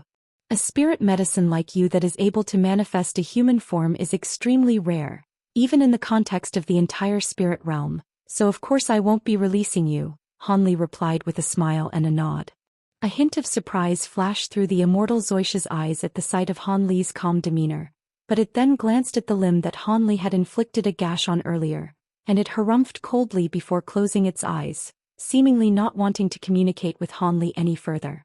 However, Han Li remained unfazed as he continued, "I'm quite curious. Aside from using you as an ingredient to refine pills, what other purposes can you serve? There must be something else. Otherwise, there wouldn't be so many high-grade beings that are so desperate to capture you." A hint of a derisive sneer appeared on the immortal Zhou Xian's face upon hearing this, but its mouth remained firmly shut. "Seeing as you've attained sentience and intelligence, you must have a soul already. You wouldn't want me to use a soul search technique, would you?" Han Li sighed. "A soul search technique? If you think you can get the information you want by using such a technique, then be my guest." The immortal Zhou Xian chuckled coldly. Han Li's brows furrowed slightly upon hearing this. In the spirit realm, there weren't many soul-locking secret techniques like the one enclosed within the Provenance True Devil Arts, but there certainly wasn't a shortage of such secret techniques either. This immortal Zhou Xian clearly lived for countless years, so it wasn't all that surprising that it had mastered such a technique. Even as these thoughts ran through his mind, his expression remained completely unchanged, so it was impossible to tell what he was thinking. "It's all right if you don't tell me. After all, I can refine some top-grade pills using your body as an ingredient anyway. However, from what I've heard, the souls of spirit beings like you are very useful to some cultivators who are using certain special cultivation arts and secret techniques. I don't know how many years it took you to develop such a high level of intelligence, but if I were to hand you over to one of those aforementioned cultivators, all of your efforts would go to waste," Han Li suddenly mused. "You're threatening me." The immortal Zhou Xian shuddered slightly before opening its eyes with a cold expression on its face. "I wouldn't call that a threat. It's just that I took a great risk venturing into the Golden Devil Mountain ranges, and I certainly don't want the risk I've taken to be all for nothing." Han Li chuckled in a completely emotionless manner. A cold silver light flashed through the immortal Zhou Xian's eyes and it asked, "If I tell you, will you release my soul? How are you going to make me believe you?" "Releasing your soul is naturally out of the question. It would be troublesome for me if you were to possess someone and seek revenge on me or be captured by someone else and reveal to them information about me. However, I can give you a final release so you can be reincarnated again someday. As for whether you believe me or not, do you have any other choice?" Han Li said with a smile.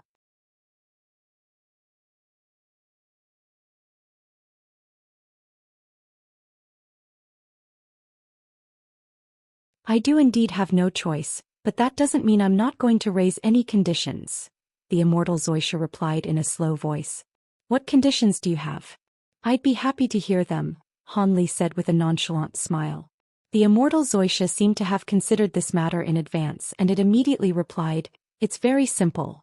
I'll tell the true purpose that my body can serve, and in return, you have to allow my soul to dissipate into heaven and earth so I can enter the cycle of reincarnation. In that case, if I do have a second life, I'll have a chance to become a being like you. However, this exchange must take place on my terms. Otherwise, I'd rather have both my body and soul perish here than be used by someone else." "What terms do you propose?" Han Li asked. "I'll use a secret technique to split my soul into two, the larger portion of which will contain my autonomous will, while the remaining portion will contain some of my memories. You have to release the main portion of my soul first, and if the remaining portion sees that you've done so, it'll tell you my secret. After you get what you want, you have to release the remaining portion of my soul as well so it can also enter the cycle of reincarnation. Thus, you won't have anything to worry about, and I can also tell you my secret without any qualms," the immortal Zhou Xian said in an expressionless manner. Han Li was quite tempted by this offer, but he still shook his head as he said, I won't have anything to worry about? I'm not sure that's true. What if I were to release the main portion of your soul, only for the remaining portion to revoke your promise and refrain from telling me anything? In that case, I'd be releasing your soul for nothing? Back when you captured me, I was already carrying many injuries, so even if I hadn't fallen into your hands, someone else would have captured me sooner or later. Hence, I have no vendetta against you, so I certainly wouldn't risk a portion of my soul just to spite you. After all, who knows what issues could arise if a damaged soul were to enter the cycle of reincarnation? The immortal Zhou Xian countered in a calm manner. Han Li stroked his chin and appraised the immortal Zhou Xian for a while before suddenly nodding with a smile as he said, "All right, we'll do as you say." "You're really willing to accept these terms so easily?" The immortal Zhou Xian was rather taken back by how readily willing Han Li was to accept these conditions. "Do you have a better suggestion then?" Han Li asked with a faint smile on his face. "No, it's just that I thought even if you were going to agree, you'd have to think about it for quite a while," the immortal Zhou Xian explained. "There's nothing much for me to think about. In all honesty, being able to capture you was a pleasant surprise in itself, so there's no need for me to be greedy and overthink things," Han Li said in a meaningful manner. The immortal Zhou Xian's expression changed slightly upon hearing this, but it didn't say anything in response. "All right, you can go ahead and unleash your soul-splitting secret technique now. How much time will you require? You're not going to tell me you need several decades or even a century, are you?" Han Li asked. "Of course it won't take that long, but it's not going to be a short time either. I should be able to complete this secret technique within a year. However, during this time, you have to remove some of the restrictions on my body," the immortal Zhou Xian replied in a serious manner. "A year, eh? All right, I can give you that much time and I'll remove most of the restrictions on your body. However, the restrictions that remain on your body will be quite nasty, so I'd advise you not to think about running away. Of course, if you can still get away under these circumstances, then I'd have no one but myself to blame," Han Li said in a calm manner. "Prior to being captured by you, my past injuries were already flaring up, and I'm only just barely holding myself together now. Where will I get the extra energy to try and escape?" the immortal Zhou Xian lamented with a wry smile. Han Li chuckled upon hearing this and didn't offer a reply. He then suddenly flicked a finger and 2 spirit flowers, one golden and one silver, flew out of his sleeve. The immortal Zhou Xian immediately focused his gaze on these 2 spirit flowers to find that one was a golden beetle, while the other was a miniature silver fire raven. Each of them was around the size of a human thumb, and they resembled intricate ornaments that had been forged from actual silver and gold. The silver fire raven didn't evoke much of a reaction from the immortal Zhou Xian, but as soon as it caught sight of the golden beetle, its expression changed drastically as it exclaimed, "Gold-devouring beetle. You recognize this spirit insect? Hee, in that case I'm sure you won't try to escape now." Han Li chuckled as he raised a hand and pointed a finger at the golden beetle and the silver bird. The 2 creatures immediately hovered over to the immortal Zhou Xian at his behest. The immortal Zhou Xian's expression changed several times in quick succession upon seeing this. It was naturally aware of just how fearsome gold-devouring beetles, and this was a mature beetle as well. If it weren't for the fact that its body had been completely restricted, it would have most likely fled for its life already. Han Li hadn't explained what the fiery silver bird was, but for it to have been released alongside the gold-devouring beetles suggested that it was clearly quite a terrifying creature as well. The 2 creatures drifted over to the immortal Zhou Xian's mouth, and it hesitated momentarily before gritting its teeth, then opening its mouth, upon which both of the creatures disappeared into its body at once. Han Li smiled upon seeing this before making a grabbing motion toward the immortal Zhou Xian. Several tens of silver threads instantly flew out of its body before disappearing up his sleeve in a flash.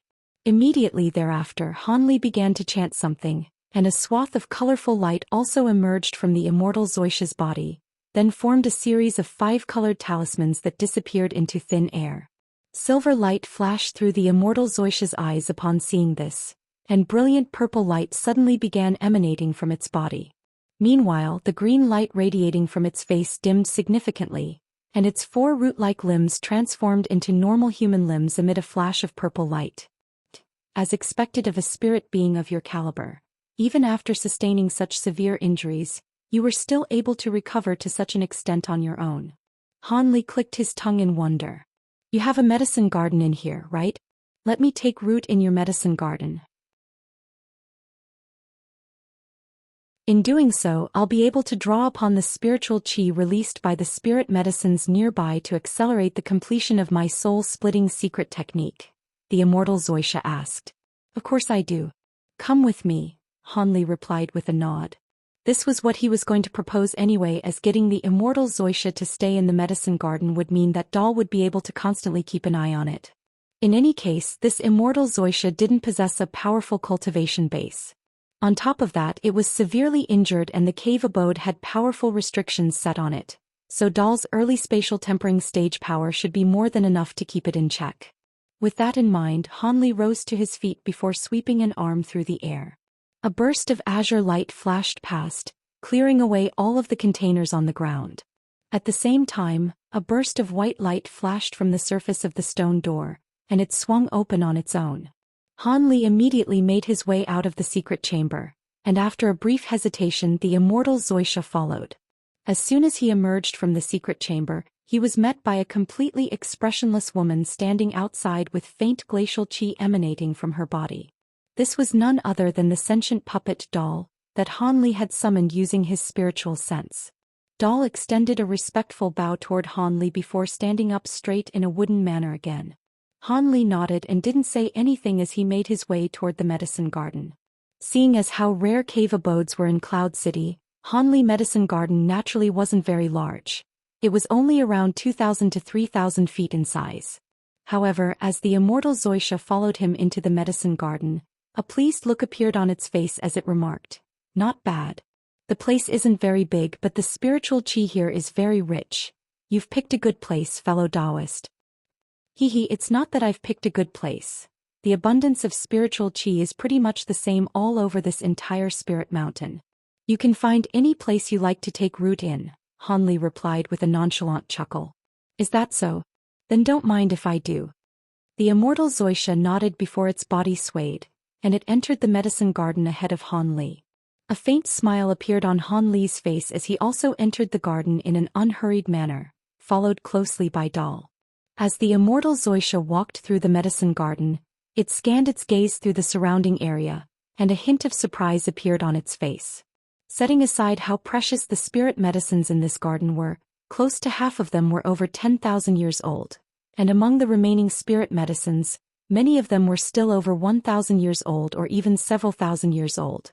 The entire medicine garden was filled with all types of rich medicinal aromas, and if a mortal were to stay in here for even a short while, it was quite possible that all of their existing ailments would be completely alleviated. The immortal Zhou Xian was quite stunned by this, and it was immediately tempted to examine the entire medicine garden. As such, even after crossing through the center of the garden, it still continued onward. Han Li merely followed along behind it in an expressionless manner. As aforementioned, the medicine garden wasn't very large, and moments later, the immortal Zhou Xian was close to reaching its conclusion. Right at this moment, a white shadow flashed, and a creature that was around half a foot in size suddenly jumped out of a patch of spirit medicines nearby. It then began to skip toward another direction, and the immortal Zhou Xian was quite intrigued to find that this was a large snowy white rabbit. It was none other than the rabbit manifested by the soul of Han Li's nine-curl spirit ginseng. All of a sudden, the immortal Zhou Xian seemed to have realized what this rabbit was, and an expression of shock and elation appeared on its face as it exclaimed, "What's this? Why do you seem so surprised, fellow Taoist? Have you not seen other spirit medicines like you that have manifested sentient forms?" Han Li was rather taken aback by its vehement reaction.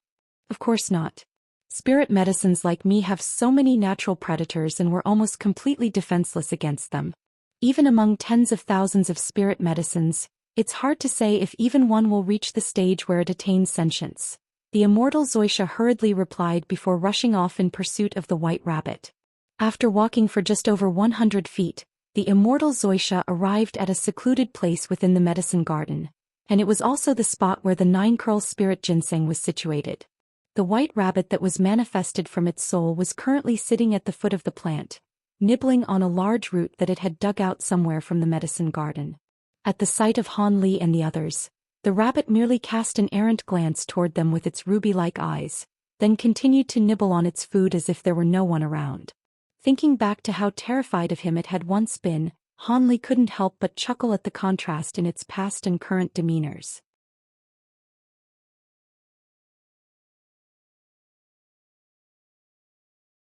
Meanwhile, the immortal Zhou was appraising the white rabbit with a gentle look in its eyes. It suddenly stepped forward and made a grabbing motion, upon which a swath of purple light surged forth from its hand, sweeping up both the rabbit and the root that it was eating and drawing them toward it. The white rabbit continued to nibble on its root within the purple light, as if hadn't noticed that anything was amiss. The immortal Zhou stared at the white rabbit for a while before extending a hand into the purple light to try and stroke it. However, before its fingers could make contact with the rabbit's furry body, the latter vanished through the air amid a flash of spiritual light, leaving a trail of afterimages in its wake. In the next instant, the white rabbit appeared on the ground again, and it had risen up on its hind legs. At the same time, its snowy white fur also stood up on end, and it barely its little teeth at the immortal Zhou in what it presumably thought to be a menacing display. It was quite clear that the immortal Zhou's actions had rubbed the rabbit the wrong way. However, the immortal Zhou merely smiled in response, and its aura suddenly changed as the light emanating from its body changed from purple to a vibrant green color. A burst of rich wood-attribute spiritual qi radiated from its body, and after coming into contact with this spiritual qi, the white rabbit suddenly faltered in its menacing display. After taking a whiff of the air around it with its little pink nose, its expression eased significantly, and there even seemed to be a hint of affection in its eyes as it cast its gaze toward the immortal Zhou again. "Come here, little guy." The immortal Zhou clapped its hands together before opening its arms in an inviting manner. The white rabbit seemed to be able to comprehend what the immortal Zhou was saying, and after a brief hesitation, it really did jump into the immortal Zhou's arms. The immortal Zhou was elated and began carefully stroking the white rabbit's head. The white rabbit's eyes narrowed with enjoyment in response, and it stuck out its little red tongue to lick the immortal Zhou's fingers. As the immortal Zhou stroked the rabbit's head, it turned to Han Li with a serious look on its face and said, "This is splendid. Looks like it's not far away from attaining intelligence. Fellow Taoist Han, seeing as this brethren of mine is able to move around so freely in your medicine garden, it's quite apparent to me that you're taking great care of it. In that case, you wouldn't mind if I assisted it in attaining intelligence and taught it some things, would you?" "You can help it attain intelligence?" Han Li was rather surprised to hear this. "Indeed. I am a spirit medicine that has attained intelligence, and there are some abilities and cultivation arts that I've mastered that can only be inherited by my brethren. If it could learn everything that I want to teach it, it'll be able to avoid making a lot of the mistakes I made in the past. If it can also manifest a human form like me, I'm sure it'll be of great assistance to you in the future," the immortal Zhou replied in a slow voice. After looking at the immortal Zhou for a long while, Han Li finally nodded, but he also stated some conditions of his own. "I can allow you to do that, but my puppet has to be present to supervise whatever you do to it. On top of that, this puppet will be accompanying you closely at all times." "No problem at all. There's nothing secretive or malicious about what I want to do," the immortal Zhou immediately agreed. "All right, then I have no further issues either. You can rest here for the next year or so, and if you have any requests, just notify my puppet," Han Li said as he waved a hand through the air, and Dal immediately stepped forward to join him. "From this day forth, stay with this fellow Taoist at all times, and don't leave him unattended for even a single moment," Han Li ordered in a serious manner. The sentient puppet didn't possess a very high level of spiritual nature, but it was naturally able to understand such simple instructions. As such, Dal nodded in an expressionless manner to acknowledge Han Li's commands. The immortal Zhou chuckled upon seeing this, and it flicked a wrist to send forth a streak of purple light that carried the white rabbit gently back onto the ground. After that, it made its way over to a spot that was several tens of feet away from the nine-curl spirit ginseng, then spread its feet apart. Green light flashed all over its body again, and its four limbs reverted back into their purple root form before burrowing straight into the ground. At this moment, the immortal Zhou's entire body took a translucent green hue. Han Li stood on the spot and appraised the immortal Zhou for a while before departing from the medicine garden with a faint smile on his face. Even though he was very curious about the mysterious uses of the immortal Zhou, There was something else that he had to attend to for now. The date that Xianxia had agreed to repair his suit of heavenly devilish armor was about to arrive. Han Li was also very much looking forward to this. As a safety precaution, Han Li released his leopard Kirin beast and second nascent soul, then activated all of the restrictions in his cave abode before departing. Several hours later, the beast-drawn carriage that he had hailed arrived before Xianxia's shop. The doors of the shop were tightly shut and it seemed to not be accepting any customers. Han Li raised a hand upon seeing this, and a burst of fiery light suddenly flew out of his sleeve before disappearing through the doors in a flash. After that he continued to wait patiently outside. Moments later the doors opened amid a gentle creak, and Xianxia's soft voice sounded from inside. "You sure are punctual, Brother Han. Half a month has only just passed and you've already come to visit me." I'm quite eager to get his armor repaired. My apologies if I come across as a little impatient." Han Li chuckled as he strode into the shop. The doors closed behind him on their own, and Xianxia stood at the center of the shop as she turned to Han Li with a smile on her face. As soon as Han Li made his way over to her, Xianxia made a hand seal to activate her formation plate. Spiritual light flashed, and both of them abruptly disappeared from the shop, having been teleported directly into Xianxia's spatial rift. Han Li made his way out of the teleportation formation before looking around, and his gaze immediately settled on a certain corner of the space.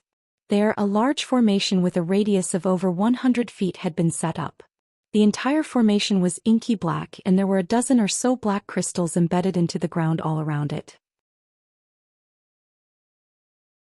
At the very center of the formation was an azure copper cauldron that was around 5 feet tall, and there were complex runes carved all over its surface, as well as faint white mist emanating from it. Several feet in the air above the cauldron was a fist-sized object that was enshrouded in white mist. The object was hovering in a completely stationary manner and radiating dazzling black light. Han Li's eyes narrowed upon seeing this. The object above the cauldron had changed slightly in appearance, but there was no mistaking the frosty devilish chi emanating from it. It was none other than the holy-grade devilish core of that devilish ape. At this point, the devilish core had completely crystallized, giving it the appearance of a shimmering black crystal. Xianxia also made her way out of the teleportation formation and smiled as she said, "What do you think, fellow Taoist? I certainly haven't been slacking off these past few days. I had to expend a lot of effort and precious materials to completely wipe away all traces of the holy-grade devilish ape's soul from this devilish core, and also make the devilish chi it contained less volatile and difficult to control." From the sounds of it, you're preparing to completely refine this devilish core rather than embed it into the suit of armor, Han Li mused as he stroked his chin. "I didn't think you'd be so knowledgeable in tool refinement as well, Brother Han. Indeed, that is my intention. Embedding the entire devilish core into the suit of armor will repair the largest few cracks on it, but I won't be able to address the smaller and finer cracks then. I'm sure you wouldn't want to wear a suit of armor with glaring chinks in it, right, Brother Han?" Xianxia explained with a rather surprised look on her face. "I only know a little about tool refinement, so I'll leave everything to you, fellow Taoist. I'm very confident in the tool refinement techniques of the crystal race," Han Li said with a smile. Xianxia merely smiled upon hearing Han Li's modest response and she continued, "While I'm repairing this suit of armor, I'll have to activate the restriction in this space, and I may also need you to lend me a hand. If everything goes smoothly, we should be able to complete the repairing process in about 3 days. 3 days is certainly not a long time, and this treasure is being repaired for me, so it's only right that I lend you my assistance." Han Li had no objections whatsoever. "In that case, let's begin right away." Xianxia didn't seem to want to keep wasting time with words either as she raised a hand into the air. The formation plate that she was carrying rose up into the air, then rotated on the spot above her head. Spiritual light flashed as incantation seals of different colors swept forth from the formation plate, then disappeared into various locations in the spatial rift. In the next instant, fierce winds suddenly swept through the air up above, and oppressive dark clouds surged forth in a frenzy. At the same time, a dull ringing sound rang out from the walls of the space before layers of gray chi began to surface. Thus, the entire space was immersed in complete darkness so potent that one couldn't see their fingers even if they were to hold them up to their face. It was as if this space had been plunged into a devilish realm. Han Li swept a sleeve through the air upon seeing this, and an egg-sized ball of white light flew out his sleeve before revolving around him, thereby making the surrounding area a lot brighter. At this moment, Xianxia was already making her way toward the large formation. Han Li didn't say anything upon seeing this, but his body swayed as he took what appeared to be 2 slow and measured steps. However, he then suddenly appeared behind Xianxia in the next instant, as if by instantaneous teleportation. Xianxia seemed to be completely oblivious to what was happening behind her, and she merely raised a hand to cast an incantation seal toward the formation up ahead. A low buzzing sound instantly rang out, following which the entire formation activated amid a swirl of black light. Han Li's expression changed slightly at the sight of the scenes unfolding before his eyes. He had yet to decipher the purpose of this formation, but the bursts of devilish qi emanating from the formation were very pure indeed. Thus he was left feeling rather curious about where Xianxia had sourced so much devilish qi from. Right at this moment, Xianxia suddenly began to chant something, following which brilliant azure light erupted from her body.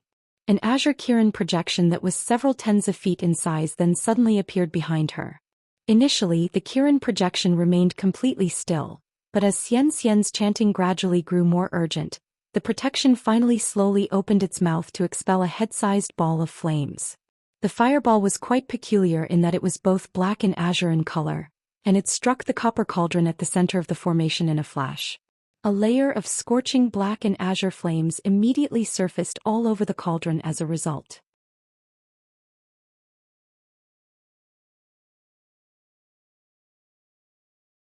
"Bring out your devilish armor, Brother Han," Xianxia said as she turned to Han Li with a solemn look on her face. Han Li naturally had no objections to this. As such, he flipped a hand over to produce a jade box that was around a foot in size, upon which were plastered a pair of restriction talismans.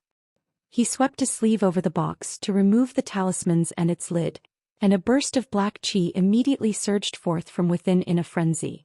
Within the black qi, a suit of purple armor that was around half a foot slowly emerged. Not only was it extremely sinister in appearance, there were several spikes protruding from the shoulder and knee sections of the armor. On top of that, its entire surface was filled with black patterns, and it was emanating immensely powerful devilish qi. However, there was a large hole on the chest of the suit of armor, and the surrounding area was riddled with cracks, clearly indicating that it had been severely damaged. Xianxia's expression changed slightly at the sight of the black qi surging forth from the suit of armor, and she waved a hand through the air to conjure up a translucent light barrier before pointing a finger at the box from afar. The purple suit of armor drifted slowly toward the formation at her behest, seemingly having been summoned by some kind of invisible power. Before the suit of armor reached the center of the formation, Xianxia raised a hand to cast a silver incantation seal, which disappeared into the copper cauldron in a flash. A dull clang akin to the toll of a large bell instantly rang out from within the cauldron, and the black and azure flames burning around it instantly swelled to sweep up the suit of armor and draw it into the cauldron. Immediately thereafter, a string of rumbling booms akin to thunderclaps rang out from within the cauldron, following which the intricate black patterns on its surface began to flash and glow. At the same time, black qi began to surge throughout the entire formation down below, and faint silver runes emerged from various locations all over the formation.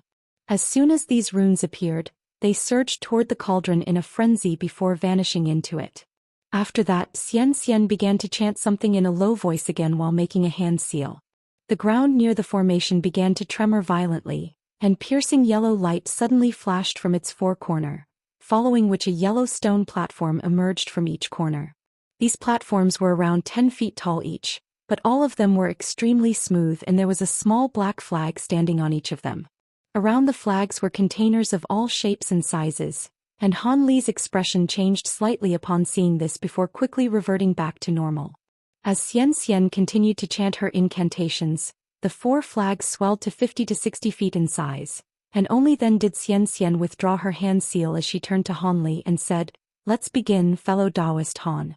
During this repair process, all you have to do is listen to my instructions and inject your magic power into those 4 devilish flags in a timely manner." "No problem," Han Li immediately replied with a quick nod. A pleased smile appeared on Xianxia's face upon hearing this, and she pointed a finger up at the formation plate hovering in midair again. A long cry immediately rang out within the formation plate, following which countless incantation seals surged forth, all of which disappeared into the dark clouds up above. The gray qi emanating from the walls also began to permeate through the air, and within mere moments, Han Li and Xianxia were both inundated by this gray qi. Time passed by slowly and 3 days flew by in the blink of an eye. The doors of Xianxia's shop were abruptly flung open, and a humanoid figure strode out from within before hailing a beast-drawn carriage and departing in an unhurried manner. At this moment, within the spatial rift in the shop, Xianxia was standing at the edge of the formation, staring blankly at the copper cauldron up ahead. The surface of the cauldron was riddled with countless thin cracks, and the formation down below was also in a very sorry state, with a small section of it having been completely destroyed. The black crystals embedded into the ground around the formation had all been reduced to powder, and in the air above Xianxia, the Kirin projection had shrunk down to only around a foot in size. Both Xianxia and the Kirin wore contemplative looks on their faces, seemingly in deep thought about something. After a long while, the Kirin projection finally sighed. That suit of devilish armor most likely has some history behind it. There's no way that something like that would have happened when repairing a suit of armor belonging to a normal heavenly devilish monarch. Indeed, after the suit of armor was repaired, it drew the spiritual sense from a devilish being of another realm, and that being almost manifested a devilish body using the devilish qi gathered here. Xianxia replied as a hint of lingering fear flashed through her eyes. It's a good thing that Han Brat possesses divine devilbane lightning and was able to disperse the devilish qi that was gathering. Otherwise we'd be in a lot of trouble, the Kirin projection mused in a grim manner. Seeing as that devilish being was able to force its spiritual sense through to this realm from an alternate realm, it most likely possesses powers comparable to a true spirit being. Could it be that there's more than meets the eyes with this suit of armor? But after repairing the suit of armor, I didn't discover anything amiss with it, Xianxia said with furrowed brows. There wasn't enough time for me to identify anything either. If we'd known this earlier, you should have never given this suit of armor away.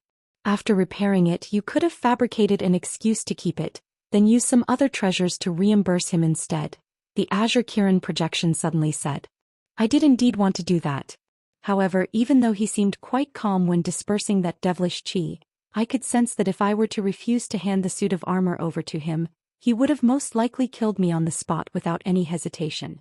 His powers are virtually comparable to that of holy race beings, and I've used up almost all of my life-saving treasures in the Golden Devil Mountain ranges, so there's a very good chance that I would have died had he turned on me, Xianxia replied with a wry smile.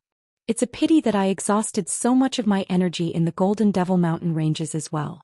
Otherwise, if we were to draw on the power of the spatial restriction here, it's not impossible that the two of us would have been able to force him to leave the armor here, the Kirin projection also said in a rather gloomy manner. Xianxia's expression changed a few times before she finally took a deep breath and said, "So be it." No matter how powerful that suit of armor is, the fact of the matter is that it's a devilish treasure, so there's no way I would have been able to use it anyway. As such, it wouldn't be worth offending such a powerful being to try and keep it. The Kirin projection was silent for a moment before heaving a resigned sigh. It's good that you can think that way. I guess we'll just have to concede here. As for whether the secrets behind that suit of armor will eventually be unveiled, that'll be up to his luck. It's just a pity that you'd missed out on the opportunity to make use of that suit of armor in the future. With you by my side, will I have a shortage of opportunities? Xianxia chuckled, seemingly having already come to terms with the current situation. That's true. What you're missing now aren't opportunities. Instead, you have to advance your cultivation base as quickly as possible. Otherwise, you won't be able to grasp any opportunities that you encounter anyway. By the way, did you find the thing that I asked you to search for? The Kirin projection suddenly changed the subject. Not yet. It said that only a few holy race old monsters know of its whereabouts, so it'll be quite hard to track down, Xianxia replied with a troubled look on her face. You'll have to find a way. Without that thing, you won't even be able to enter those ancient ruins, the Kirin projection urged. Xianxia was silent for a moment before replying, I'm well aware of that. I'll see if I can buy or borrow it from one of the juniors of those old monsters. Just as Xian and the Kirin projection were discussing their future plans, Han Li was on his way back to his cave abode. He was seated with a calm expression on his face in the beast-drawn carriage, but he was actually nowhere near as calm as he looked. Never would he have thought that repairing the suit of devilish armor would have led to such a perilous situation. All of a sudden he reached a hand up into his other sleeve and grabbed onto a lukewarm object. This was a jade box that the newly repaired suit of heavenly devilish armor had been placed into, and he'd plastered over 10 restriction talismans all over the box. Han Li stored the jade box with his finger, and he couldn't help but recall back to the scenes that had unfolded in Xianxia's spatial rift. The first half of the armor's repair process had been quite smooth, but a series of issues began to arise during the second half of the process. These were issues such as the formation suddenly ceasing to function for no reason, and cracks appearing all over the cauldron, also due to no discernible reason.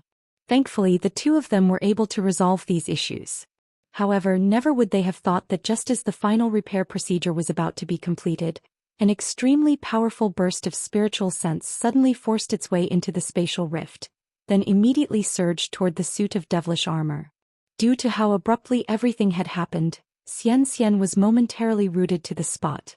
Thankfully, this wasn't the first time that Han Li had witnessed interrealm spiritual sense of this nature, and he immediately dispelled it using his divine Devilbane lightning.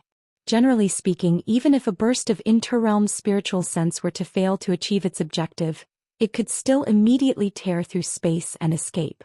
However, perhaps the owner of the spiritual sense was intent on obtaining that suit of armor, or perhaps they didn't think 2 spatial tempering stage beings would have been enough to pose a threat to it. In any case, as opposed to retreating, the burst of spiritual sense plunged into the pure devilish chi within the formation, then tried to manifest a devilish body. Of course, Han Li wasn't going to allow it to get its way. Thus, he released all of the divine Devilbane lightning within his body at once, striking the devilish being with a devastating barrage. The devilish being was naturally unfathomably powerful, and even a wisp of its spiritual sense that hadn't manifested into a devilish body could withstand a dozen or so bolts of divine Devilbane lightning with ease. However, hundreds of arcs of golden lightning had been unleashed at once by Han Li, and the devilish being's spiritual sense didn't even get a chance to cry out before it was zapped into nothingness. Through that event, both Han Li and Xianxia were made aware of the fact that this suit of devilish armor seemed to be far more powerful than they'd originally expected.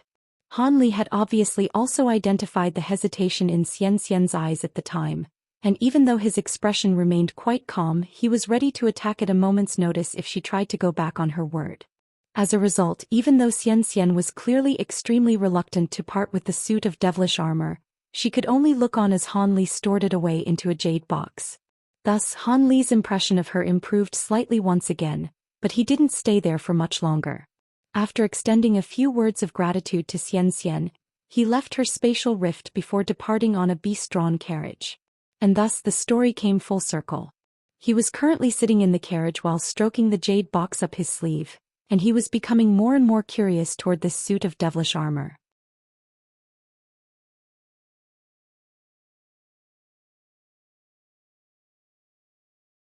Of course, now would not be a good time to bring out the suit of armor to study it as he was sitting in a beast-drawn carriage. As such, Han Li could only repress his curiosity and stow the jade box away before entering a meditative state. Several hours later, the beast-drawn carriage arrived at the foot of the spirit mountain. Han Li disembarked before tossing a spirit stone to the driver, then flew up the mountain in a calm manner. His cave abode was situated around halfway up the mountain, and all of the cultivators with cave abodes here were either almost constantly away or arduously cultivating in their cave abodes. As such, it was relatively rare to see anyone on this mountain.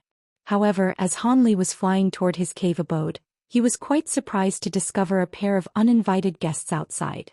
One of them was a red-robed man who appeared to be in his 60s.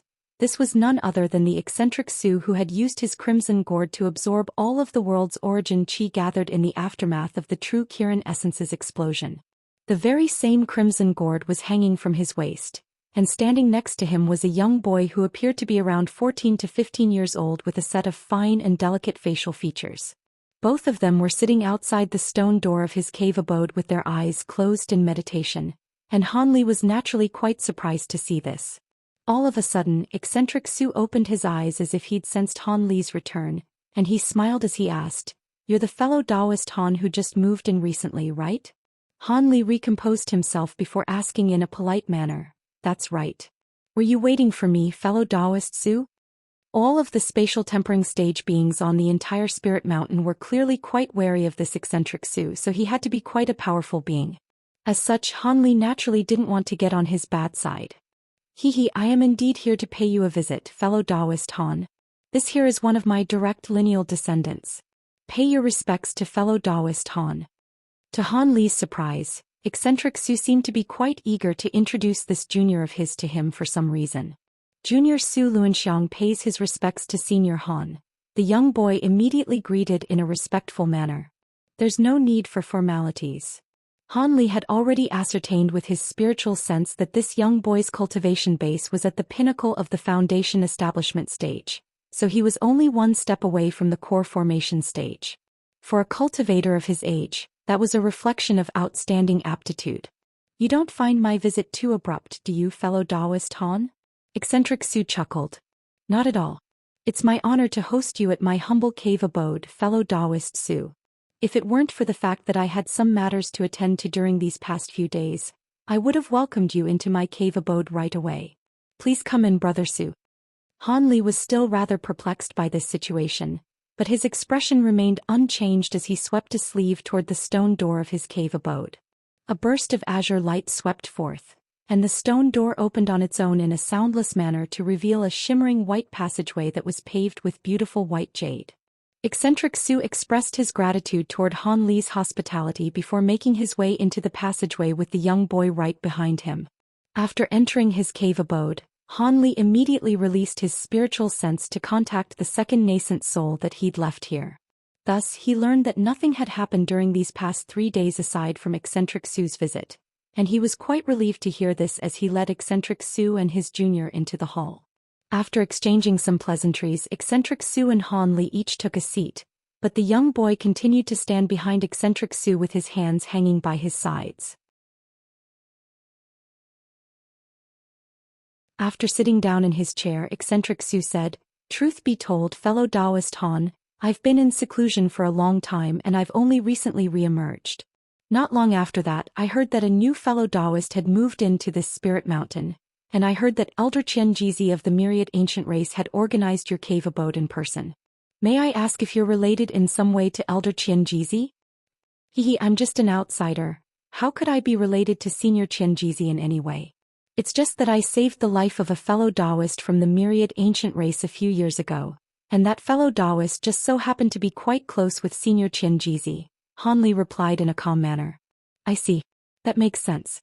After all, the myriad ancient race is ranked quite high among the 13 heavenly cloud races, and Senior Xianxia is an elder of the myriad ancient race, so he can certainly organize for you to settle in Cloud City without any issues," eccentric Su chuckled. Han Li merely smiled and offered no response. He knew that this eccentric Su had to be visiting him for a reason, and he was most likely going to elaborate on the purpose of his visit next.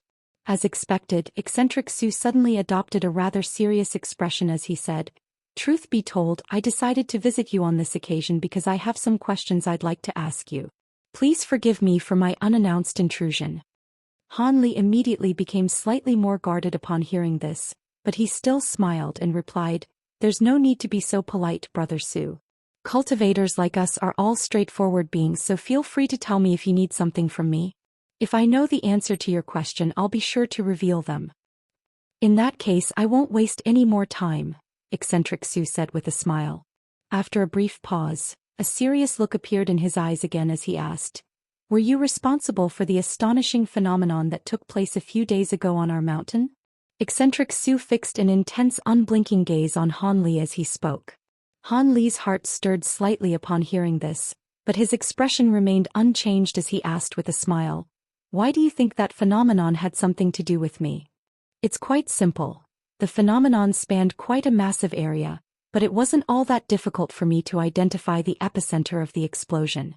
On top of that, I just so happened to be taking a stroll outside my cave abode as I was getting rather frustrated with some aspects of my cultivation, and coincidentally I saw a beam of golden light flying out from somewhere near your cave abode right before the explosion took place. Eccentric Su revealed in a truthful manner. Han Li's brows furrowed reflexively upon hearing this, but he then quickly put on a smile as he said, "Seeing as you've already witnessed everything, then there's nothing for me to hide. I did indeed unintentionally create that phenomenon a few days ago. Come to think of it, I have to thank you for cleaning up all of the world's origin chi that gathered over the mountain as a result. Otherwise, I would have had to clear away everything myself." Eccentric Su was quite elated to hear this, and he hurriedly asked, "So you really were responsible for creating that phenomenon? That's fantastic. Would you be able to replicate the same phenomenon again, Brother Han?" "Replicate that phenomenon? Why would you want me to do that? Would you be able to enlighten me, fellow Taoist Su?" Han Li asked with a perplexed look on his face. Eccentric Su initially faltered slightly upon hearing this before suddenly bursting into laughter as he said, "Of course. Fellow Taoist Han, have you managed to identify which of the 13 heavenly cloud races I hail from?" Han Li narrowed his eyes and appraised the old man for a while before a wry smile appeared on his face. "Air. I'm afraid that's beyond a being with a cultivation base as lowly as mine." No matter how he looked at this eccentric Su, he was completely identical to a normal human being, and there were no characteristics that revealed which race he was from. "It's no surprise that you weren't able to identify me, Brother Han. After all, us cloud beings have always been extremely proficient in concealment and disguise techniques, and even beings with higher cultivation bases than us wouldn't be able to glean our true forms if we insist on hiding them. It's just that I'm a bit of an anomaly in my race in that I cultivate an extremely yang-oriented fire tribute cultivation art, so my proficiency in disguise techniques is rather lacking compared to my brethren of the same cultivation base. As such, some of the fellow Taoists who have lived on this mountain for a long time are aware of what kind of being I am." Eccentric Su chuckled. "The cloud race. Isn't that the race with the smallest population among the heavenly cloud races, yet still ranks among the top 3 of the 13 races?" Han Li was quite surprised to hear this. He had indeed heard of this cloud race, and he knew that it was one of the mysterious of the 13 heavenly cloud races. He looks like you know quite a lot about our cloud race, Brother Han. Our cloud race and the crystal race are the 2 races with the smallest populations among the 13 races. However, in contrast with the crystal race, us cloud beings are all quite powerful, which is why we were able to stake a claim among the top 3 races," Eccentric Su said in a rather proud manner. "My apologies for my ignorance. This is my first time meeting a being from your cloud race," Han Li sighed. "There's no need to apologize. Our cloud race doesn't have a big population, but there are many of us here in Cloud City. It's just that very few of us appear as our true identities. Perhaps you've even met some being whom you thought were from other races, but were actually just cloud beings in disguise," Eccentric Su said in a meaningful voice. Han Li was rather speechless upon hearing this. Eccentric Su then put away his smug expression as he adopted a slightly solemn look and continued, "However, even though our cloud race is known for our proficiency in disguise and concealment techniques, the real reason why we were able to claim a spot among the top 3 of the 13 heavenly cloud races is due to another natural ability of ours. I'm sure you've heard of it, right? Are you referring to bonded cloud beasts?" Han Li asked as he raised an eyebrow. "Indeed. Bonded cloud beasts are creatures that lay somewhere in between the realms of spirit beasts and avatars. Only after cultivating our own cloud beast can beings like us truly become cloud beings," Eccentric Su said in a slow voice. "I've heard some rumors about the bonded cloud beasts of the cloud race.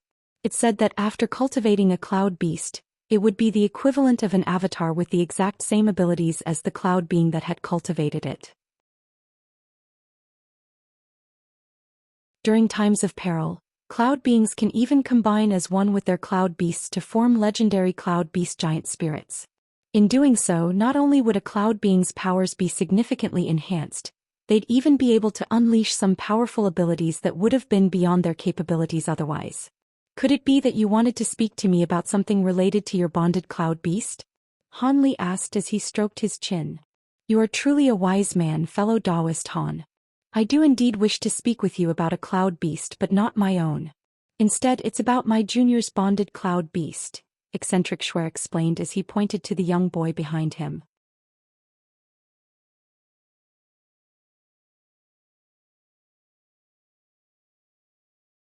Oh. Would you be able to elaborate further on that, fellow Taoist?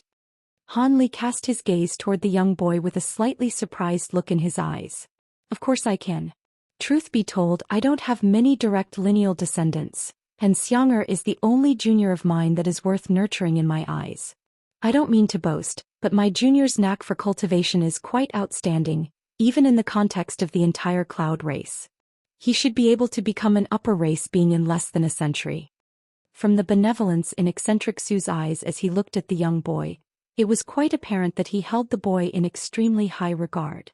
You're far too kind, great-grandfather. I only have ordinary aptitude that's nothing to boast about, the young boy said in a shy manner. You've already reached this cultivation base below 20 years of age. Your aptitude is even far superior to mine, so what's there to be modest about? Eccentric Su laughed heartily in response. Your junior does indeed possess astonishing talent, Han Li also chimed in with a smile. The young boy could only remain silent with an embarrassed blush on his face. Eccentric Su's delighted expression then faded as he said in a heavy voice, generally speaking, this junior of mine could well rise to even greater heights than me in the future. But unfortunately, there's an inherent flaw in his body that makes his future cultivation full of doubts and uncertainty. Han Li's eyes flashed upon hearing this, but he didn't say anything in reply as he knew that an explanation was definitely coming. As expected, after a brief pause, eccentric Su continued. He possesses outstanding aptitude, but some issues have arisen in his cultivation of his bonded cloud beast. It should have been cultivated long ago, but he's stuck at the final steps and unable to truly manifest it. According to past experience, it's naturally best for one to cultivate their bonded cloud beast as early as possible. Otherwise, his powers and future cultivation-based progression could be hampered. This is why I've decided to come to you, fellow Taoist Han. I'm not sure I understand what the connection is, Han Li said in a perplexed manner. This is indeed rather complex. To put it simply, I unintentionally discovered that the world's origin chi that I'd gathered from the phenomenon a few days ago can assist my junior in manifesting his bonded cloud beast. However, I'd already used up most of the world's origin chi I'd gathered last time, and the remaining amount isn't enough for him to use. As such, I can only come to you in the hopes that you could perhaps replicate that phenomenon. Eccentric Su finally disclosed the purpose of his visit. If the world's origin chi is useful to your junior, then I'm sure you can gather some yourself with ease. Why do you need to come and find me? Han Li asked in a calm manner. I've already conducted several experiments and found that normal world's origin chi is completely ineffective in aiding my junior to manifest his bonded cloud beast. As such, the world's origin chi gathered by the phenomenon that you conjured up must be special somehow, and contain something that is beyond my scope of comprehension. Perhaps only that special thing will be able to help Xianxia, eccentric Su replied in a rather gloomy manner. I see. A thoughtful expression appeared on Han Li's face. He was naturally well aware that the so-called phenomenon that had taken place a few days ago was created by the dissipation of the true Kirin essence particle, so it was no surprise that this world's origin chi gathered was different from normal. However, it really was quite a surprise to him that this special type of the world's origin chi was beneficial to cloud beings in manifesting their bonded cloud beasts. I came here in the hopes that you can put the same world's origin chi as last time. If you can do that, I'll be sure to reward you handsomely for your efforts, eccentric Su said with a hopeful expression on his face. It's not that I don't want to help you, it's just that this is not something that I can accomplish easily, Han Li replied in a hesitant manner. True Kirin essence was an extremely precious substance, and even though he couldn't refine it, it would still be immensely beneficial to the weeping soul beast, so he was naturally unwilling to extract more particles for no good reason. After all, even though there were many such particles in the weeping soul beast's body, who was to say that a single particle wouldn't be the difference between the weeping soul beast going through an evolution or not? Han Li was definitely unwilling to help a foreign being that he'd only just met at the expense of his spirit beast. Eccentric Su's heart sank slightly upon hearing this, but he still insisted, Are there some difficulties involved that you can't disclose, fellow Taoist Han?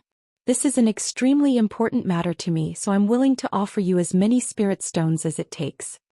After a long pause, Han Li furrowed his brows as he explained, this is not an issue that can be resolved with spirit stones. Truth be told, the phenomenon that I created last time wasn't a result of a secret technique or cultivation art that I used. Instead, I had to use a disposable treasure to conjure up that phenomenon.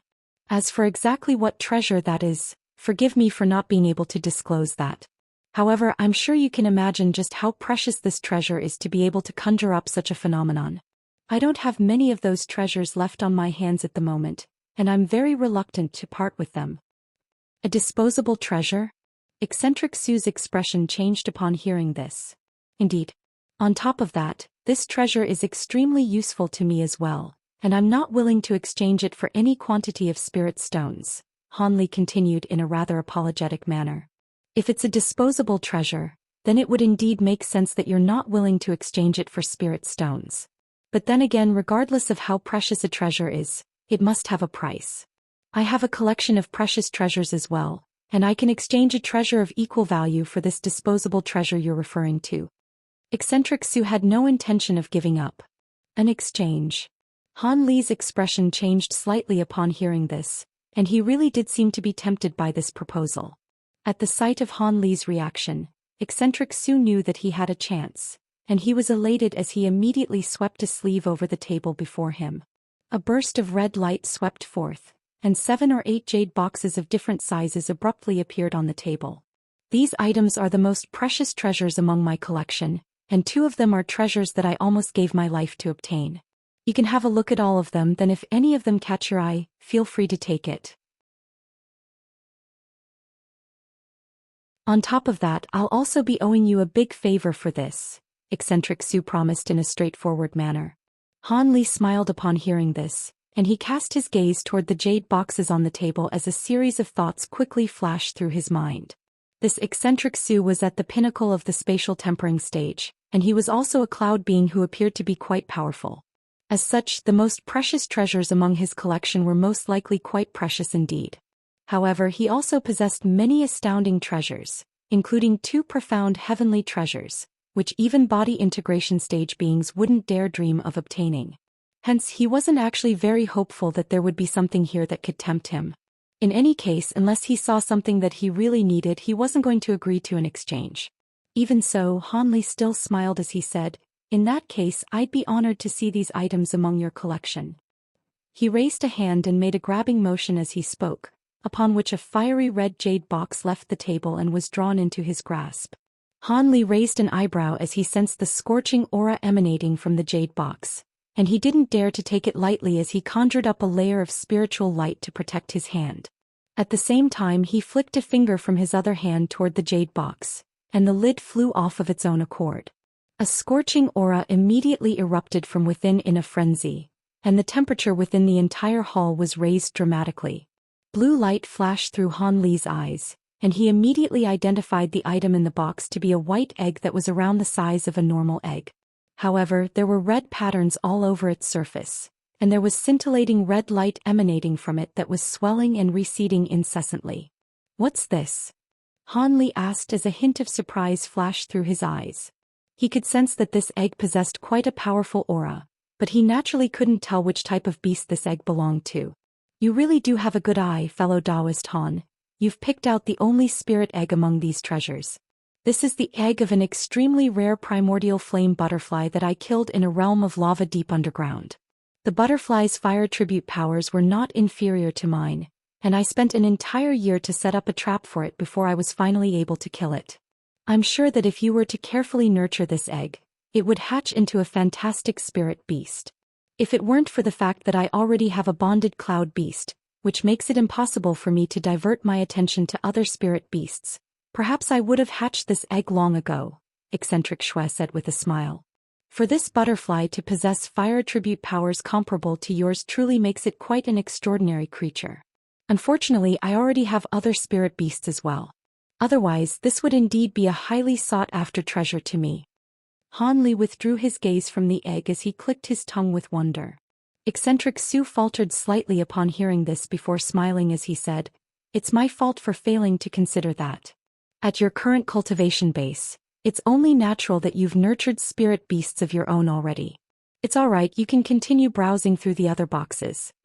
Han Li nodded before placing the lid back onto the jade box, then gently tossing it forward. A burst of azure light immediately surged out his sleeve, carrying the jade box onto the table in a stable manner before sweeping another jade box toward him. Han Li raised a hand and the second jade box fell into his grasp. Time passed by slowly, and after about 15 minutes, Han Li had seen most of the treasures that eccentric Zhou had brought out. Most of them contained rare materials, and there were also one or two powerful-looking treasures, as well as even a vial of pills that could assist in enhancing a spatial tempering stage being's cultivation base. These items were all extremely precious, and they were even superior to many of the auction items that had been sold during the 4 races auction. However, none of them managed to catch Han Li's eye, and he merely inspected them one by one with a faint smile on his face before putting them away. After he'd appraised the item in the final jade box and set it down again, eccentric Zhou's expression was starting to become a little strained. He couldn't help but ask, "Were none of these items of interest to you, fellow Taoist?" In all honesty, these are all indeed extremely precious items. In particular, the egg of that primordial flame butterfly would be a priceless treasure to fellow Taoists using fire attribute cultivation methods. If you were to sell them in an auction, they'd definitely be able to fetch in excess of 10 million spirit stones each. However, to me they're... Han Li shook his head in a resigned manner and his voice trailed off mid-sentence.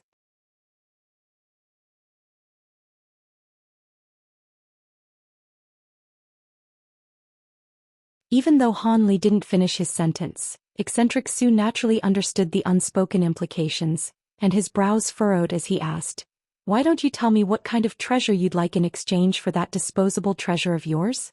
Even if I don't have it, I have many acquaintances and I could try and source it for you." Han Li fell silent upon hearing this. There naturally were items that he wanted. Not taking into account other matters, just the rare materials that Qin Yuanzi was asking for comprised of quite an extensive list. However, it was exactly because of this that he found it difficult to state any terms. If he were to use the true Kirin essence to exchange for only a few of the materials on the list, it naturally wouldn't be worth it for him. However, if he were to ask for too many materials in return, eccentric Zhou would most likely be of the opinion that Han Li was simply trying to take advantage of him, and he'd essentially be making an enemy for no good reason. After all, only he was aware of the value of the true Kirin essence, but that was not something that he could disclose to eccentric Zhou, thereby resulting in this predicament. "Fellow Taoist Zhou, the items I require are all extremely rare, and even you wouldn't be able to source them, so there's no point in disclosing them. As for whether I can replicate that phenomenon for you..." Han Li heaved a faint sigh with a hesitant look on his face. Eccentric Zhou's expression darkened further at the sight of the hesitant expression on Han Li's face. He glanced at the young boy behind him, then gritted his teeth and pulled out a blue jade box as he said, "Would you like to have a look at this item as well? It's even more valuable than all of the other items I've shown you. One of the elders of our cloud race also requires this item and I wanted to offer it to him in exchange for some benefits, but the future of my junior clearly takes priority over that. I'm sure that even if this item isn't something that you're looking for, it's at least of equal value to the disposable treasure you possess." Han Li wasn't surprised at all to see that eccentric Zhou had held something back in reserve. If he were in eccentric Zhou's shoes, he wouldn't bring out the most valuable item he had to offer from the get-go either. As for the story about how he was planning to give this item to one of the elders of his race, that most likely wasn't true, and Han Li naturally wasn't going to take it seriously. Thus, he nodded in response before making a grabbing motion to draw the blue jade box into his grasp. As soon as his fingers came into contact with the box, a strange chilling sensation suddenly ran through his entire body, and his heart jolted with shock in response. He didn't know what kind of spirit jade this box had been refined from, but it was even colder than profound jade.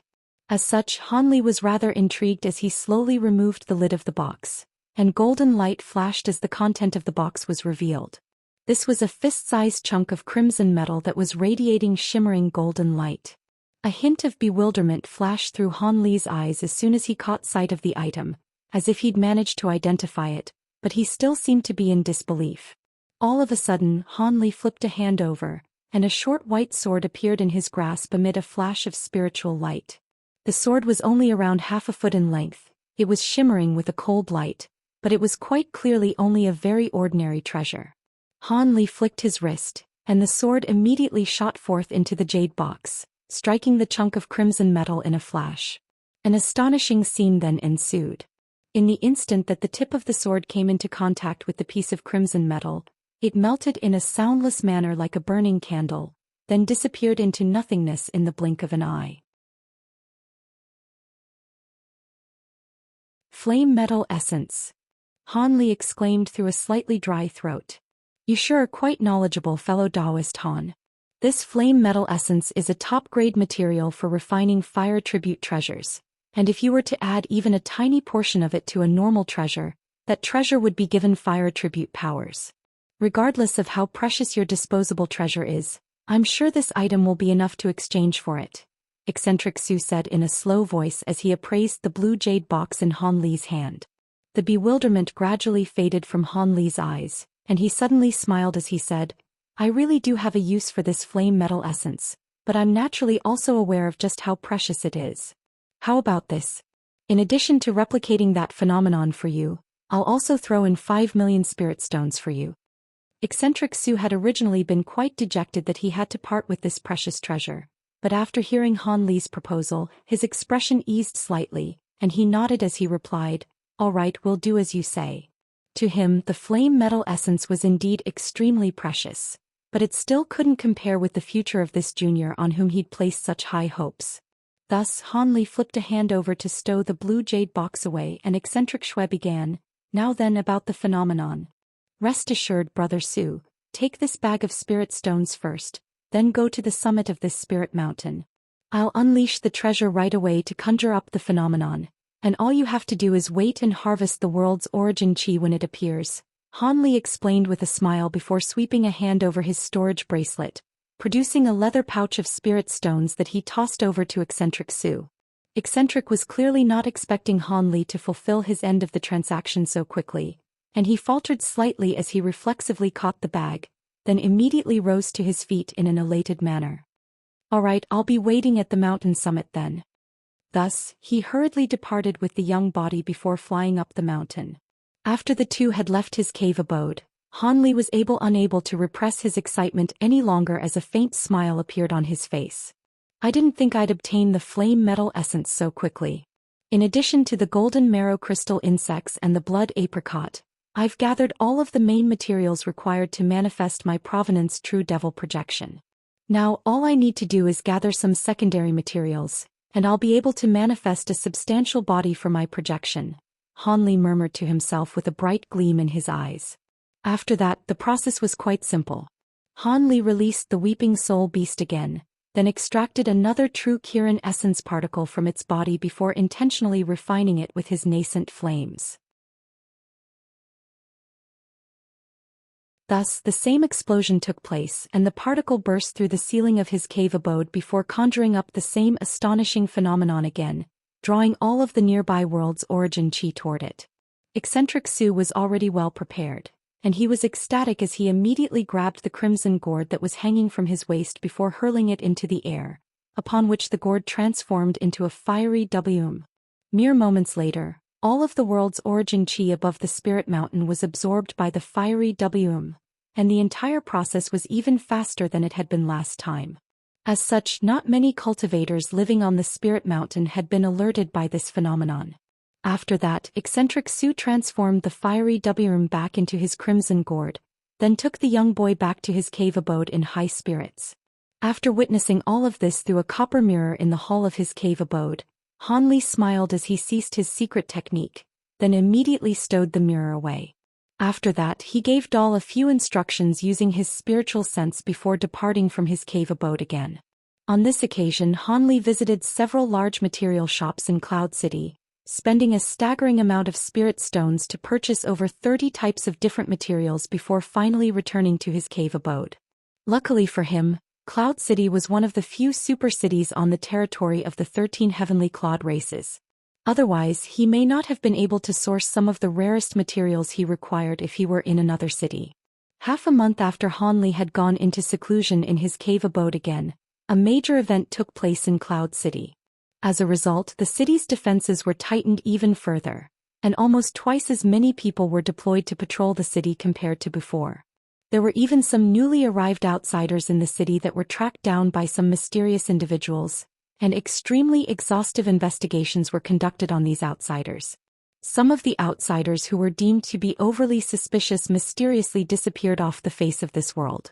Within an extremely secretive hall in Cloud City, a dozen or so important figures were seated in 2 rows on a pair of wooden benches.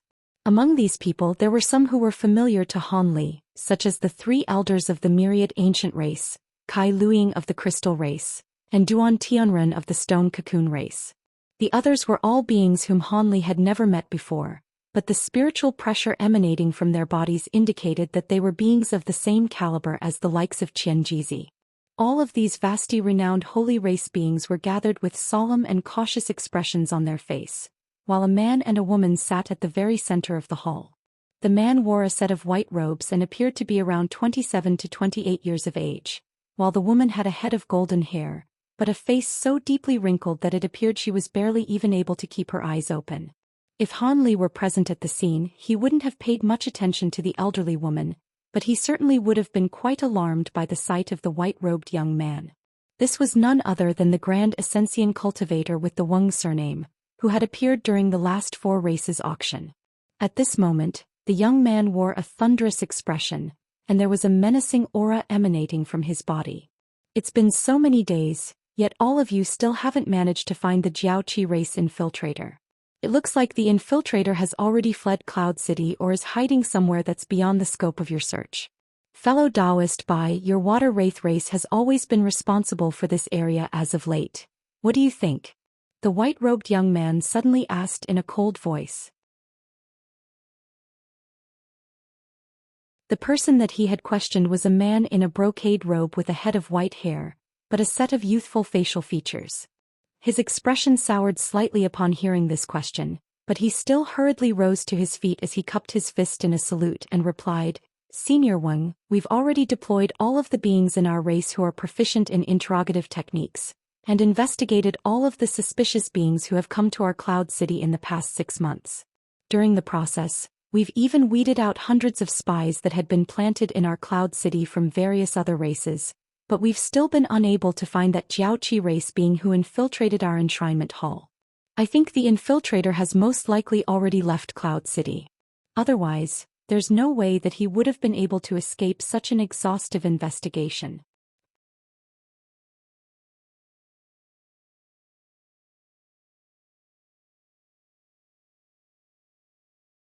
That's not necessarily the case. Perhaps that infiltrator is very proficient in disguise techniques, and you may have unwittingly set them free already, a figure enshrouded in gray light remarked in an indifferent manner.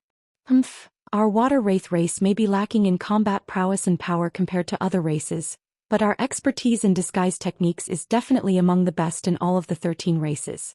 If you think your Yin demon race can do better, then I'll naturally be happy to hand over this duty to you, Brother Tsongying, the white-haired being replied in an abrasive manner.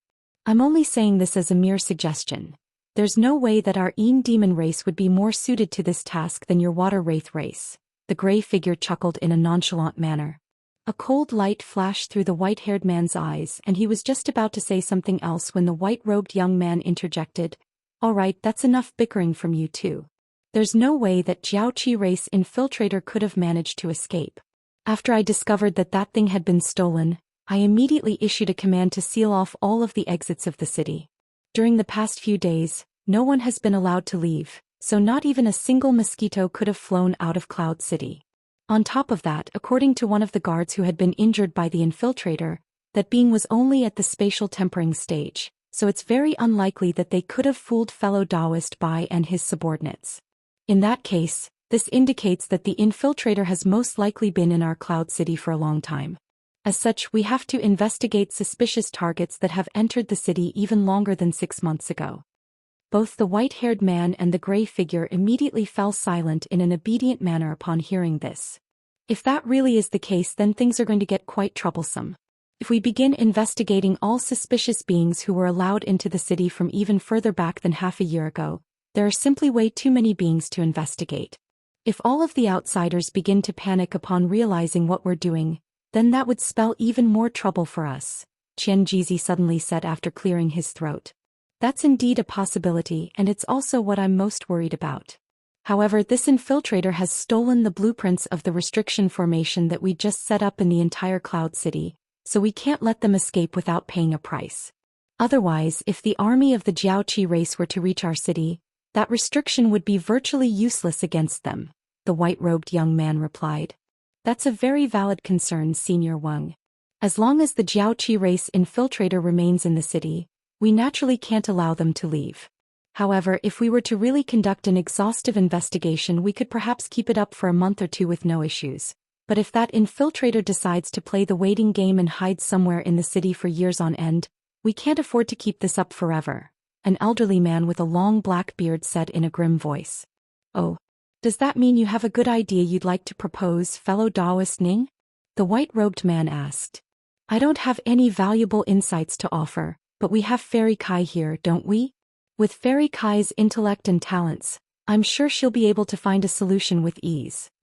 The elderly man hurriedly waved his hands in response before suddenly thrusting Kai Luiying under the limelight. Kai Luiying's eyes flashed upon hearing this, and she smiled as she said, Sure you jest, Brother Ning.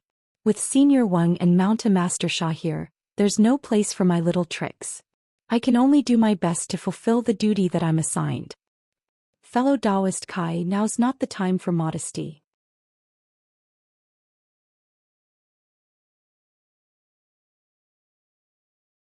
I want to hear what insights you have to offer as an elder of the crystal race, the white-robed man insisted in a serious manner.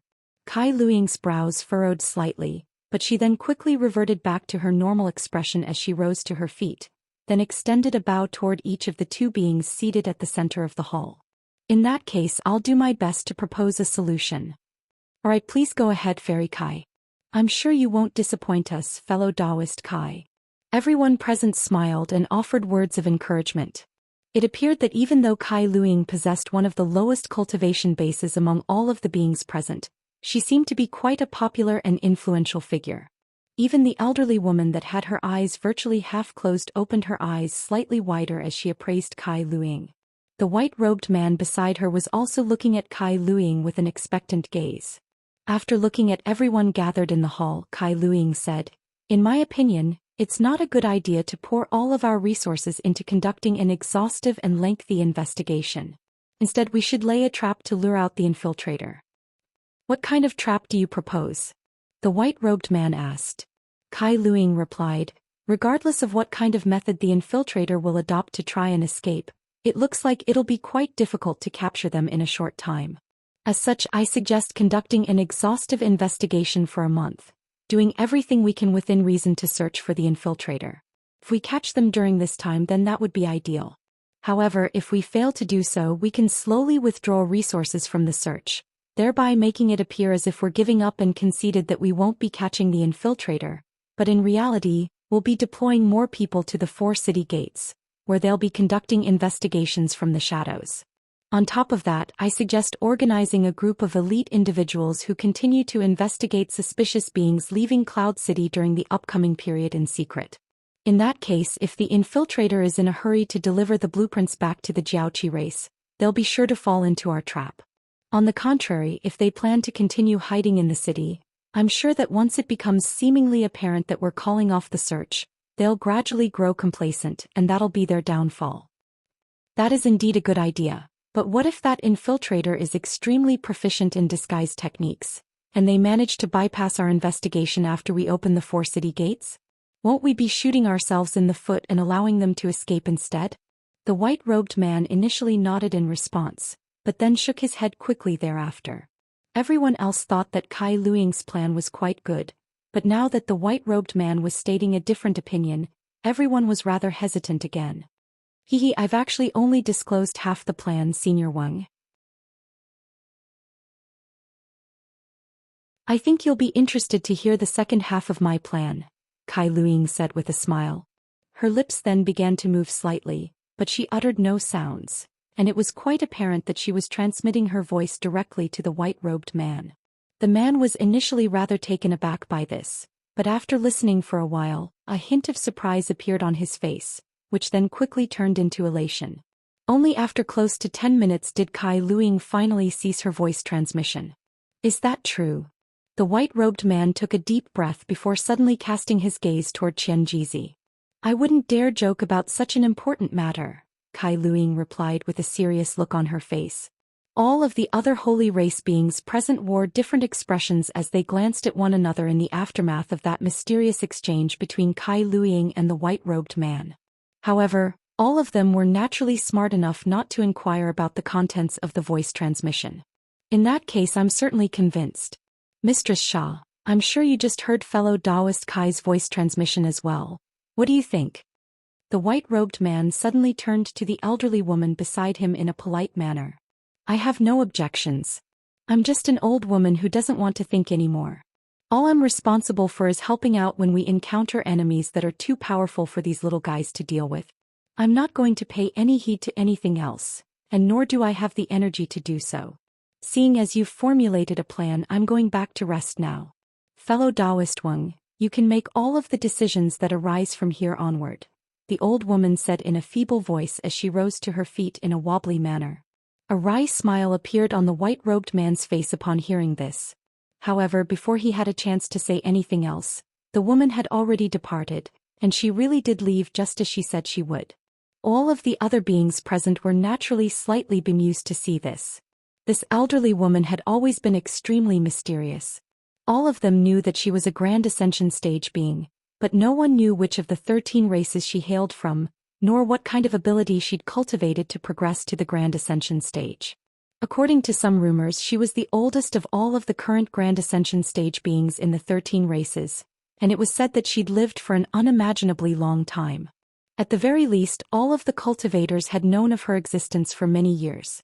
As such, even though she appeared to be a frail old woman who could be blown over by a stiff breeze, even the white-robed man regarded her as a senior, so all of the other beings present naturally treated her with the utmost respect. After the old woman finally hobbled out of the hall, the white-robed man could only heave a resigned sigh before withdrawing his gaze. After a brief pause, the white-robed man announced in a decisive manner. Seeing as Mistress Xia has already left and there's not really anything left to discuss this matter, we'll all do as fellow Taoist Kai says. Fairy Kai, fellow Taoist Bai, I'll leave this to the two of you. Everyone else, you must cooperate with the two of them to the best of your abilities. Everyone in the hall naturally agreed to this arrangement. Alright, let's discuss the matters surrounding the vast glacial realm next. Qianji, you can tell everyone about this. The white-robed man suddenly changed the subject. Everyone's expressions changed slightly upon hearing the words, vast glacial realm. Some of the more impatient beings present couldn't help but ask, what's going on, fellow Taoist Qian? Is the vast glacial realm about to open soon?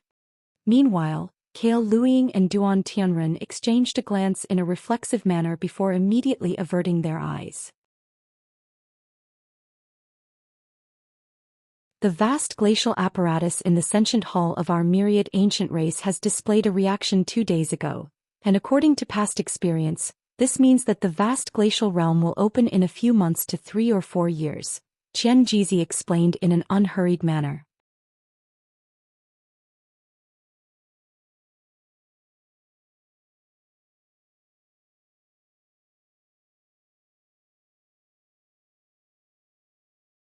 If I recall correctly, all of the candidates chosen to activate the vast glacial badges are selected through a rigorous selection process, and the badges are only activated on the cusp of the opening of the vast glacial realm. Why was a badge activated so early this time? The white-robed man's expression darkened upon hearing this. Please forgive me, Senior. The situation with this vast glacial badge is rather special, and it had already been activated by the time we obtained it. Here's what happened. Thus, Qianji gave a careful recount of what had happened with Han Li. I see. So that being isn't a heavenly cloud being. In fact, he isn't even from our continent, the white-robed man surmised with a surprised look on his face. Indeed. I have also agreed to let him use the super teleportation formation after returning from the vast glacial realm, But he has to supply the spirit stones required for that himself. Xianxia replied in a truthful manner. The white-robed man's expression returned to normal before he continued. That's not really an issue, but what's important is that you make sure there's nothing fishy about him. Rest assured, Senior Wang, we've made sure that there are no issues with this man.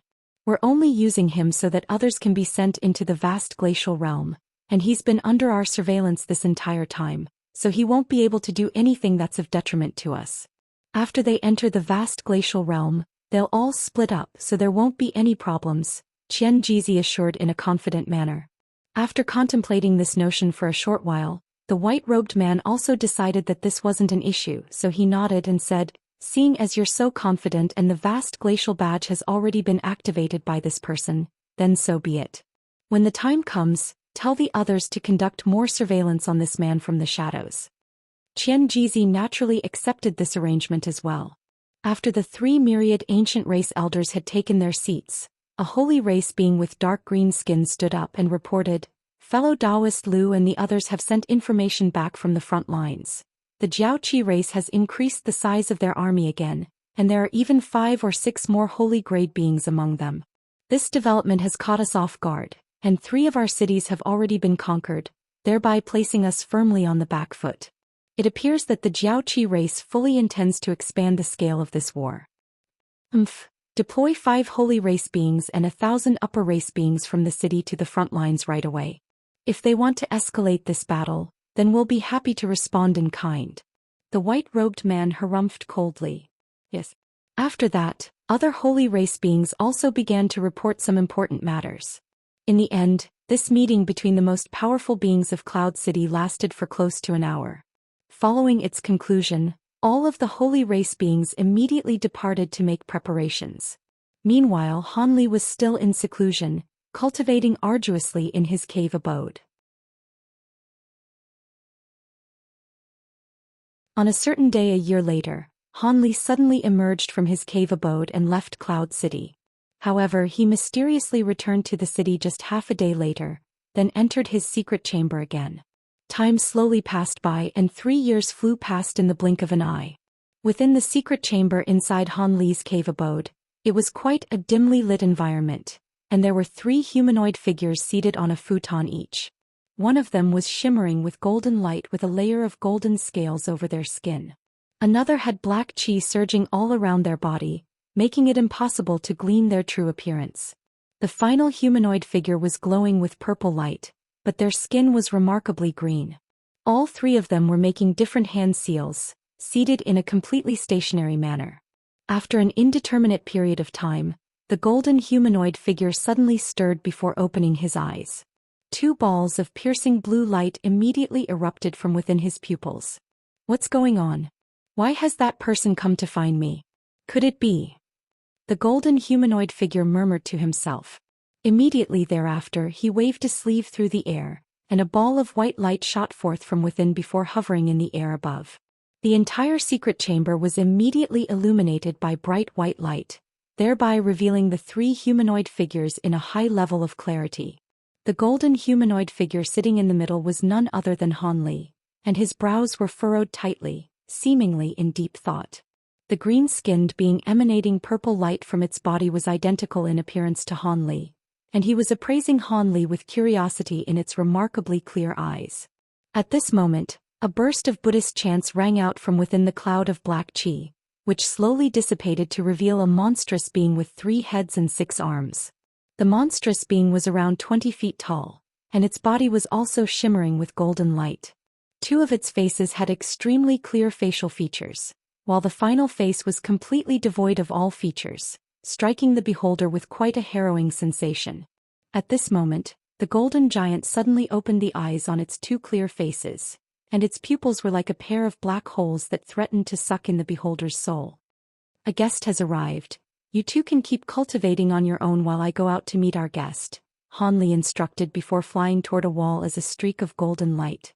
The streak of light disappeared into the wall in a flash, and moments later, azure light flashed from the stone door of the cave abode, which then slowly swung open as Han Li made his way out in a calm and collected manner. Han Li pays his respects to Senior Kai. May I ask why you've decided to pay a visit to my humble abode? Han Li greeted with a respectful bow. The guest standing outside was a slender and elegant woman. It was none other than Kai Luiying of the crystal race. Am I not welcome here, fellow Taoist Han? Kai Luiying asked with a smile. Of course you are, Senior Kai. It is a great honor for me that you've decided to visit. May I ask who this fellow Taoist is? Han Li chuckled before turning his attention to the woman standing behind Kai Luiying. She appeared to also be a woman with a gorgeous figure, but she wore a white hood on her head, and her facial features had been obscured by a ball of crystalline light. This is a new disciple of mine, Kai Luiying explained in an extremely concise manner. The woman also nodded in silence to affirm this. It would naturally be unwise for Han Li to ask any further questions, so he could only invite the two into his cave abode. Thus, not long after that, all three of them were seated in the hall of his cave abode. A humanoid puppet immediately arrived at Han Li's behest to offer some spirit fruits and a few cups of spirit tea. Kai Luiying was quite intrigued as she took a sip of her cup of spirit tea, upon which a hint of surprise flashed through her eyes. What potent spiritual qi! These tea leaves seem to have come from a tea tree that's over 1,000 years old. On top of that, the tea tree itself also seems to be of a rare breed. In that case, such spirit tea will be hard to find even in Cloud City, Kai Luiying praised after taking a few more sips. If you like this tea, I have some more of these tea leaves and I can give them all to you, Senior, Han Li said with a smile before sweeping a sleeve over the table, upon which a white box appeared out of thin air. In that case, don't mind if I do, fellow Taoist Han. I really am quite a fan of this tea, Kai Luiying chuckled.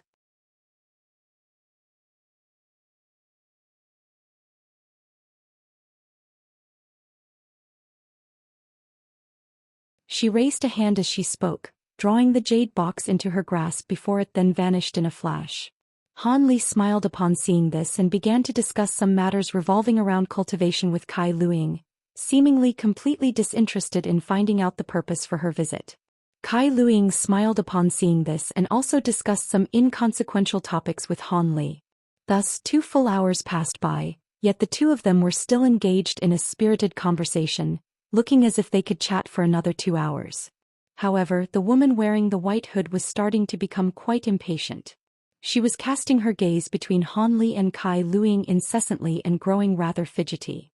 Kai Luiying's brows furrowed slightly upon seeing this, but a smile then quickly reappeared on her face as she said, "Fellow Taoist Han, it's only been a few years since I last saw you, but you've become a lot more patient since then.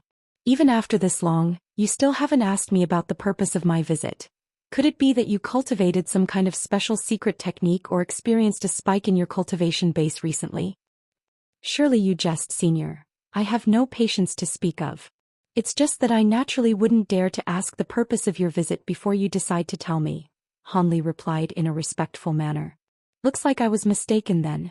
However, I trust you've already guessed the reason why I've come here today," Kai Luiying said with a nonchalant smile.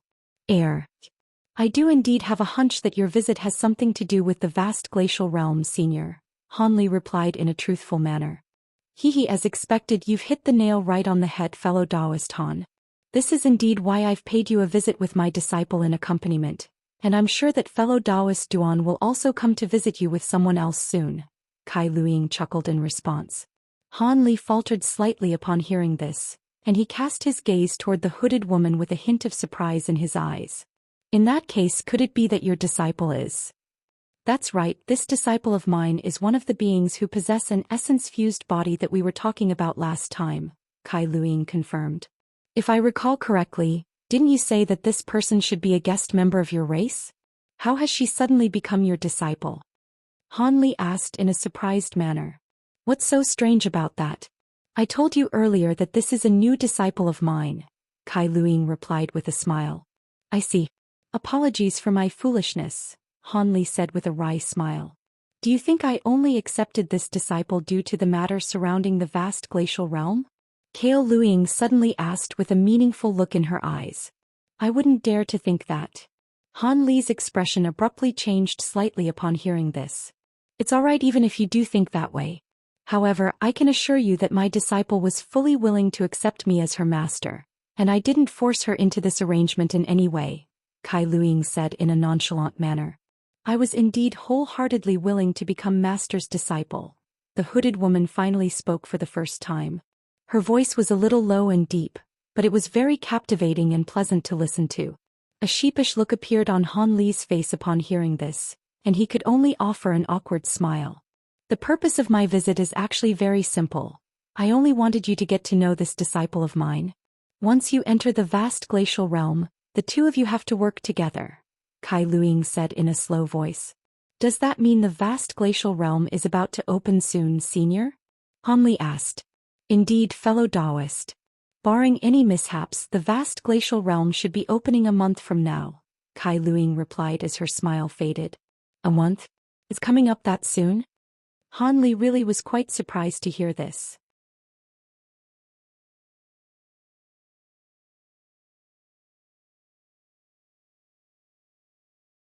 Thank you for disclosing this valuable information, Senior, Han Li replied in a respectful manner.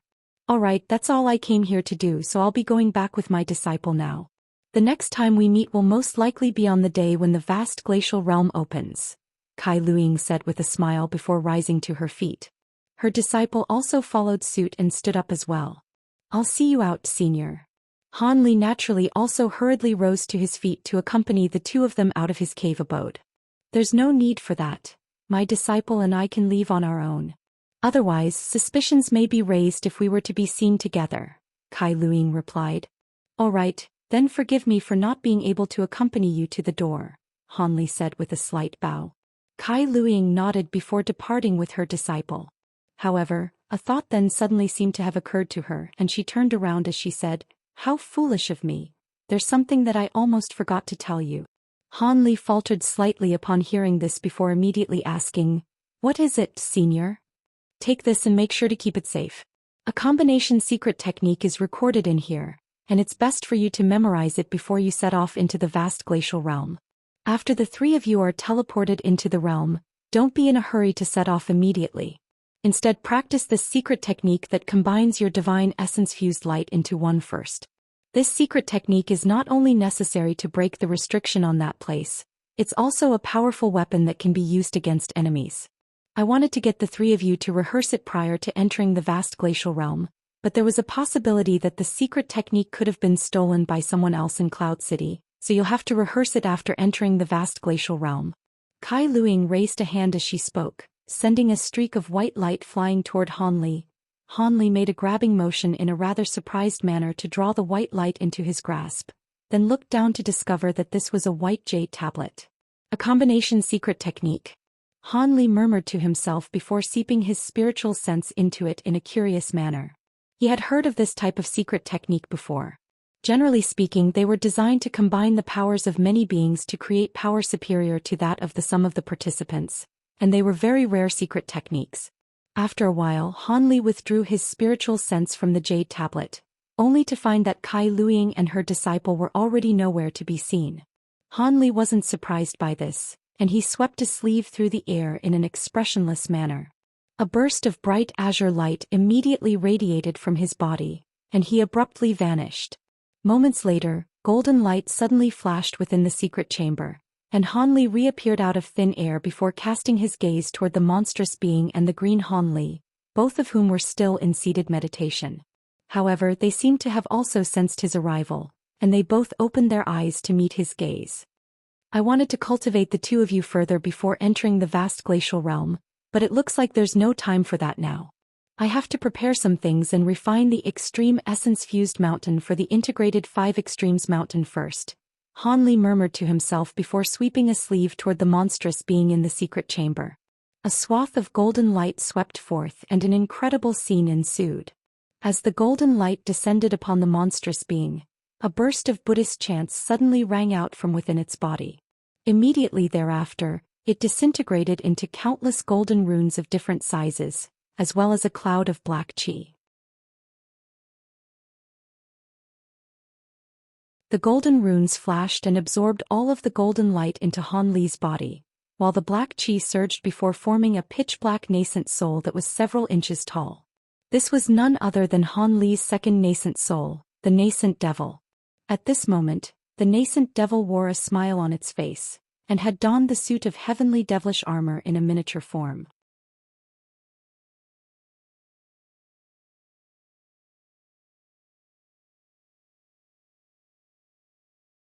Han Li smiled as he appraised the nascent devil before waving a hand toward it.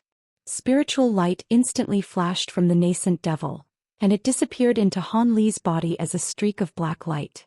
It turned out that after using the precious materials gathered to manifest a substantial form for his golden projection, Han Li unintentionally discovered that his nascent devil could easily possess the golden body, and use the devilish qi within it to continue cultivating its profound devilish qi. At the same time, the second nascent soul could expel its nascent flames to refine this body, which was greatly beneficial to the manifestation of this golden body. In that case, Han Li was naturally more than happy to let it possess the projection. After all, his second nascent soul was virtually an independent being on its own, so he didn't have to expend any effort into guiding its cultivation or helping it control the golden body. It was just a pity that this nascent devil possessed quite a lowly cultivation base. If it could cultivate to somewhere around Han Li's current cultivation base, then possess the golden body, it would essentially be similar to an avatar for Han Li, which would naturally immensely enhance his combat prowess. For a normal being, it was of course extremely difficult to cultivate from the nascent soul stage all the way up to the spatial tempering stage. However, Han Li had already been through all that, so he could pass on all types of cultivation experiences to his second nascent soul. Furthermore, he had a virtually limitless supply of precious pills to feed the second nascent soul, so its cultivation was definitely progressing even faster than he was. Cultivation bottlenecks weren't exactly non-existent to nascent devils, but there was no doubt that it would be far easier for them to break through their bottlenecks than it was for normal cultivators. After all, the insights and enlightenment attained by a cultivator right before their breakthroughs were very useful resources. This was also why beings would begin to cultivate avatars or second souls after they'd reached a point in their cultivation where they felt that it was quite difficult to progress any further. However, both refining avatars and second souls required the expenditure of vast amounts of effort and resources, and it was quite often the case that one would only achieve this objective after most of their remaining lifespan had been used up. This was why most cultivators would only cultivate 1 or 2 avatars, despite knowing the immense benefits that avatars could bring to them, and also why most avatars possessed inferior cultivation bases compared to the cultivators themselves. After all, they didn't have the mysterious small vial that Han Li possessed, which allowed him to infinitely nurture all of the spirit medicines he required at a vastly accelerated rate. After embroiling itself in the devilish qi within the golden body and taking many precious pills, the second nascent soul had already reached the pinnacle of the mid-nascent soul stage, and a breakthrough to the late nascent soul stage appeared to be imminent. However, seeing as the vast glacial realm was about to open, he decided to put a hold on the cultivation of his nascent devil. He was going to get the second nascent soul to make its breakthrough in the vast glacial realm. The immense abundance of spiritual qi in that realm would be far more effective against a mere nascent soul stage bottleneck than any precious pills or medicines. With that in mind, Han Li cast his gaze toward the other Han Li, and a peculiar light suddenly flashed through his eyes. Who would have thought that the body of the immortal Zhou Xian is an ideal material for refining an avatar? On top of that, the liquid in the mysterious small vial can be directly absorbed by this immortal Zhou Xian as pure spiritual power, thereby enhancing its magic power at a rapid rate. In just a few years, its magic power has reached the mid-spatial tempering stage, and bottlenecks simply don't apply to it. That's absolutely incredible. But then again, that does kind of make sense. A spirit medicine that has attained intelligence and a humanoid form like this immortal Zhou Xian had to have been in existence for countless years. During this process, it could only enhance its magic power slowly through constant accumulation. If it had to contend with bottlenecks as well, that would simply be far too unfair for it.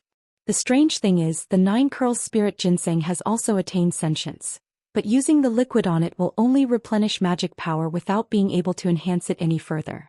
Could it be that only spirit beings like immortal Zhou Xian can absorb this spirit liquid? Or could it be that a spirit medicine can only attain this ability after they've actually manifested an alternate form with its true body rather than just its soul? Han Li murmured to himself with furrowed brows before shaking his head. Who cares what the reason behind this is? The fact of the matter is that a brilliant opportunity has been placed right before me.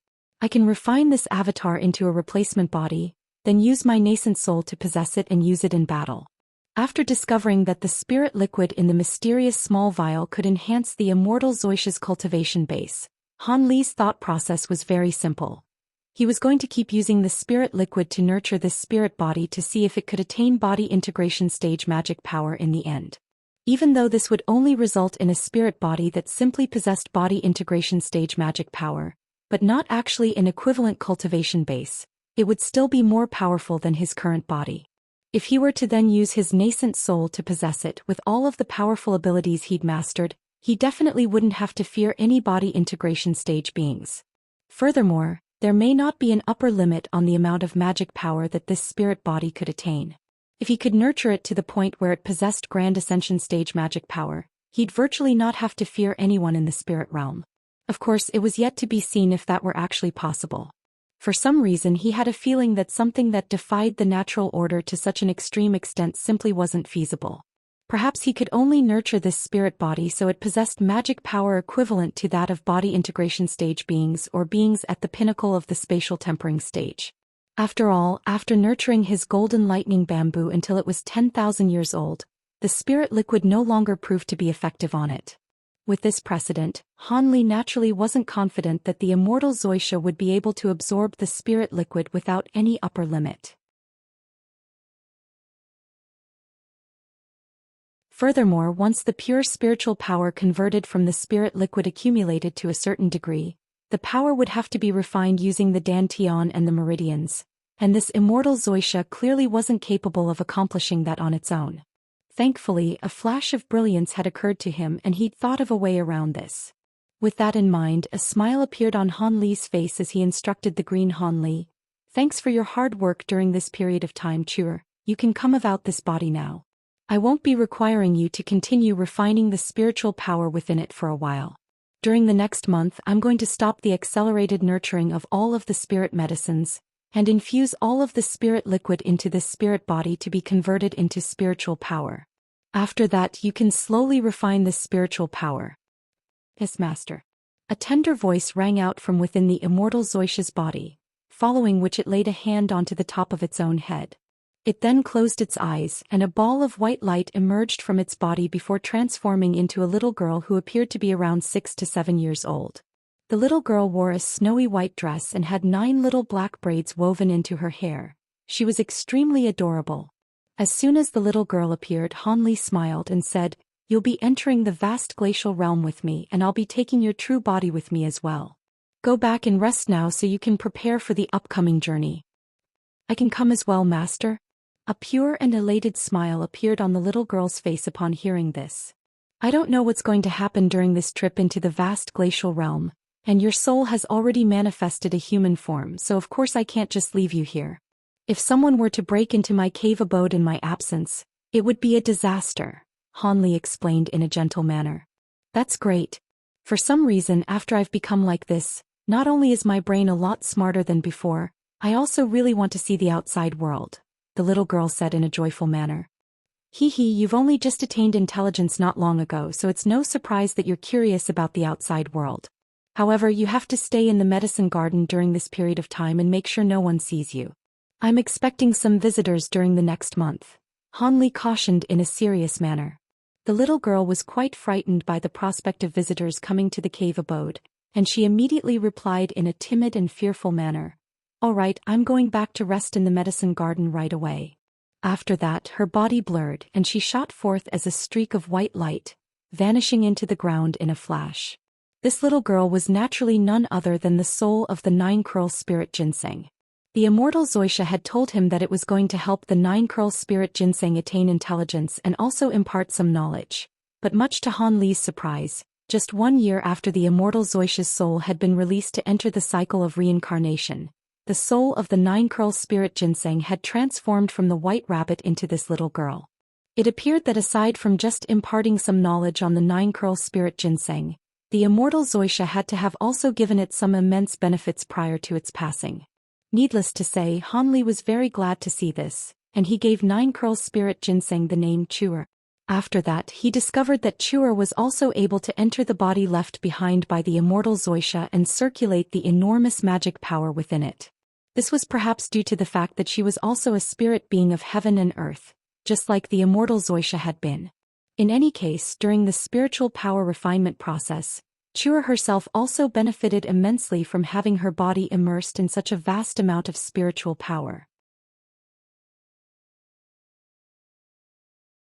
As such, he assigned her the duty of refining the spiritual power inside the immortal Zhou Xian's body. This decision had proven to be quite a wise one during the past 2 years, and Han Li was very pleased that this arrangement had worked so splendidly. After the little girl's departure, Han Li made a grabbing motion toward the immortal Zhou Xian's body from afar, and a burst of gray light immediately swept forth to envelop the spirit body. The body then quickly shrank to several inches in size amid flashes of purple light. The gray light carried it toward Han Li, and in the end the spirit body disappeared up his sleeve. Having done all that, Han Li swept his gaze around his empty secret chamber before immediately turning around, then striding out the door. During the next month, Han Li frequently appeared in various large shops in Cloud City, purchasing some materials and rather uncommon treasures. As expected, Duan Tianren and Qian Jizi also came to visit him during this time, and all of them departed with pleased expressions on their faces after conversing with Han Li for around half a day each. A period of a month naturally wasn't very long, and it flew by in the blink of an eye. On this day, Han Li was meditating in the hall of his cave abode when a streak of red light suddenly flew in from outside before revolving around him. He raised an eyebrow before raising a hand to draw the red light into his grasp, then injecting his spiritual sense into it to inspect its contents. "It's finally begun," Han Li murmured to himself before abruptly rising to his feet and making his way out of the cave abode. 1. The Chu, in Chuer, is the same character as the curl part of the 9-curl spirit ginseng.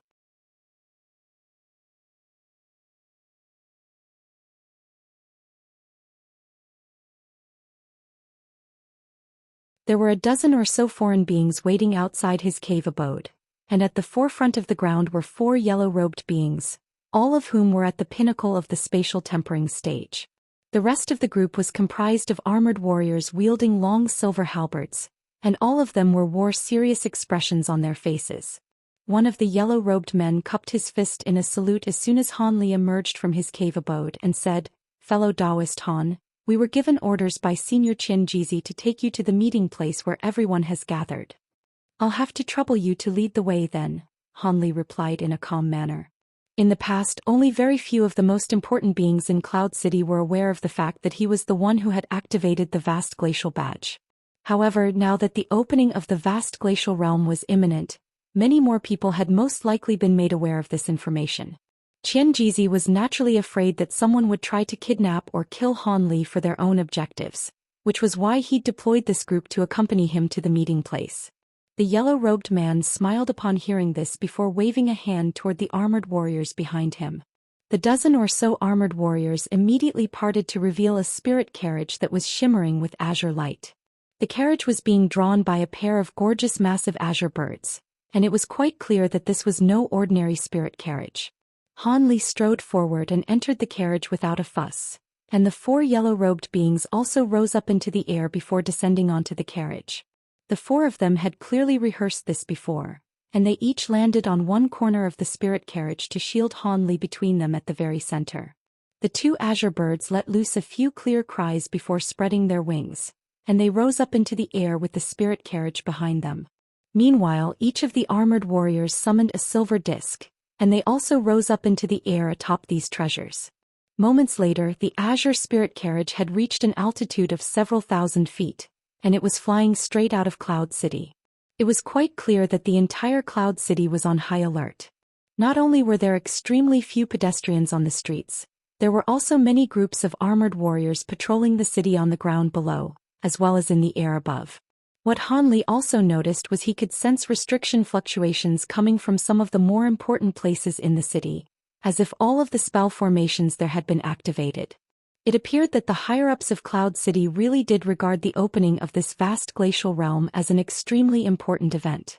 The spirit carriage flew along without encountering any mishaps, taking Han Li directly to the inn where he'd first activated the vast glacial badge.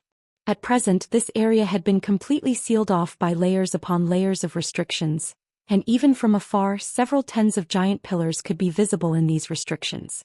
These pillars were around 1,000 feet tall each, and they encircled the entire area in a radius of close to 10 kilometers around the inn.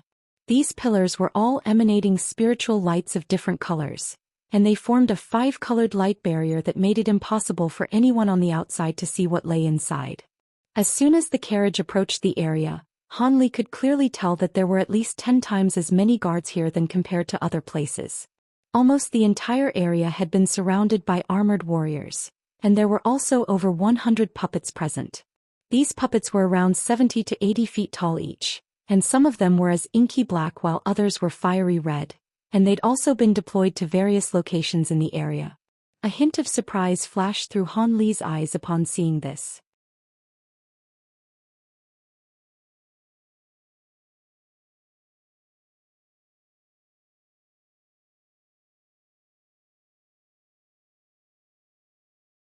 There were countless fist-sized crystals embedded all over the surfaces of these formations, and a series of complex and profound patterns had been carved around the formations.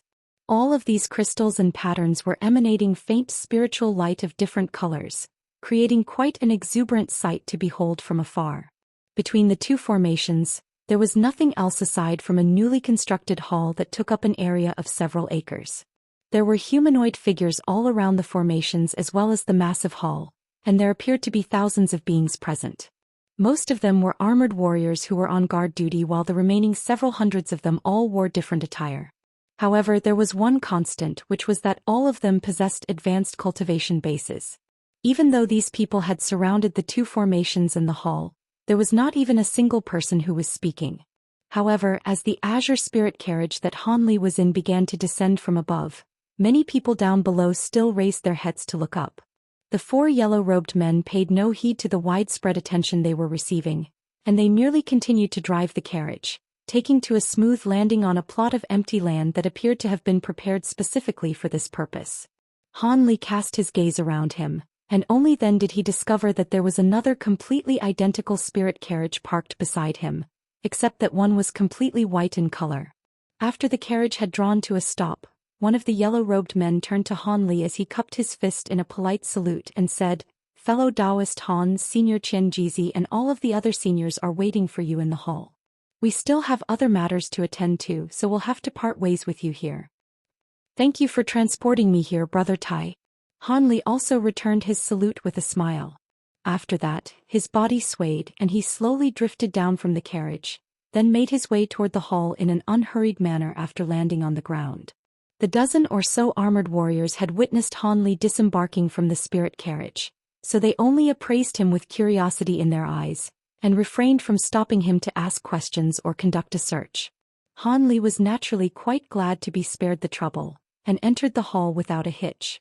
After passing through a corridor that was lined with armored warriors on both sides, he arrived in a spacious hall, within which were around 40 to 50 people, some of whom were standing while others were seated. At the center of the hall was a chair, upon which sat a white-robed man who appeared to be in his 20s. It was none other than the man with the Weng surname. Qian Jizi, Duan Tianren, Kai Luing, and 7 or 8 other holy race beings were also seated in various parts of the hall. Behind them were groups of beings from various different races, all of whom were at the pinnacle of the spatial tempering stage. As Han Li was walking into the hall, Qian Jizi was in the process of saying something to the white-robed man with a smile on his face, while everyone else was listening in silence. However, everyone's attention was then immediately drawn to Han Li following his arrival. Han Li's heart jolted slightly at the sight of the white-robed man, but his expression remained calm as he extended a deep bow and said, "I pay my respects to all of the seniors present. I'm glad to see you're here as well, fellow Taoist Han. The vast glacial realm will be opening in a few hours, and I'll introduce you to your companions later," Qian Jizi said with a smile. "Yes, senior." Han Li naturally wasn't going to state any objections here. The white-robed man glanced at Han Li, and he seemed to have noticed something as a hint of surprise had flashed through his eyes.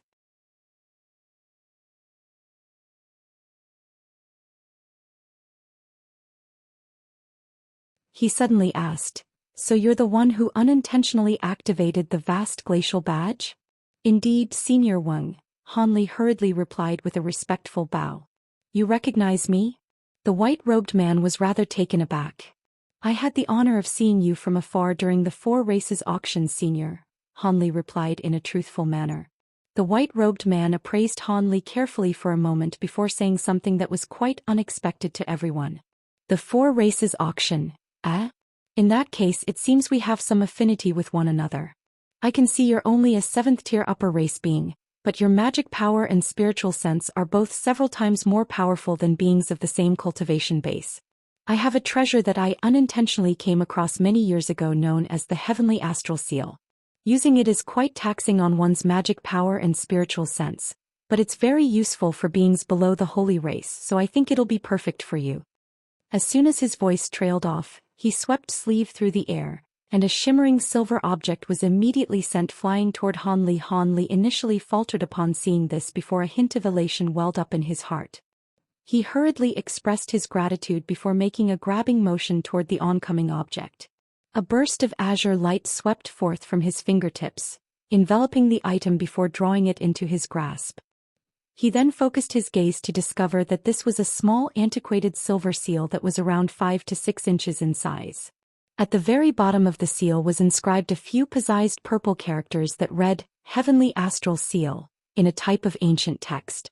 This was an extremely rare text from ancient times, but thankfully, it was one that Han Li recognized from his extensive studies.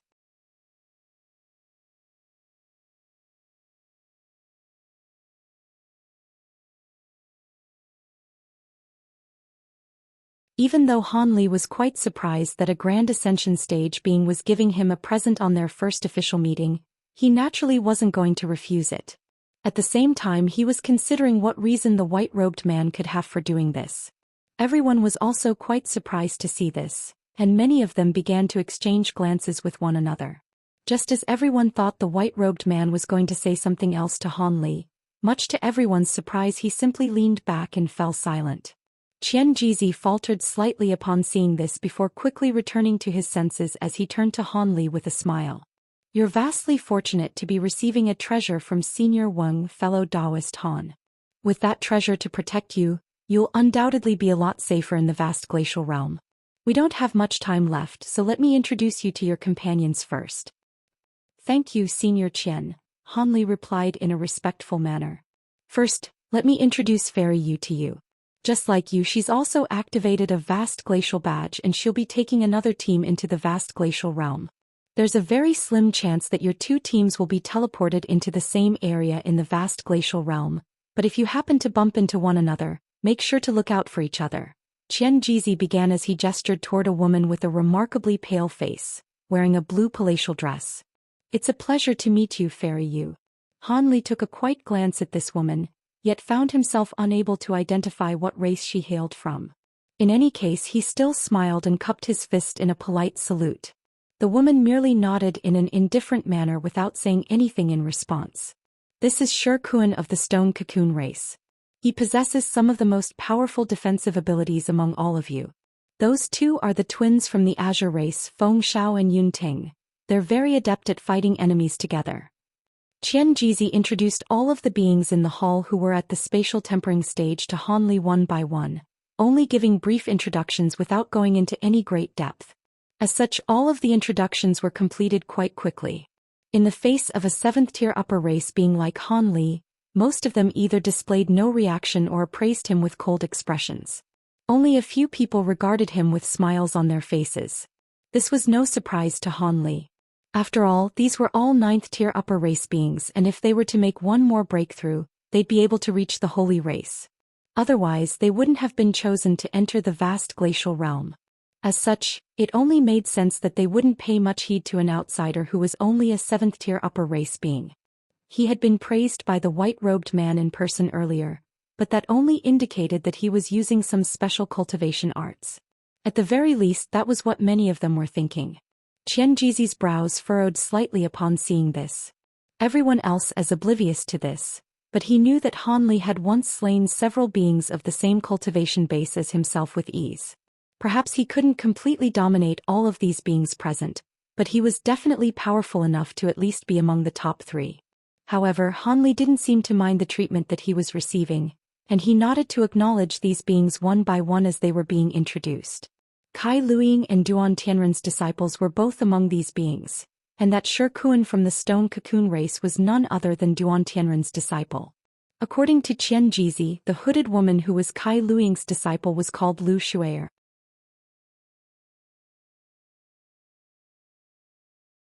In the past, each vast glacial badge could only take 13 beings into the vast glacial realm, but after making some improvements to the teleportation formations with the assistance of some formation masters from the crystal race, each badge can now facilitate the teleportation of 15 people. Hence, all 30 of you will be entering the vast glacial realm.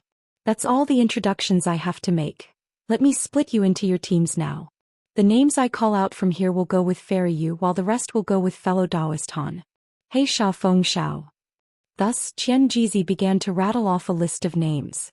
Not long after that, everyone had been split up into 2 groups, one of which stood behind Han Li, while the other stood behind the woman in the blue dress.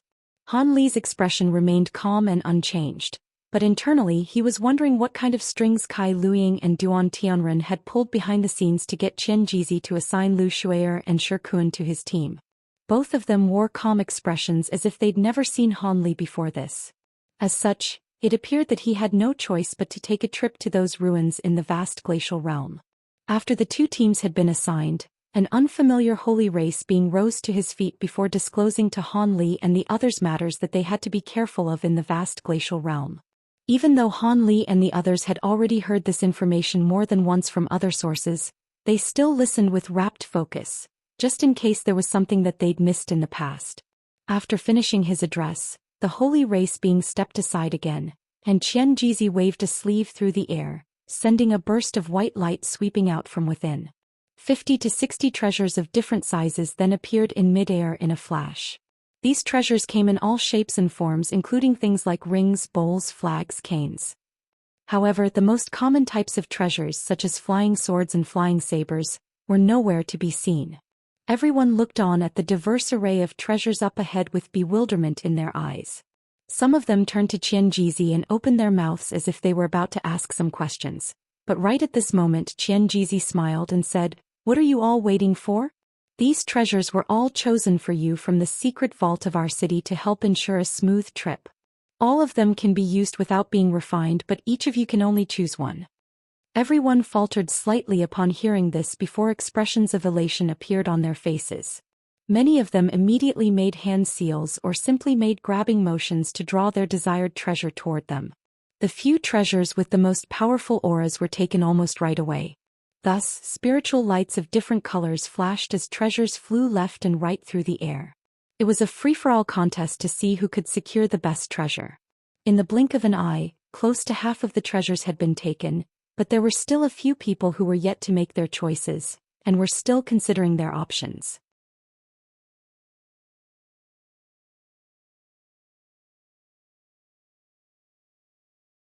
Treasures with prominent auras were most definitely quite powerful, but that didn't mean that the treasures with weaker auras were necessarily inferior. At times, picking a treasure that had great synergy with one's cultivation arts was a far superior option to simply trying to choose the most powerful treasure. Han Li was also one of the beings who hadn't chosen a treasure yet. However, he didn't wait for too long either. Blue light quickly flashed through his eyes, and he abruptly made a grabbing motion. Azure light flashed from one of the treasures hovering in midair, following which a large azure hand appeared, grabbing onto the treasure before drawing it back toward Han Li. Spiritual light then flashed from his hand as a jade fan that was shimmering with blue light appeared in his grasp. The image of a scenic mountain peak had been inscribed on the surface of the fan, and a burst of glacial power was emanating from it. This was an ice attribute treasure. Han Li nodded with a pleased smile, but he then suddenly seemed to have sensed something, and he raised his head in a calm manner, just in time to see the woman in the blue palatial dress also casting her gaze toward him, focusing her attention on the blue jade fan in his hand.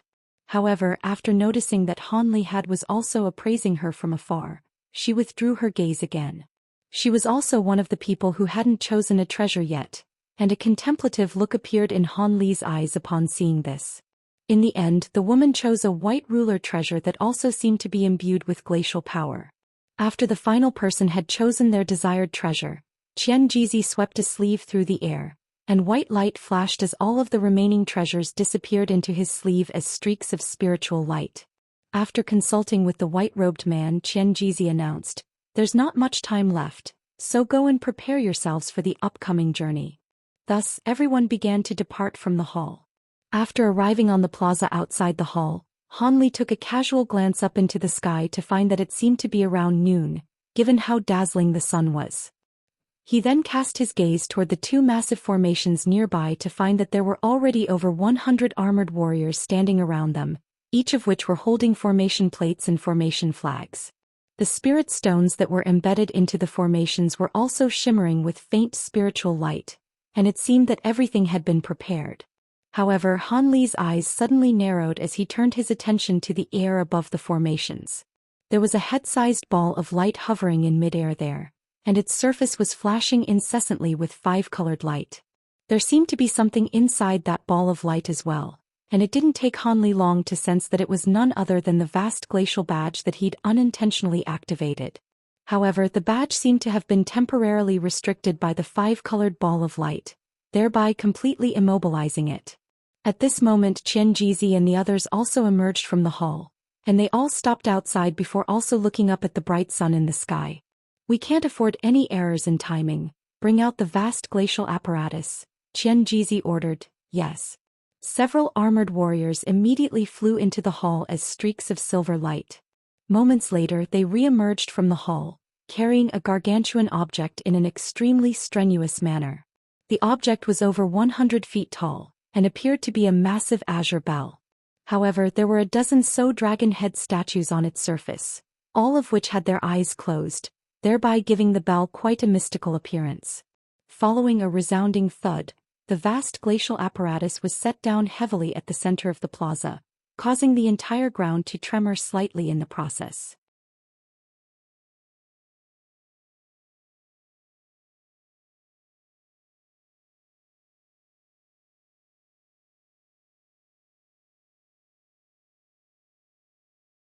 All of the other cultivators who were going to enter the vast glacial realm were either inspecting the giant formations or appraising the vast glacial apparatus with solemn expressions on their faces. The vast glacial realm was a land of opportunities, especially to those who were at cultivation bottlenecks, but it was also fraught with peril, and many beings had perished in there.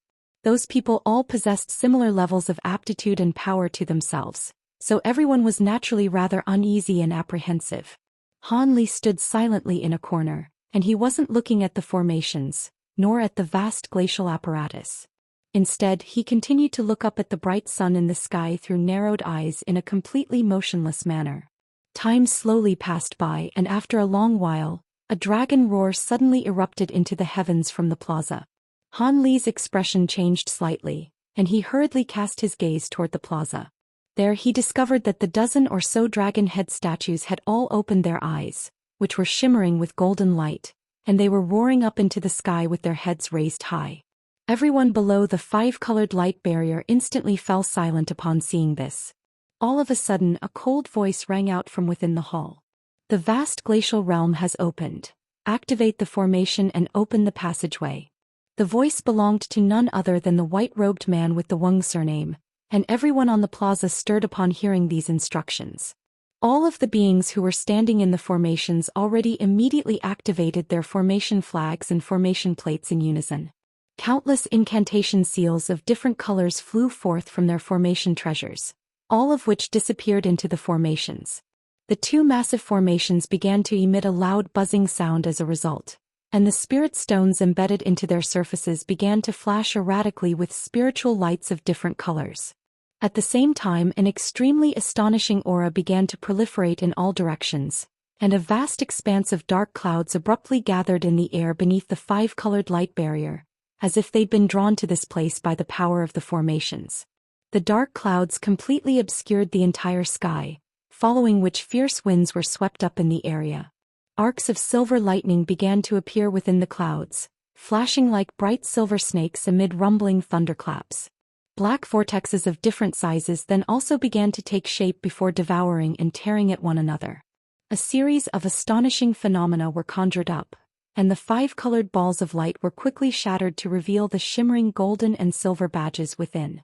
Fellow Taoist Han, Fairy you too may enter the formations with your respective teams and activate the vast glacial badges, Xianxia yelled without any hesitation upon seeing this. Han Li and the woman in the blue dress naturally immediately did as they were told, striding toward the formation that their respective vast glacial badges were situated in. All of their team members also followed suit, while the beings inside the formations who were holding various types of formation treasures backed out of the formations instead. Even so, the formation treasures in their hands were still blasting incantation seals into the formations in a frenzy without displaying any signs of stopping. As soon as Han Li made his way into the formation, his heart jolted, and he could sense that his connection with the vast glacial badge had been strengthened by several fold. The shimmering vast glacial badge also began to emit a low buzzing sound, as if it were expressing its elation toward Han Li's arrival. Qianjizi had naturally already told him how to activate the badge in advance. As such, Han Li strode toward the center of the formation, then flicked his 10 fingers through the air in rapid succession, sending one incantation seal after another disappearing into the vast glacial badge that was hovering in midair. Immediately thereafter, countless golden and silver runes emerged from the vast glacial badge, and these runes revolved around the badge before forming a light formation that had a diameter of around 10 feet. The vast glacial badge was situated at the very center of the formation, and Han Li took a deep breath before pointing a finger up at the badge in a solemn manner. An azure pillar of light immediately shot forth from his fingertip to strike the badge, causing it to emit a loud cry while the entire light formation began to tremor. Brilliant golden and silver light radiated in all directions, and the light formation slowly revolved before also blasting forth a pillar of golden and silver light that was around as thick as a water tank. The pillar of light rose up into the sky, disappearing into a certain black vortex up above in a flash, but it showed no signs of stopping there. A loud rumbling noise rang out in the air above, and the vortex that the pillar of light had vanished into suddenly began to tumble and churn violently, as if it were being stirred up by some kind of immense force. All of the other vortexes around it were instantly swept up and torn apart while the main vortex swelled drastically in size. After just the span of a few breaths, all of the vortexes in the sky had disappeared aside from 2 massive ones that were around 500 meters in diameter each, both of which were emanating dense black chi. At this moment, the badges at the centers of the light formations suddenly vanished amid a flash of golden and silver lightning, then abruptly reappeared at the centers of the vortexes directly above them. An earth-shattering boom rang out as golden and silver lightning exploded violently, and it was as if 2 golden and silver suns had emerged. The 2 scintillating suns then traveled deep into the vortexes, and in the next instant, devastating bursts of spatial fluctuations suddenly erupted from within the vortexes. Both of the vortexes then abruptly disappeared along with the black chi around them, and a pair of golden and silver spatial rifts appeared in their wake. The rifts were only around 70 to 80 feet each, and they hung in midair in a completely stationary manner, as if they were motionless snapshots in time. At this moment, Han Li suddenly sensed that the spiritual sense within his body was flowing into the rift above him at a rapid rate, and expression changed drastically as he yelled, "What are you all waiting for? I won't be able to keep this up for very long." The beings who were standing around the formation immediately tossed their formation treasures into the air upon hearing this. Immediately thereafter, they began to make hand seals and chanted in unison. The formation treasures hovering before them all transformed into balls of light at their behest, all of which disappeared into the formations.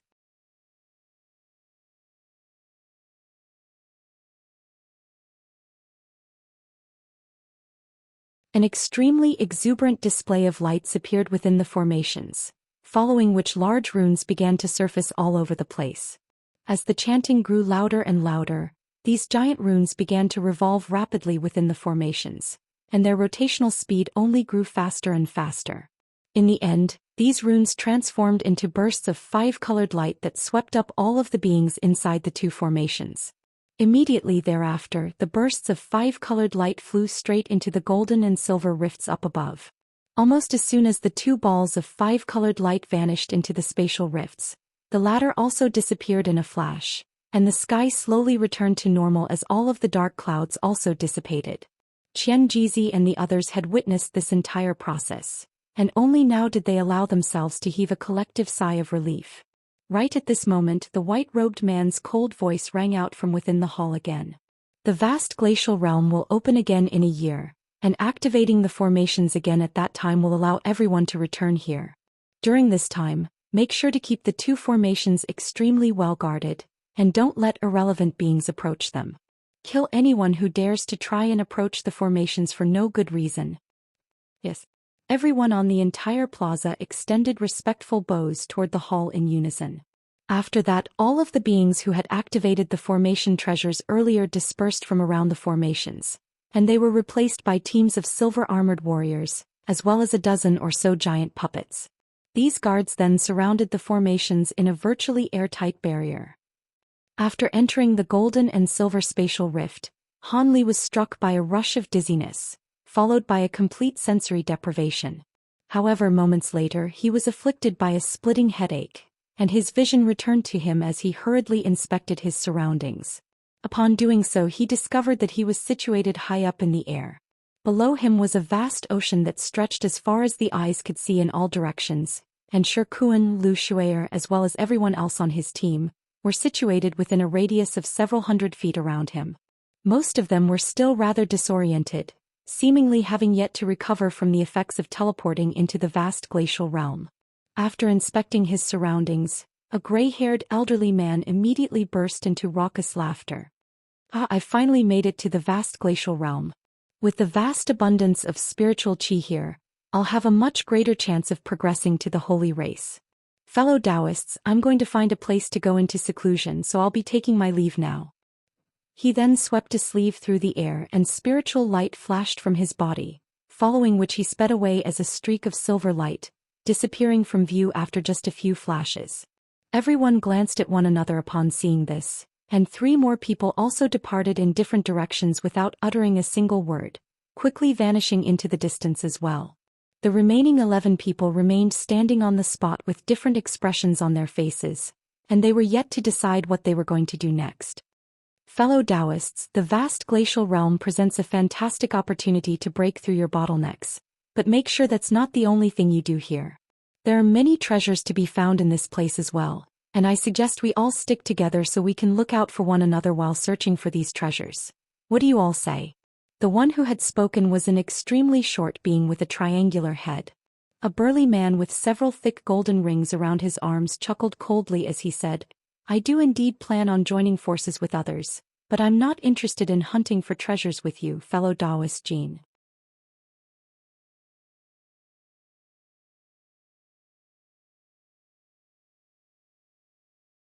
You've forged a reputation for yourself among our heavenly cloud races for your shamelessness and deceitful nature.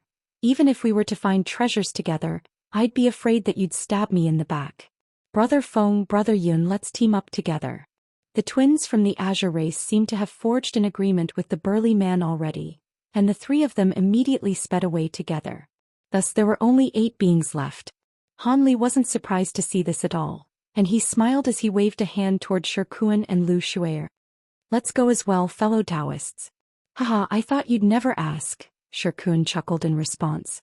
Lu Shuier merely nodded in a silent reply. Thus Han Li's trio also departed toward a certain direction as the remaining beings looked on with hints of bewilderment in their eyes. As for whether the rest of those beings teamed up or went off on their own, that was naturally none of Han Li's concern. The 3 of them all flew quite quickly, and it only took them a short while to cover several hundreds of kilometers. At this moment Lu Shuier suddenly said, Fellow Taoist Han, my master suggested that we should find an obscure place to practice our divine essence-fused light combination secret technique first before we do anything else. After mastering the secret technique, we'd be much better equipped to protect ourselves in this perilous realm.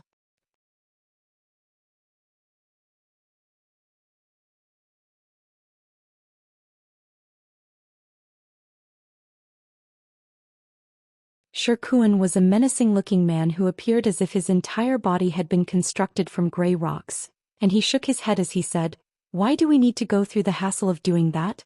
With our combined powers, as long as we don't encounter some of the most powerful beings in this realm, we'll be more than able to look after ourselves.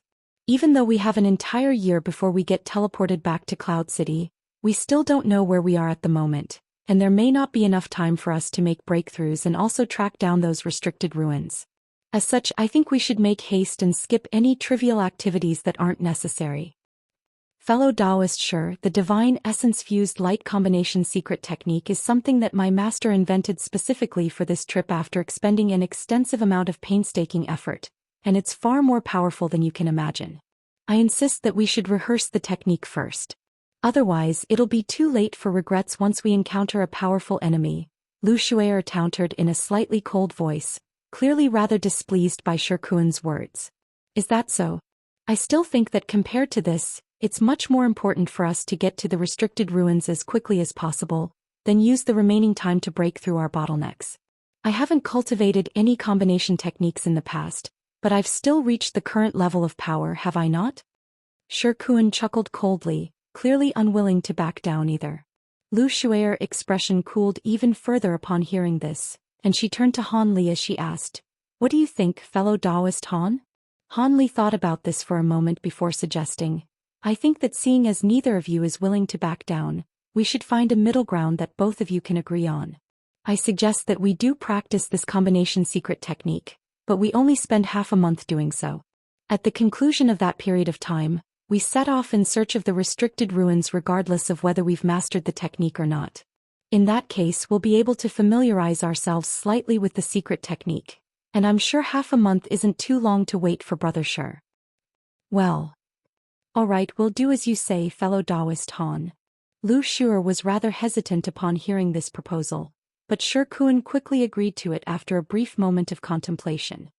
"Seeing as both of you support this course of action, I have no choice but to agree as well," Lu Shuer replied with a reluctant nod.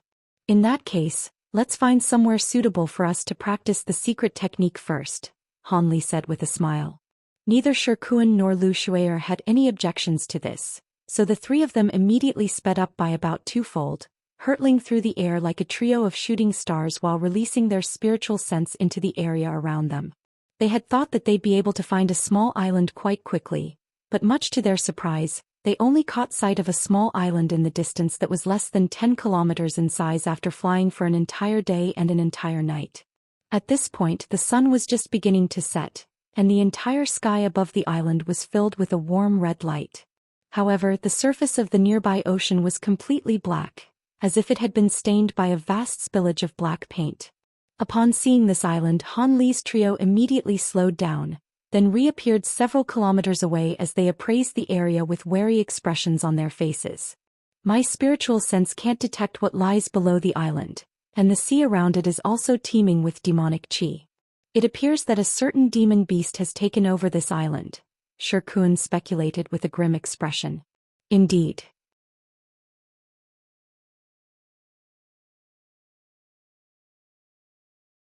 There's only one sea beast under the island, but it's not a very powerful one. Its cultivation base seems to be comparable to my own," Han Li said in a slow voice as blue light flashed through his eyes. "You can sense what lies beneath this island?" Lu Shuer was rather surprised to hear this. She was in a similar situation to Shirkuan in that as soon as her spiritual sense approached the island, it would become quite blurry and indistinct. It appeared that the sea in the nearby area possessed certain properties that hampered one's spiritual sense. "I was lucky to have mastered some special secret techniques in the past, and possess an alternative sensory ability aside from my spiritual sense," Han Li replied in a calm manner. "That's fantastic. With that ability of yours, we'll be able to avoid a lot of danger, Brother Han." Shirkuan was quite elated to hear this. Han Li merely offered a smile in response. Lu Shuer's eyes also lit up and she said, "Indeed, our trip will be made a lot safer by this ability of yours, fellow Taoist Han. Seeing as this island has been taken over by a sea beast, let's go and find another place to settle. It's not worth wasting magic power fighting for an island like this." On this occasion, Shirkuan agreed with Lu Shuer's suggestion, and he immediately nodded to express his approval. However, Han Li shook his head after a brief moment of contemplation. Even if we find some other place, the situation won't be any better. What do you mean by that, Brother Han? Shikuan was rather taken aback to hear this. Lu Shui'er also turned to him with a hint of befuddlement in her eyes. As opposed to answering the question, Han Li replied with a question of his own. What did you two think about the speed that we traveled at to get here? It was all right. We didn't travel at full speed, but for me that was around 60% to 70% of my full speed, Shikuan replied. That's exactly the point. We've traveled for an entire day and an entire night at this speed, so we must have covered millions of kilometers already. On top of that, we've been using our spiritual sense to scour through the surrounding area this entire time. So don't you find it strange that we've only come across this one island after all this time? Han Li sighed. What are you trying to say, fellow Taoist Han? I'm not the sharpest when it comes to things like this, and I hate it when people speaking a roundabout manner.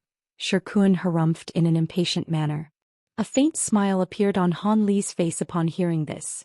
He certainly wasn't going to believe that Shikuan was as ignorant as he was making himself seem. Are you trying to say that something's a little off about the sea here, and that even if we were to find other islands, they would have most likely been taken over by other sea beasts already? Lu Shui'er asked. That's exactly what I mean. This island has already been taken over by a sea beast, but it's not very powerful at all, and we'll be able to take care of it easily.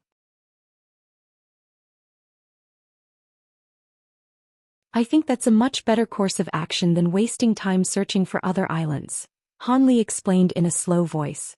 That makes sense. All right, we'll do as you say, Brother Han. In any case, the three of us will definitely be able to take care of this sea beast without any problems, Shikuan said as a ferocious look flashed through his eyes.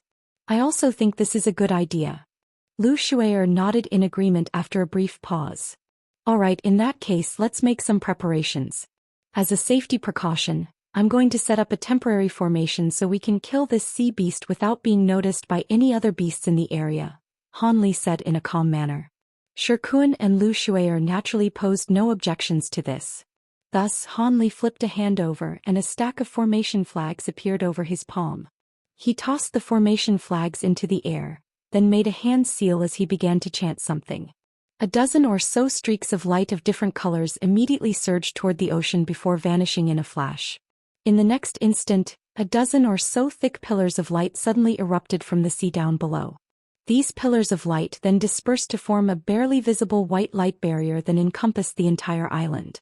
I'll also lend you my assistance, Lu Shui'er suddenly said as she raised a hand into the air, sending a yellow disk hurtling forth before instantly flying into the air over 1,000 feet above the white light barrier. She then pointed a finger up above, and the yellow disk rotated on the spot before also emitting a yellow light barrier that encompassed Han Li's white light barrier within it. With these restrictions set up, I'm sure we won't attract any attention even if we battle all out in there, Lu Shui'er said in a calm voice. In that case I'll be able to fight to my heart's content. Shikuan chortled with glee as yellow light flashed from his body, and he immediately donned a suit of yellow armor. Immediately thereafter Shikuan flew through the two restriction barriers, hurtling directly toward the island. From afar he looked like a yellow shooting star plummeting from the sky. The streak of yellow light crashed down into a forest at the very center of the island with a resounding boom, and yellow shockwaves that were visible to the naked eye proliferated in all directions. All of the trees, rocks and mountains that stood in the path of these yellow shockwaves were all instantly pulverized into powder. In the blink of an eye, the entire island had been razed to the ground. At the center of the island, Shikuan stood proudly in a massive crater that was several feet deep, and he was in the process of slowly withdrawing his fist from the ground. He had essentially destroyed everything on the island with just a single punch. Lu Shui'er shuddered slightly at the sight of Shikuan's terrifying destructive power, and Han Li's eyes also narrowed slightly. It appeared that Shikuan's confidence and his unwillingness to cultivate the combination secret technique certainly wasn't unwarranted. I'd always known that stone cocoon beings were renowned for possessing powerful bodies, but it appears that fellow Taoists sure must have also used quite a powerful cultivation art. Otherwise, there's no way that an upper race being could be capable of unleashing such devastating might, Lu Shui'er murmured to herself, but also seemingly to Han Li as well. Han Li's expression remained unchanged, as if he hadn't even heard what had just been said. Shikuan seemed to be quite pleased with his own handiwork, and he raised his head as if he were about to say something to Han Li and Lu Shuer. However, right at this moment, the entire island tremored violently, and the black seawater around it also began to churn as if it were being boiled.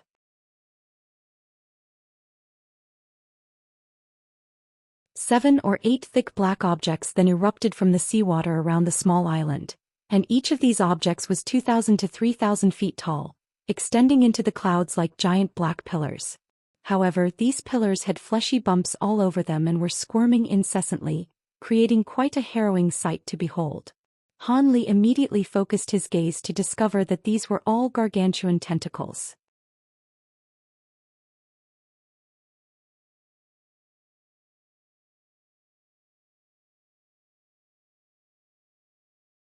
Not only were these tentacles covered in dark green patterns, they were also riddled with massive suction cups the size of wagon wheels, creating a truly disturbing sight. As soon as these tentacles emerged, Shi Kuan stomped a foot into the ground, and his body shot forth like an arrow, taking him to the nearest tentacle in a flash before he swiped an arm through the air. A streak of yellow light hurtled forth like a giant blade that was over 100 feet long, slicing through one of the massive tentacles with ease. A massive fountain of green blood immediately spurted into the air, and rank green blood began to rain down from the sky. Shi Kuan let loose a burst of raucous laughter upon seeing this, and his body swayed as he prepared to fly toward another tentacle. However, a thunderous roar suddenly erupted from below the island, causing the entire sky in the nearby area to tremor audibly. Shi Kuan faltered in midair as his expression changed slightly, and right at this moment, the sea beast's severed tentacle suddenly whipped violently through the air. The bleeding from the wound immediately ceased, and bursts of putrid green mist were blasted forth from within. Shi Kuan was clearly an extremely experienced warrior, and he immediately retreated upon seeing this, flying back to over 300 feet away to distance himself from this green mist. However, as opposed to attacking Shi Kuan, the green mist in the air suddenly manifested into a complete tentacle that was identical to one he had just severed. Shi Kuan's expression darkened upon seeing this, and he immediately swiped his arm through the air again to unleash another devastating streak of yellow light. However, on this occasion, all of the suction cups on the newly formed tentacle immediately compressed before expanding to expel bursts of black light. The yellow streak of light struck the black light with a loud clang, followed by the sharp screeching sound of metal grating on metal. The yellow streak of light was able to slice through part of the black light, but it finally fizzled out into nothingness just before it could reach the sea beast's tentacle. At this moment, the roar erupting from below the island became even louder, and the tentacle came crashing down toward Shi Kuan with mountainous force.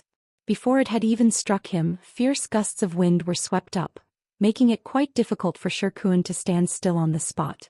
A ferocious look appeared on his face, and he let loose a loud roar as he launched a fist into the air. Han Li and Lu Shuer were both spectating the battle intently from above, and they noticed that in the instant Shi Kuan unleashed that punch, his fist swelled up like a balloon to 5 to 6 times its original size. Furthermore, several yellow runes emerged from the giant fist before exploding in unison, and a yellow halo swept forth, forming shockwave-like ripples of light. As soon as the giant tentacle came into contact with the yellow light, its skin was twisted and warped as if it had been stirred up by some kind of immense force. Immediately thereafter, the tentacle began to essentially disintegrate as it fell from above as chunks of skin and flesh, along with gushing green blood. This punch seemed to be even more powerful than the one Shi Kuan had unleashed to flatten the entire small island. Even Han Li's eyelids twitched involuntarily upon seeing this. However, the sea beast below the island had clearly been completely enraged by this attack, and it let loose a violent roar as its remaining few tentacles whipped through the air in unison, forming countless black shadows that crashed directly toward Shi Kuan. These tentacles were so massive that they were sweeping up a hurricane that encompassed the entire island. Black shadows and gale-force winds intertwined, completely inundating Shi Kuan in the process.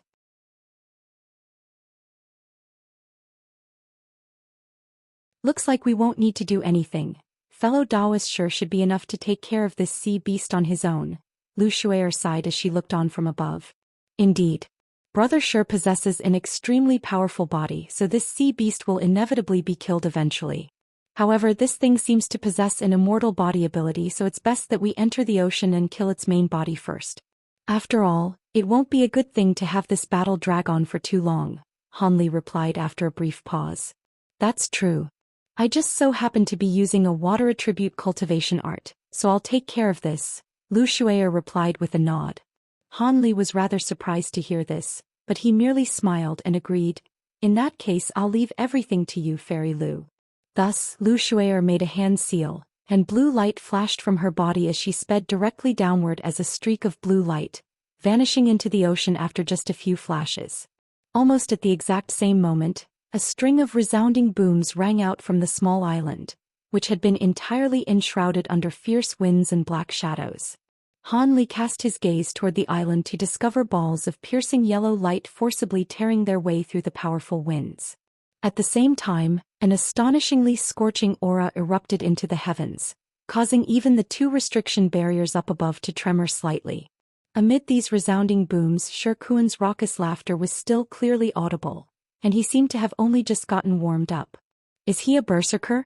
I'd only ever heard of such beings in the past, but I appear to be witnessing one in action right now, Han Li murmured to himself with a wry smile on his face while sweeping a sleeve through the air. A burst of azure light swept forth, disappearing into the white light barrier in a flash, and the restriction barrier fell completely still again. Thus, Shirkuan continued in his rampage on the small island, constantly pulverizing the tentacles around him, while the tentacles of the sea beast quickly regenerated amid a burst of green mist. Thus, the two of them came to an impasse of sorts. However, moments later, the beastly roars erupting from below the island suddenly took an anguished turn, and the seawater down below began to churn violently. A massive wave that was over 1,000 feet tall was swept up without any premonition before hurtling toward the small island with devastating might. If such an astonishingly powerful wave really were to strike the island, there was a good chance that it would sink.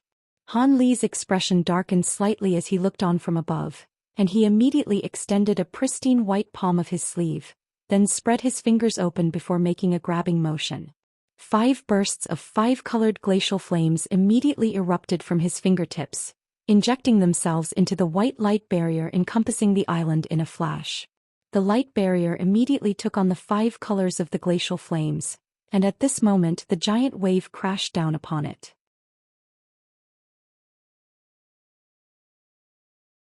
The 5-colored light barrier appeared to be extremely thin and fragile, but as 5-colored light swept over its surface, all of the seawater was instantly frozen into glacial ice.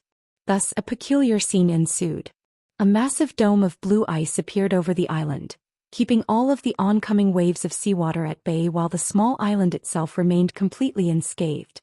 Han Li nodded with a pleased expression upon seeing this before withdrawing his hand.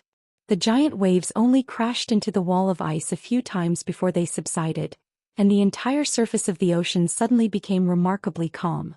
Just as a contemplative expression had appeared on Han Li's face, a resounding boom rang out as a humanoid figure flew up from the island, then appeared in midair. What happened? Why isn't that sea beast attacking anymore? Could it be that fellow Taoist Lu decided to lend me a hand? The humanoid figure was naturally none other than Shirkuan, and he was looking at Han Li with a hint of confusion in his eyes. Han Li smiled upon hearing this, yet just as he was about to say something, a massive black vortex suddenly appeared on the surface of the ocean beside the island. The seawater nearby revolved around the vortex as the mountainous body of a black beast rose to the surface, revealing itself to be a gargantuan black octopus. However, not only was this octopus extraordinarily huge, it also possessed the face of a ferocious-looking human male. There were even 2 thick arms attached to its body alongside the giant tentacles, and attached to each of those arms was a hand that was wielding a crimson spear-like weapon. A burst of blue light shot forth out of the water from beside the giant sea beast's carcass, then abruptly appeared in the air beside Han Li.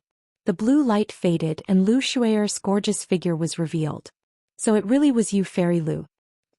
You must have some tricks up your sleeve to be able to take care of this giant beast so quickly, Shirkuan said with a hint of surprise in his eyes. It wasn't much. If it weren't for the fact that you'd attracted most of the beast's attention, I wouldn't have been able to kill it anywhere near as easily. I must say your abilities are quite impressive, fellow Taoist Han. You've even managed to freeze such a vast quantity of seawater, Lu Shuier remarked as she took a glance at the massive dome of ice down below. Hehe, there's no need for you two to be so modest. Seeing as the beast has been slain, let's withdraw these restrictions and settle on the island, Han Li chuckled. Shikuan and Lu Shuier naturally had no objections to this, and the former immediately began to descend toward the island. Meanwhile, Han Li and Lu Shuier both made hand seals to withdraw their restrictions. Brother Han, we can't just leave this dome of ice here. It's far too eye-catching, Lu Shuier said as she pointed downward. Han Li seemed to have considered this issue already and he quickly replied, "Of course, I'll melt it right away." After that he opened his mouth to expel a silver fireball, which immediately transformed into a silver fire raven that was around a foot in size. "Go," Han Li instructed as he swept a sleeve toward the fire raven. The fire raven spread its wings before diving headfirst into the dome of ice amid a clear cry. A peculiar scene then ensued. The dome of glacial ice that was as hard as rock began to melt away in large sections from the spot that the fire raven had disappeared into it, reverting back to churning seawater before raining down from above. Within just a few minutes the entire dome of ice had vanished. Only then did Han Li raise a hand, and the silver fire raven immediately re-emerged before disappearing up his sleeve and after just a few flashes. "You possess both fire and ice attribute abilities? That's very rare, fellow Taoist Han," Lu Shuier said with a hint of surprise in her eyes.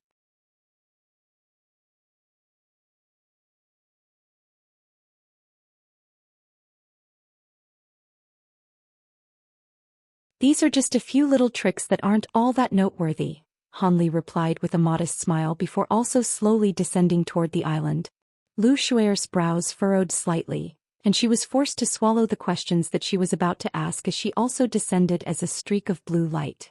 At this moment, Shikuan had already been waiting for a short at the center of the island.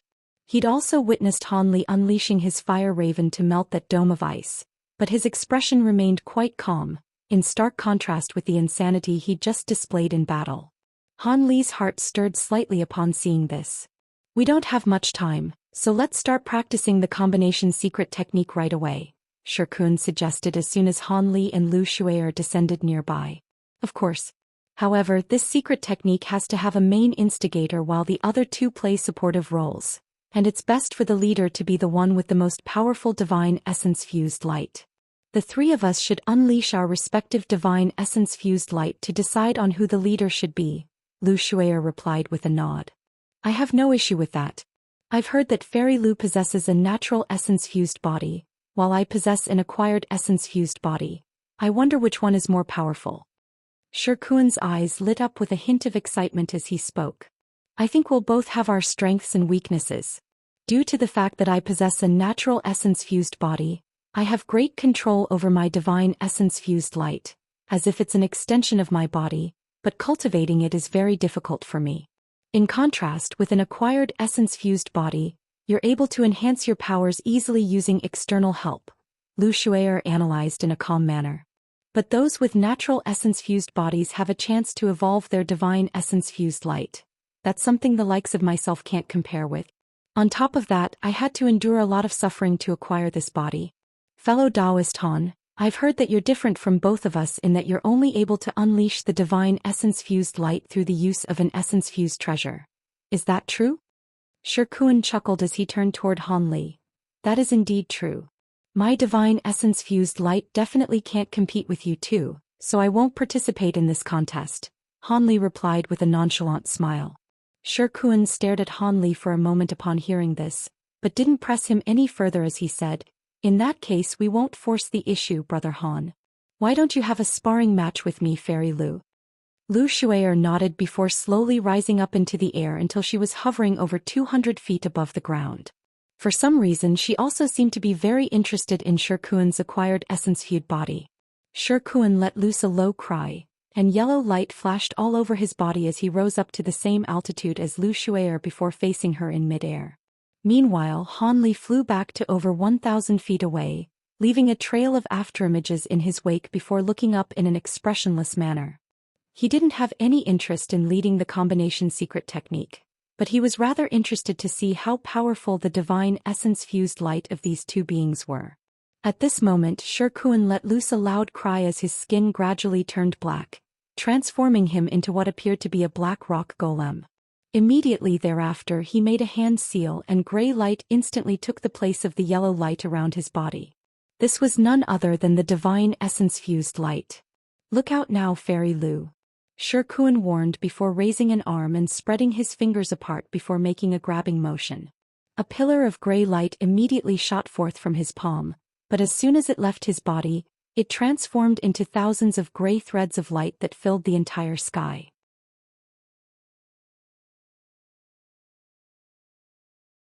Han Li's eyes narrowed slightly as he looked on from down below.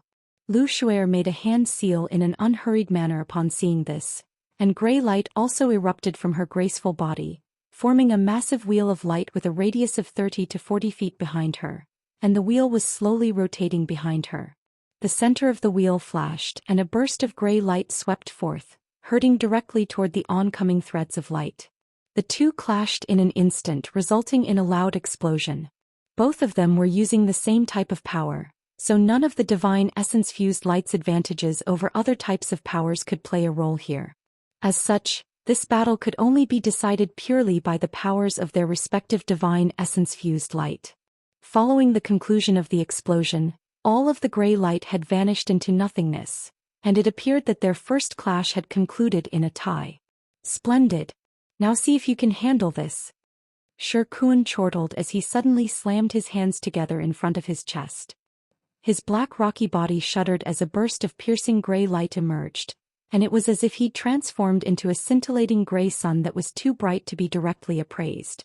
A serious expression appeared on Lu Shuer's face for the first time, and she immediately made a series of quick hand seals while chanting something at the same time. The gray wheel of light behind her blurred before rotating at a rapid rate, and countless runes surged forth from it in a frenzy, shattering before converging again. In the blink of an eye, a massive rune had taken shape at the center of the wheel of light. "Go!" Shi Kun let loose a low cry as he swept both arms through the air, and they transformed into countless projections that hurtled through the air, as if he'd unleashed hundreds of punches in a split second.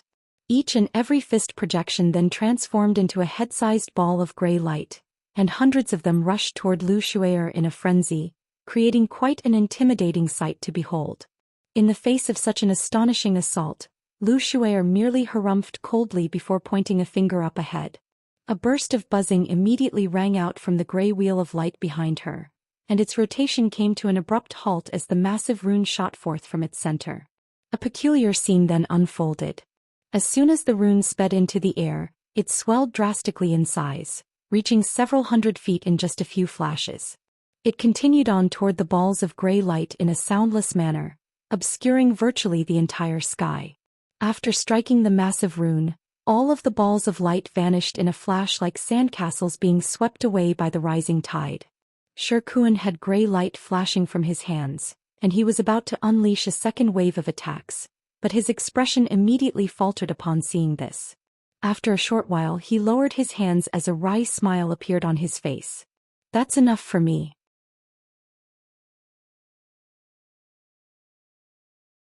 As expected of a natural essence-fused body, my acquired body simply can't compare.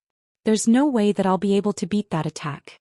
Shi Kun made no effort to prolong this sparring match, immediately conceding after deciding that there was no chance for victory, then descended back onto the ground.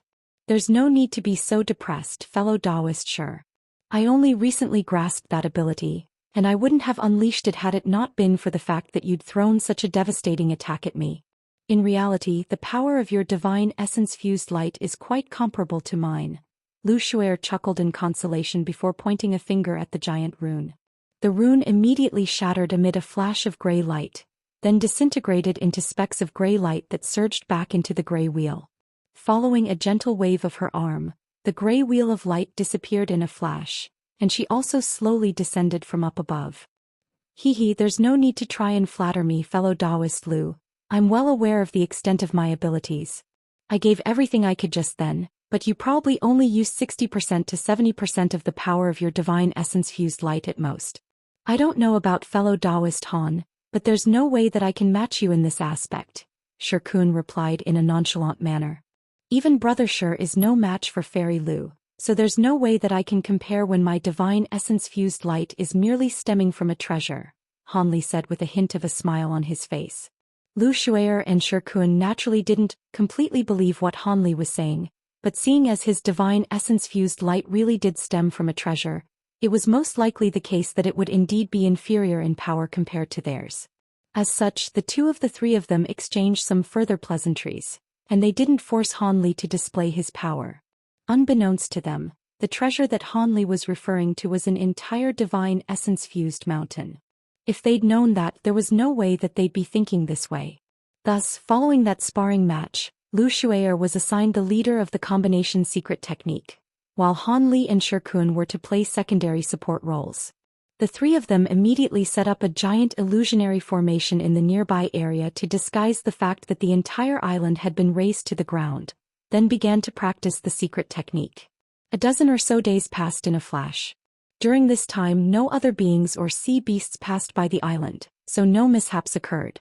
After 3 or 4 more days, the illusionary formation on the island suddenly vanished, and 3 humanoid figures rose up into the air.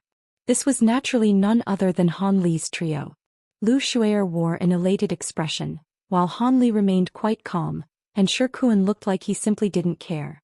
It appeared that their cultivation on the island had gone very smoothly. I didn't think that our cultivation of the combination secret technique would go so smoothly. We've managed to master it in just half a month. Hee, that's mainly because your mastery of the divine essence-fused light far outstrips ours.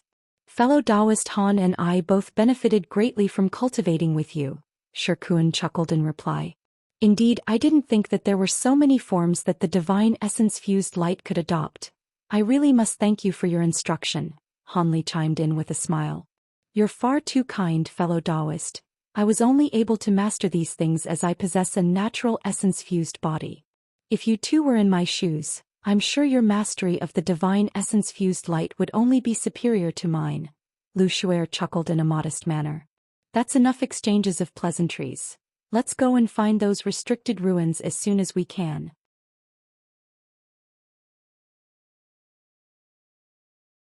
There's no way to ascertain where we are now in the middle of the ocean, so we have to find land first before deciding where to go next, Shi Kun suggested. Han Li and Lu Shuer naturally had no objections to this. Thus, the three of them picked a certain direction before flying toward it.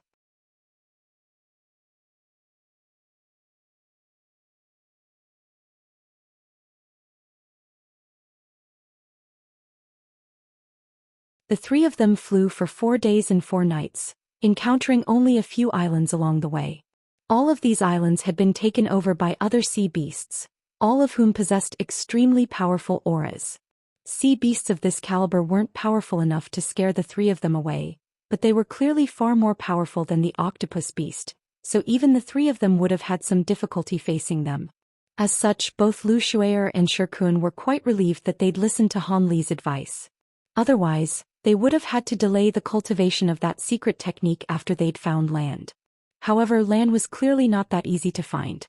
On the 5th morning, a faint black line finally appeared on the surface of the ocean in the distance, and all three of them were quite elated to see this. We've finally flown out of this accursed ocean, Shi Kun laughed heartily. Lu Shuer was also quite elated, but she cautioned, you should still be on your guard, fellow Taoist Shi. According to the experience of those who have come before us, land is far more dangerous here than the ocean. We may have found land, but it's best to withdraw our auras so we don't end up alerting any powerful ancient beasts to our presence. Don't worry, Fairy Lu, I do enjoy a good battle, but I'm well aware of my limitations, Shi Kun replied in a nonchalant manner.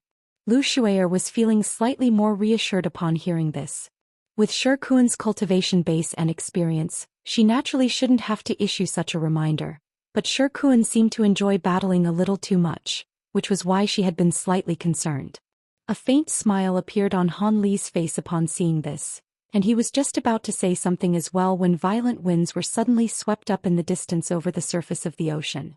A cloud of murky white mist began to appear, and it was spreading at a rapid rate. What's that? Han Li was rather taken aback by this sudden development. Lu Shuer and Shi Kun had naturally also witnessed the strange scenes unfolding up ahead, and they exchanged a slightly bewildered glance with one another. Without the need for any further communication, all three of them stopped cold in their tracks before casting their eyes toward the distant shore. Almost as the exact same moment, a loud cry rang out from the shore, and the sea of mist that was a few acres in size churned violently along with the ocean around it. At the same time, an astonishing primordial aura erupted into the heavens from below the mist. Immediately thereafter, a giant beast that was several times larger than even the giant octopus they'd slain surfaced from the ocean. This was a furry giant ape-like beast with a single horn on its head. As soon as the beast flew out of the sea, it threw its head back and let loose an unbearably sharp cry. As soon as Han Li's trio heard this loud cry, their expressions changed drastically, and spiritual light flashed from their bodies as they hurriedly conjured up thick light barriers to shield themselves within, then exchanged fearful glances with one another. As soon as the sharp screech had reached their ears, their eardrums had been struck by a sharp pain. At the same time, the blood within their bodies began to churn violently, causing their limbs to experience an uncomfortable pins and needles sensation. The three of them were naturally quite startled by this. However, unbeknownst to them, this was only just the beginning. In the next instant, the sharp screech emanating from the giant beast's mouth suddenly turned into a thunderous roar that caused the nearby air to tremor audibly. Not only did the surrounding sea mist quickly disperse as a result of this almighty roar, countless vortexes of different sizes had been formed in the nearby seawater as well.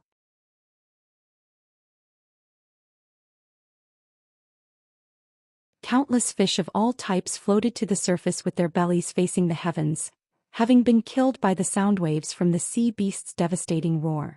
All of a sudden, the surface of the ocean in a radius of around 50 kilometers was riddled with fish carcasses. At this moment, the light barriers around the bodies of Han Li and the others began to tremor violently, as if they were being dealt heavy blows, and their expressions darkened significantly. Lu Shuer had turned completely pale, and her body was trembling involuntarily, looking as if she were going to plummet downward at any moment. Shi Kuan's body was as still as a mountain, but there were thick veins pulsing on his forehead, and his eyes were threatening to bulge out of their sockets, clearly indicating that he was going through extreme exertion. Among the three of them, Han Li remained the least affected, and his face had only paled slightly. Strangely enough, the thunderous roar was exerting an immense amount of pressure toward all three of them, but they were completely unable to move, as if their feet had been rooted to the spot. The roar erupting from the giant beast's mouth grew louder and louder, and there were now even transparent sound waves that were visible to the naked eye surging through the air. After being swept through by these sound waves, an indentation that was over 100 feet deep was blasted into the nearby surface of the ocean, thereby forming a massive water crater. Waves that were several thousand feet tall instantly took shape before sweeping forth in all directions as if there was an immense force propelling them from behind. Han Li and the others were situated several tens of kilometers away, but it still felt as if those waves were going to crash into them at any moment. Lu Shuer and Shi Kun were both very alarmed by this development, yet both of them were completely rooted to the spot. The transparent sound waves were less than 500 meters away from them after just a few flashes, and Shi Kun finally managed to open his mouth slightly. In doing so, he managed to utter a faint raspy sound, and yellow light began to flash from his body, but he was still completely unable to move. Sweat began to pour down his forehead as horror appeared in his eyes, as well as in the eyes of Lu Shuer. Just as the transparent sound waves were about to reach them, golden light suddenly flashed past Han Li's face, and he let loose a cold harumph. The harumph wasn't very loud, but Lu Shuer and Shi Kun both shuddered in response, following which spiritual light flashed from their bodies, and expressions of elation appeared on their faces. Immediately thereafter, Shi Kun stomped a foot into the air and shot back as a streak of yellow light. Meanwhile, Lu Shuer made a hand seal, and her body blurred before she abruptly vanished on the spot. When she reappeared, she was already over 1,000 feet away. In just a few flashes, she had traveled close to 10 kilometers, even managing to outspeed Shi Kun in the process.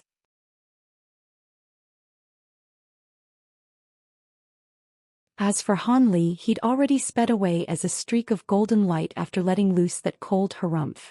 After all three of them had fled for close to 20 kilometers, all of them finally stopped in their tracks before turning back. The transparent sound waves that were surging toward them finally ran out of power a few kilometers away from them. Unbeknownst to them, right after they'd regained their mobility, a vicious light flashed through the giant sea beast's eyes, and it cast a final glance at the direction they'd fled in before returning to the shore as if nothing had ever happened. Throughout this process, the almighty roar erupting from its mouth didn't cease for even a single moment. What kind of sea beast is this? Just its roar alone was enough to restrict our bodies and magic power. Could it be that this is a legendary true spirit giant mountain ape? Xianxia said with a hint of lingering fear in his eyes. Lu Shuier seemed to have recovered some of her composure and she said, "It can't be a giant mountain ape. If it really were a true spirit being, then we would have perished to its roar already. Even so, this is not something that we can afford to mess with. I think it better matches the description of a sea guardian ape." A sea guardian ape? Is that the legendary ape that's supposedly able to tear us apart with its bare hands and swallow holy race beings alive? Xianxia drew a sharp breath upon hearing this. That should be it. After all, the roar of the sea guardian ape has been vastly renowned ever since ancient times. We were most likely only able to escape alive because it wasn't directly attacking us, and we were merely in the wrong place at the wrong time, Lu Shuier mused with a wry smile. In that case, we really are very fortunate to have escaped with our lives. If it weren't for Brother Han saving us with that ability of his, the two of us would most likely be dead by now. Xianxia suddenly cast his gaze toward Han Li with a peculiar look in his eyes. His expression was also mirrored on Lu Shuier's face as she said, "Indeed. I didn't think that Brother Han would possess an ability capable of nullifying the roar of a sea guardian ape. It's nothing much. I just so happen to have cultivated some secret techniques that were able to provide some resistance against this beast's roar. Thankfully, we were quite far away, so we weren't afflicted by the full power of that roar. Otherwise, even I would have been in trouble as well," Han Li said in an indifferent manner. Lu Shuier and Xianxia exchanged a skeptical glance upon hearing this. After a brief pause, Lu Shuier smiled and said, "In any case, you saved me and Brother Shi. I'll have to repay you for that in the future." "Indeed, I owe you a massive favor, Brother Han," Xianxia also chimed in agreement. "There's no need to take this to heart, fellow Taoists. This vast glacial realm is fraught with peril. Who knows how many beings just as or even more powerful than that sea guardian ape exist here. It's quite likely that I'll also be needing you two to save my skin from time to time during this trip," Han Li replied with a smile. "Fellow Taoist Han Yu." Lu Shuier was just about to say something else when a strange long cry suddenly erupted in the distance alongside the thunderous roar. This was an extremely alluring cry, like the voice of an angel. The three of them were quite startled to hear this, and their conversation immediately cut off as they cast their eyes toward the distance again. From such a far distance away, even though the white mist had already been cleared by the sound waves, they were still only able to catch an indistinct glimpse of what was happening. There they discovered that a massive purple bird was flying toward the giant ape from the opposite shore, and it was none other than that bird that was releasing the heavenly cry.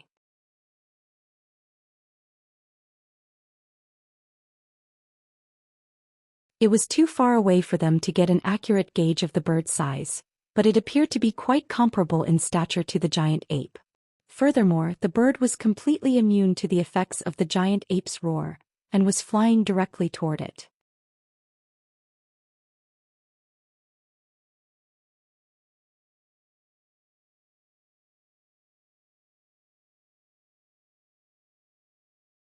"That thing looks to be at least just as powerful as that sea guardian ape. We should get out of here as quickly as possible." Lu Shuier's expression changed upon seeing this, and she immediately made a hand seal before flying away as a streak of blue light without any hesitation. Even without her reminder, Han Li and Xianxia knew that a battle between two beings with such devastating powers would likely affect a massive area even beyond the direct vicinity of their battlefield. As such, they also followed suit and flew away as streaks of light behind Lu Shuier as quickly as they could. The three streaks of light quickly vanished into the distance, and moments later, an earth-shattering roar suddenly erupted from the seashore in the distance. Immediately thereafter, the sounds of fierce winds and thunderclaps intertwined, creating a rumbling commotion that drowned out the roar of the sea guardian ape and the cry of the giant bird. Almost at the exact same moment, A gargantuan wave that was over 10,000 feet tall swept forth in a frenzy from the seashore, completely inundating the spot where Han Li's trio had been standing mere moments later. At this point, Han Li's trio had already fled to several hundred kilometers away, then changed direction and flew back toward land after going around in a massive loop. After the three of them finally flew safely onto land, Shirkuan heaved a faint sigh of relief as he said, "This vast glacial realm really is just as the rumors proclaim it to be. There are so many ancient beasts here that have already gone extinct long ago in our spirit realm. If we keep encountering these beings during our journey, we'll most likely dead before we even get to the restricted ruins." His voice wasn't very loud, but at Han Li and Lu Shui'er's cultivation bases, they were naturally able to hear him quite clearly. "There are indeed some ancient beasts here, but it's not like they're all over the place. It's most likely the case that we were simply unlucky and stumbled upon the battlefield between two powerful ancient beasts," Lu Shui'er said with a shake of her head. "Is it really just bad luck? This is quite a bad start to the journey," Shirkuan said with a resigned shrug. "Cultivators like us are beings who defy the natural order, so we can't completely ignore things like omens, but there's no need to take them completely seriously either," Lu Shui'er said with a faint smile. "Hee, I certainly hope so," Shirkuan chuckled in response. At the sight of Shirkuan's unconvinced expression, Lu Shui'er spoke no further on this matter, turning to Han Li instead as she said, "Brother Han, we need to ascertain our location in this vast glacial realm first, and we'll need you to be on lookout duty for us." After the events that had unfolded earlier, Lu Shui'er was clearly being more polite to Han Li. "No problem," Han Li replied with a nod. He was rather curious about how these two were going to ascertain their current location. After that, he rose up into the air as a streak of azure light, reaching altitudes in excess of 1,000 feet before revealing himself again. His spiritual sense was then released, covering the entire area in a radius of several tens of kilometers around them. Lu Shui'er nodded with a pleased look on her face before turning to Shirkuan as she said, "Let's begin, fellow Taoist Shir." "Hee, I've already got everything prepared," Shirkuan replied without any hesitation. Thus, Lu Shui'er and Shirkuan abruptly flew away in different directions, then stopping after several hundred had been opened up between them. Thus, the three of them ended up in a massive triangular formation. At this moment, Lu Shui'er and Shirkuan both swept their sleeves through the air, releasing a white disc and a yellow scroll respectively. The two of them made hand seals while chanting something, and the disc swelled to over 10 times its original size, looking as if it were a massive moon.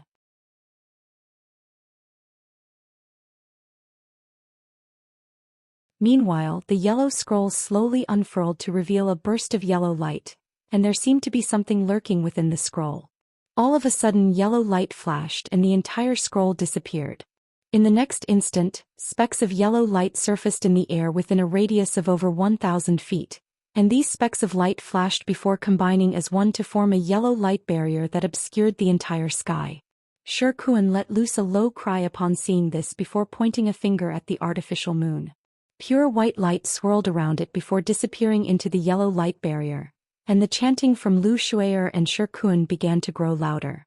A peculiar scene then ensued.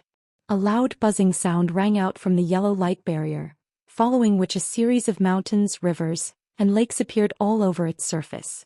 These landmarks were all extremely tiny, but also remarkably lifelike, and it was quite easy to see the differences between the landmarks.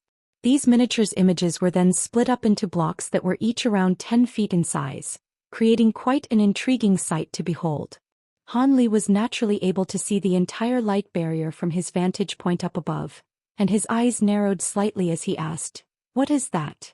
"This is a vast glacial map that my master and senior Duan refined after collating all of the geographic data collected by the beings who came into the vast glacial realm before us.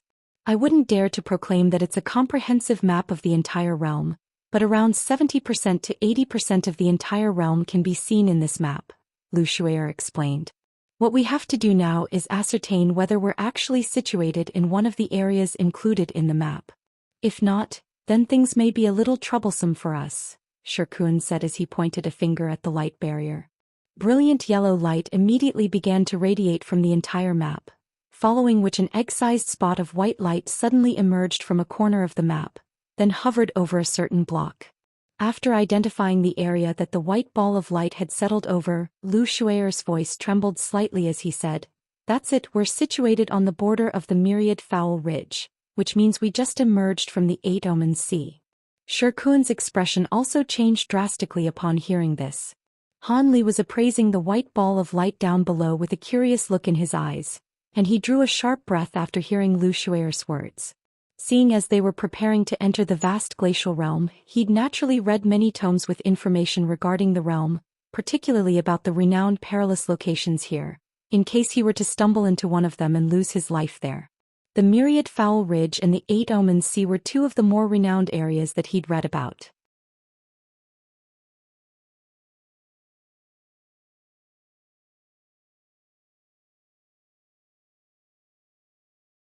Shirkuan was still rather hesitant, and he suddenly turned to Han Li as he asked, "What do you think, fellow Taoist Han?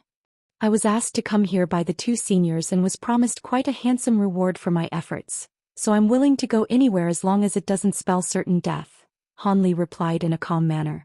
After a moment of careful contemplation, Shirkuan suddenly chuckled, "All right, seeing as neither of you fear the dark beast forest, I'll also tag along and see just how fearsome these legendary dark beasts are."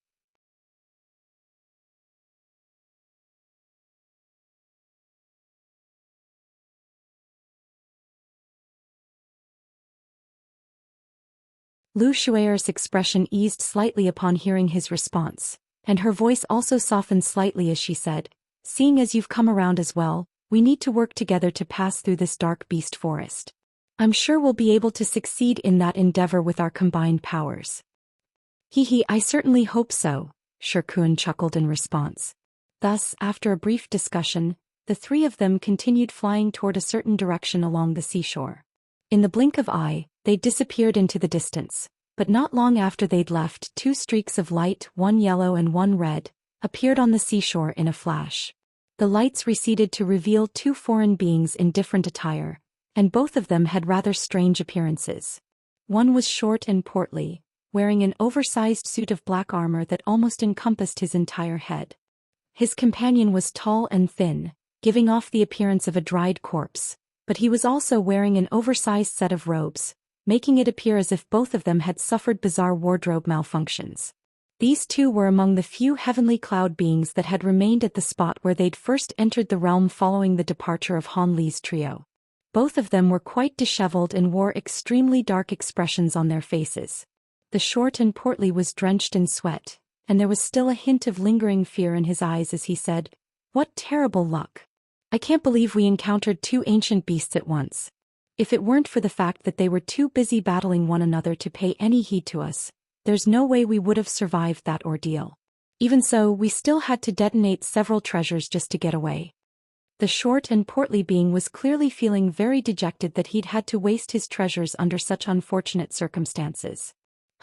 "We're already immensely lucky to have been able to escape alive from those two ancient beasts. However, this region of the sea really is quite strange. Not only did we get trapped in that strange mist for over 10 days, we encountered those two ancient beasts right after we escaped out of the mist," the tall and thin being said in a grim voice. "Thank heavens we finally made it out of the sea. This set of mountain ranges up ahead should be safer, right?" The short and portly being cast his gaze toward the mountain ranges up ahead with an indecisive look on his face. "Our position disc was completely ineffective in the sea. Let's see if it can locate us now that we're on land," the short and thin being suggested after a brief pause. "All right, I'll check right away."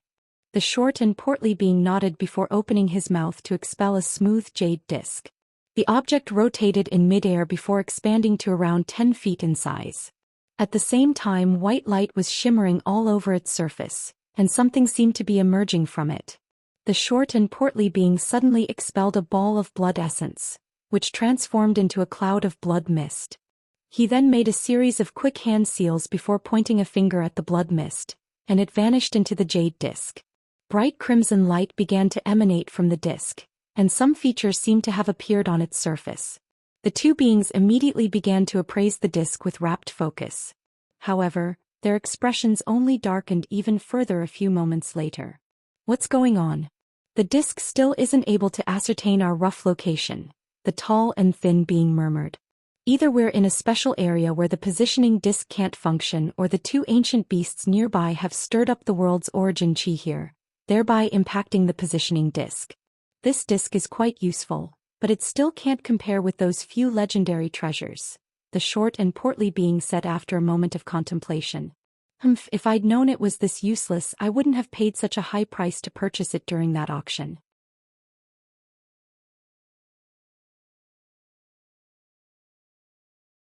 We spent most of the spirit stones we'd saved up on this thing. The tall and thin being was clearly rather agitated. This thing fails to work from time to time, but without it, there would be no way for us to ascertain our location in this realm. Everyone else paid the same price to purchase it as well, didn't they?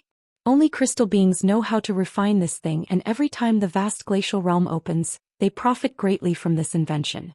I've heard that crystal beings can also refine better positioning treasures, but I'm not sure if that's true. The short and portly being was also rather dejected. So be it, there's no use complaining now.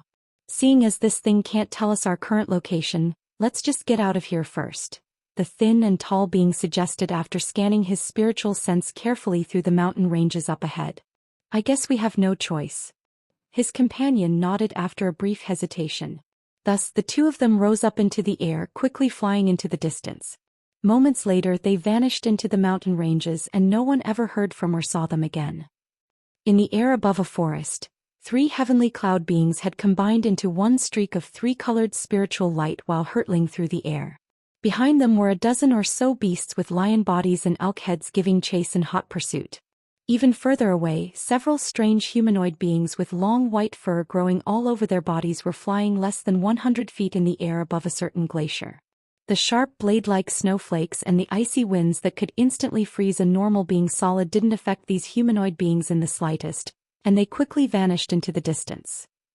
Deep within a lush forest, 2 green-robed men with skin that resembled dried yellow tree bark were waving a small red flag each toward a giant tree that was over 100 feet tall up ahead. The giant tree was remarkably green, but there was a sinister ghoul-like face right at the center of its trunk. At this moment, the entire tree was enshrouded in scorching flames, and the sinister face letting loose shrill shrieks while blasting forth bursts of green liquid to resist the flames. A dozen or so extremely thick tree roots were also flailing violently from the soil around the base of the tree, slamming into the ground with devastating force, leaving trenches that were several feet deep in their wake. If these were normal flames, then perhaps these tree roots really would have been enough to douse them. However, these flames were seemingly inextinguishable, and they clung firmly to the tree roots like projections. Moments later, the amount of green liquid being expelled by the massive tree was starting to dwindle, and it no longer had the power to resist the surrounding flames. Its shrill cries came to an abrupt halt, and it was incinerated into a pile of ashes.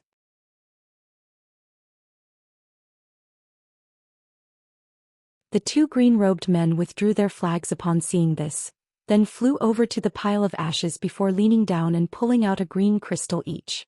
The 2 men glanced at one another upon seeing this, and both of them could see their own elation mirrored in each other's eyes. In a certain secluded corner of the vast glacial realm, there were a dozen or so male and female horned beings huddled together above a boundless desert. All of them were listening to something that was being said by a young man with 3 short golden horns growing on his head, and from the stunned expressions on their faces, it seemed that they'd heard something extremely incredible. However, as the young man swept his gaze across his companions, all of them lowered their heads in a display of awe and veneration. All of you are clear about our true objective here, right? In order to ensure our success, our elders have used a profound heavenly treasure to refine 5 extraordinary treasures for us, and even made use of several spies we'd planted in the heavenly cloud races to draw the attention of their higher-ups. I'm sure all of you are aware of what awaits us when we get back if we can accomplish this, so I won't speak any further about that, the golden-horned young man said in a calm voice. All of the other horned beings were quite excited to hear this, and they replied in unison, "Rest assured, all of us will do everything in our power to achieve this objective." Very good. I've been cultivating in the sacred mountain all along, so I haven't known all of you for very long. However, the future prosperity of our race hinges on this, so I'm sure all of you will be giving it your all. We have more than 10 teams that entered the vast glacial realm this time, but only the 5 teams that possess one of the 5 treasures have been assigned this task. All of the other teams are only responsible for assisting us and providing decoys so the other races don't see through what we're doing. For now, let's set off as we'd originally planned, the golden-horned man instructed with a pleased nod. Thus, the group of Jiaoqi beings followed him deeper into the desert. In the air above a lake, there were 2 foreign mermaid-like beings standing next to one another. Before them was a monstrous whale that was over 100 feet in length. There were 9 golden eyes on its forehead, and it was appraising the 2 beings with an extremely astonishing aura emanating from its body. Among the 2 foreign beings, the man had a pair of silver eyes, while the woman had a pair of golden eyes that were rather similar to those of the monstrous whale. The whale was in the process of letting loose a low roar as it appraised the 2 beings at the same time with its 9 eyes, putting on quite an antagonistic display. Both of the foreign beings wore grim expressions upon seeing this, and after a brief conversation, the woman's golden eyes flashed, and she suddenly let loose a sound that was quite similar to the whale's roar. The monstrous whale blinked all 9 of its eyes in unison, and it seemed to have become rather hesitant upon hearing this sound. The woman's expression eased upon seeing this, but she didn't stop what she was doing, even for a single instant. Instead, her roar was only growing louder than before. All of a sudden, the monstrous whale's roar cut off, and golden light flashed in its eyes before its massive body swayed, following which it flew a few laps around the 2 beings. After returning to its original spot, it let loose another low roar, and on this occasion, an elated look appeared on the woman's face upon hearing this. She immediately flew into the air above the monstrous whale, then slowly settled onto its back. This seemingly extremely powerful whale reacted in quite a benevolent manner, allowing the woman to ride atop its back before flying away as a streak of blue light at her behest.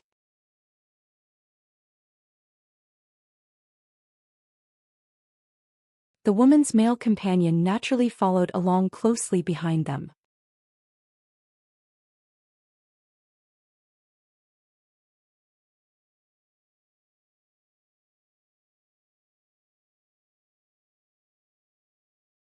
Even though dark beasts weren't the most powerful beasts in the vast glacial realm, even an ancient beast definitely didn't want to face a pack of mature dark beasts at night. For some reason, it was nighttime in the dark beast forest for about 2/3 of the day, leaving very few remaining hours of daylight in contrast. There were thousands of dark beasts living in the forest and quite a large proportion of them were mature dark beasts. As such, even though the dark beast forest directly neighbored the myriad fowl ridge and the 8 omens sea, none of the powerful ancient beasts nearby had any intention of invading the forest. This forest was like the backyard of the dark beasts, and virtually all of the other beasts that resided within it could only act as prey to the dark beasts. There were a few other types of beasts that also enjoyed enhancements during the night, and only they could pose some threat to the dark beasts, but they were all far inferior to the dark beasts both in terms of numbers as well as individual powers.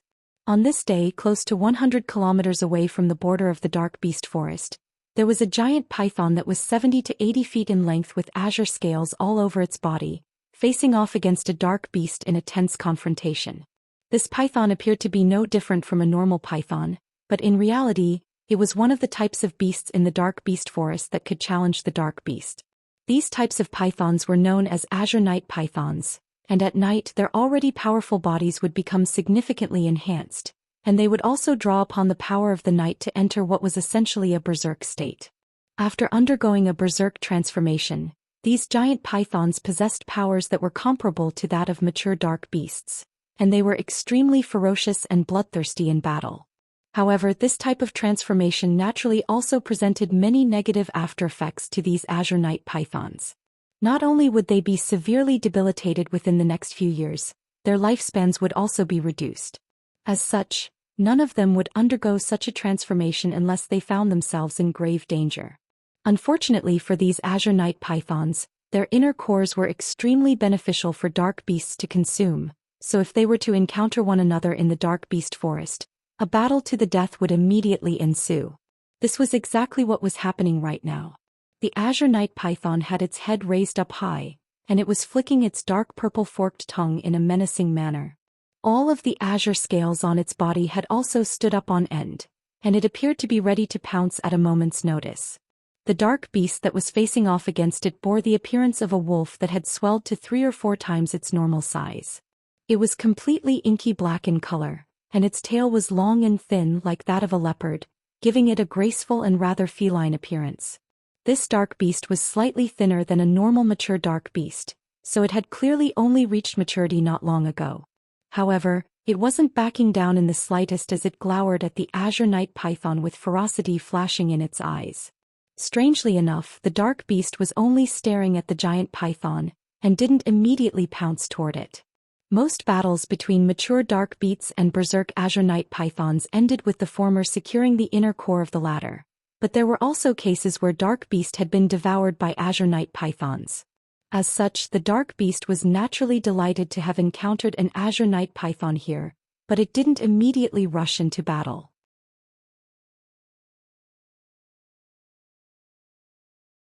A berserk azure night python would obviously become a lot more powerful, but in the instant it underwent its transformation, it would expose its weakness, and if the dark beast could take advantage of that split second of weakness, it could kill its opponent in a single well-timed strike. Meanwhile, the azure night python had adopted a pose that suggested that it was going to go berserk at a moment's notice, but in reality, it didn't dare to do anything rash either.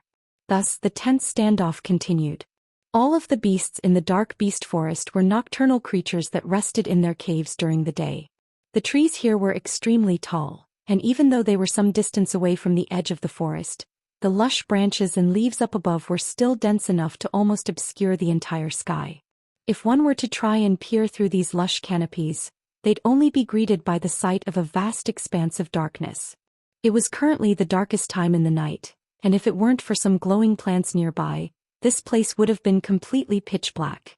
Time passed by slowly and the standoff continued. Both of the creatures were getting rather disgruntled at this point. Finally, it was the dark beast that ran out of patience first. It let loose a low snark, and it began to slowly stalk the area around the giant python in an entirely soundless, wraith-like manner. The azure night python began to flick its forked tongue with even greater urgency upon seeing this, and at the same time, it began to hiss in a menacing manner. However, the ferocious light in the dark beast's eyes only grew more pronounced as inky black claw projections that were half a foot in length each began to appear on its front paws. At the same time, its long and thin tail began to swish through the air, leaving a trail of afterimages in its wake as it cracked like a bullwhip. The azure night python was carefully appraising the dark beast this entire time, so it naturally saw everything that the dark beast was doing. Upon seeing the dark beast whipping its tail through the air, its hissing suddenly became more urgent, as if it were being provoked. At the same time, light flashed from its dark azure scales, and its body began to swell up like a balloon, causing the entirety of its snakeskin to be stretched taut. Almost in the blink of an eye, a sharp tearing sound rang out as the entire snakeskin split open, revealing a serpentine body that was almost 1.5 times the size of the original azure night python. This was still a python with azure scales, but the patterns on those scales had become silver, and these patterns intertwined to create a series of runes of different sizes that were flashing with faint silver light. On top of that, a single horn that was as pristine white as jade had also appeared on the python's head. The horn was in a corkscrew shape and it looked extremely sharp. The giant python's green eyes also took on a crimson hue, and they were flashing with a deranged light. Almost in the exact same instant that the giant python had completed its transformation, the dark beast immediately sprang into action. Black light flashed and the dark beast vanished on the spot.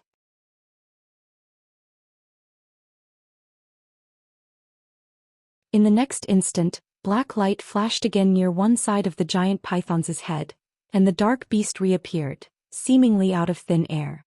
At the same time, several black claw projections erupted forth, slashing viciously toward the python's neck. On each berserk azure night python's neck, just below their head were several red scales. These scales could be considered to be the Achilles heel of these snakes, and even an ordinary flying sword would be able to inflict grievous wounds on these pythons if the swords were to target those scales. If the dark beast's claw projections could strike that weakness, then the battle would essentially be over. Of course, this glaring weakness wouldn't constantly be present. In the instant right after entering a berserk state, those scales would turn into the same color as the rest of the python's scales, and in fact they'd become far more resolute than all of those other scales.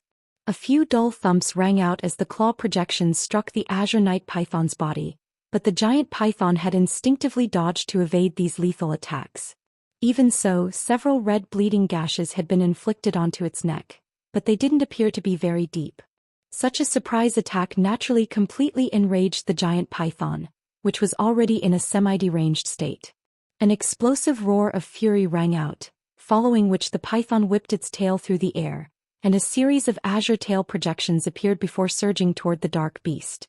Even after failing to land a decisive blow with its surprise attack, the dark beast remained calm as it swayed, and two streaks of black light shot forth from its body before transforming into a pair of black beings.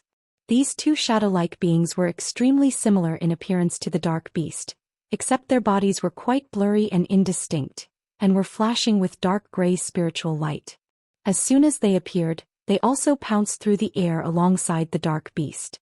The dark beast and its two projections then unleashed claw projections in unison, which instantly clashed with the azure projection sweeping through the air. Following an earth-shattering explosion, the projections all disappeared at the same time, and it appeared that the first clash had ended in a tie. Immediately thereafter, a ball of azure light erupted in the air above the dark beast, following which a giant python head emerged from within the light. The python head then came crashing down at an astonishing speed, swallowing one of the dark beast projections whole before hurtling toward the other one. Right at this moment, the actual dark beast emerged from the side, then opened its mouth up as wide as it would go, revealing rows of dagger-like teeth that before pouncing toward the giant python. Despite how thick the azure night python's body was, if those giant jaws were to clamp down on it, it would definitely be bitten into two halves. However, after going berserk, the azure night python's speed was not inferior to that of the dark beast, and it abruptly withdrew its head before also opening its cavernous mouth and turning toward the dark beast.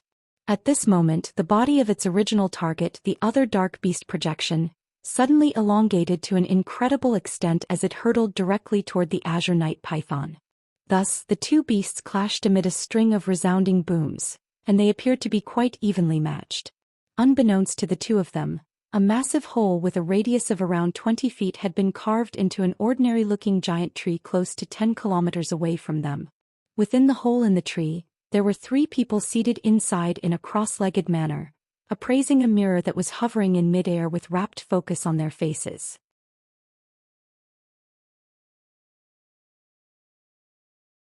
The back of the mirror was shimmering with silver light, while the mirror of the surface was displaying an extremely clear image. The image was none other than that of the battle between the dark beast and the azure night python. All of the scenes in the distance had been perfectly replicated in the mirror, except everything was countless times smaller than their actual size. Among this trio, one of them was an azure-robed man, one was a woman with a white hood over her head, and the final being was a burly yellow-skinned man. These were none other than Han Li, Lu Shuier, and Shi Kuan, who had finally gotten here after close to a month. All 3 of them wore grim expressions as they stared at the mirror with intense unblinking eyes. Close to an hour later, the dark beast in the image had split up into hundreds of black bats that finally wore the wounded azure night python down until it died, then devoured its prey's beast core before departing in high spirits. Lu Shuier cast an incantation seal onto the mirror, and the image disappeared as she sighed. What do you think of these dark beasts after witnessing one in action for yourselves?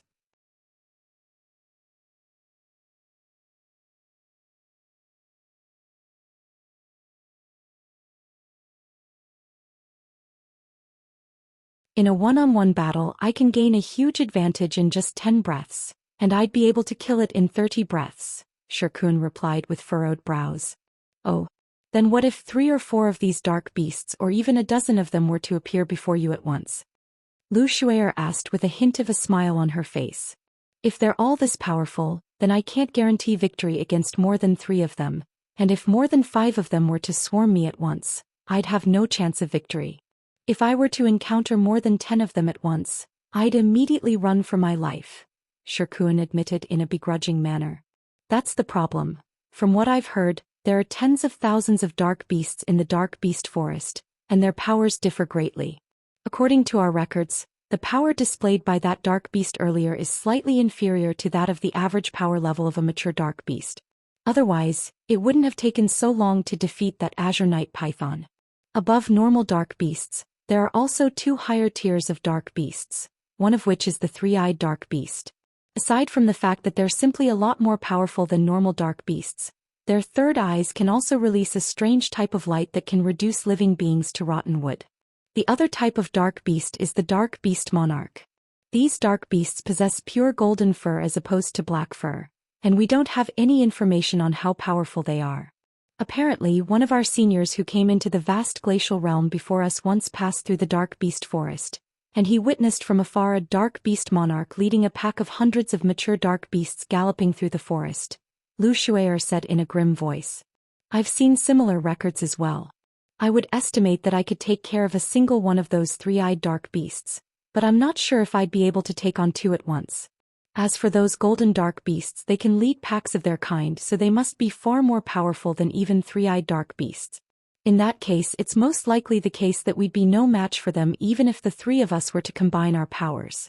However, seeing as they're beast monarchs, there shouldn't be all that many of them even in the entire dark beast forest, so surely we won't be unlucky enough to encounter one, Hanli said in a slow voice. That's a valid point. We have no intention of bothering these dark beasts anyway. All we want to do is sneak through this forest, so we'll be doing our best to avoid them. It's a pity that we can't fly over this forest. Otherwise, it would only take us a few days to cross through it, Lu Shuier sighed. It's all right, we can afford a slight delay like this. Besides, we have no other alternative anyway. If we were to try and fly over the forest, we'd quickly be surrounded by countless dark beasts at once, Hanli said with a wry smile. I'm naturally aware of that. According to our predecessors who have trekked through the dark beast forest, dark beasts are severely weaker during the day than they are during the night, so the forest is much more heavily guarded during the day. Many three-eyed dark beasts would even come out to patrol the forest during daylight hours. In contrast, fewer guards patrol the forest during the night, and all of the high-grade dark beasts will return to their caves to rest and cultivate, but the dark beasts are a lot more powerful during that time, Lu Shuier continued. In that case, we should travel through the night then rest during the day. I thought it'd be the other way around. Shirkuan was rather surprised to hear this. I also support what Fairy Lu is saying.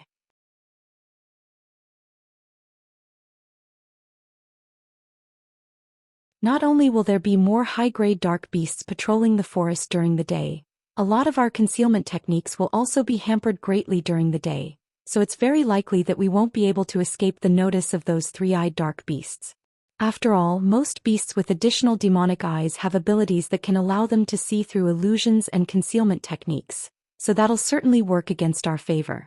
Regardless of how severely debilitated dark beasts are during the day, we'll still be in a dire situation if we get surrounded by 100 at once.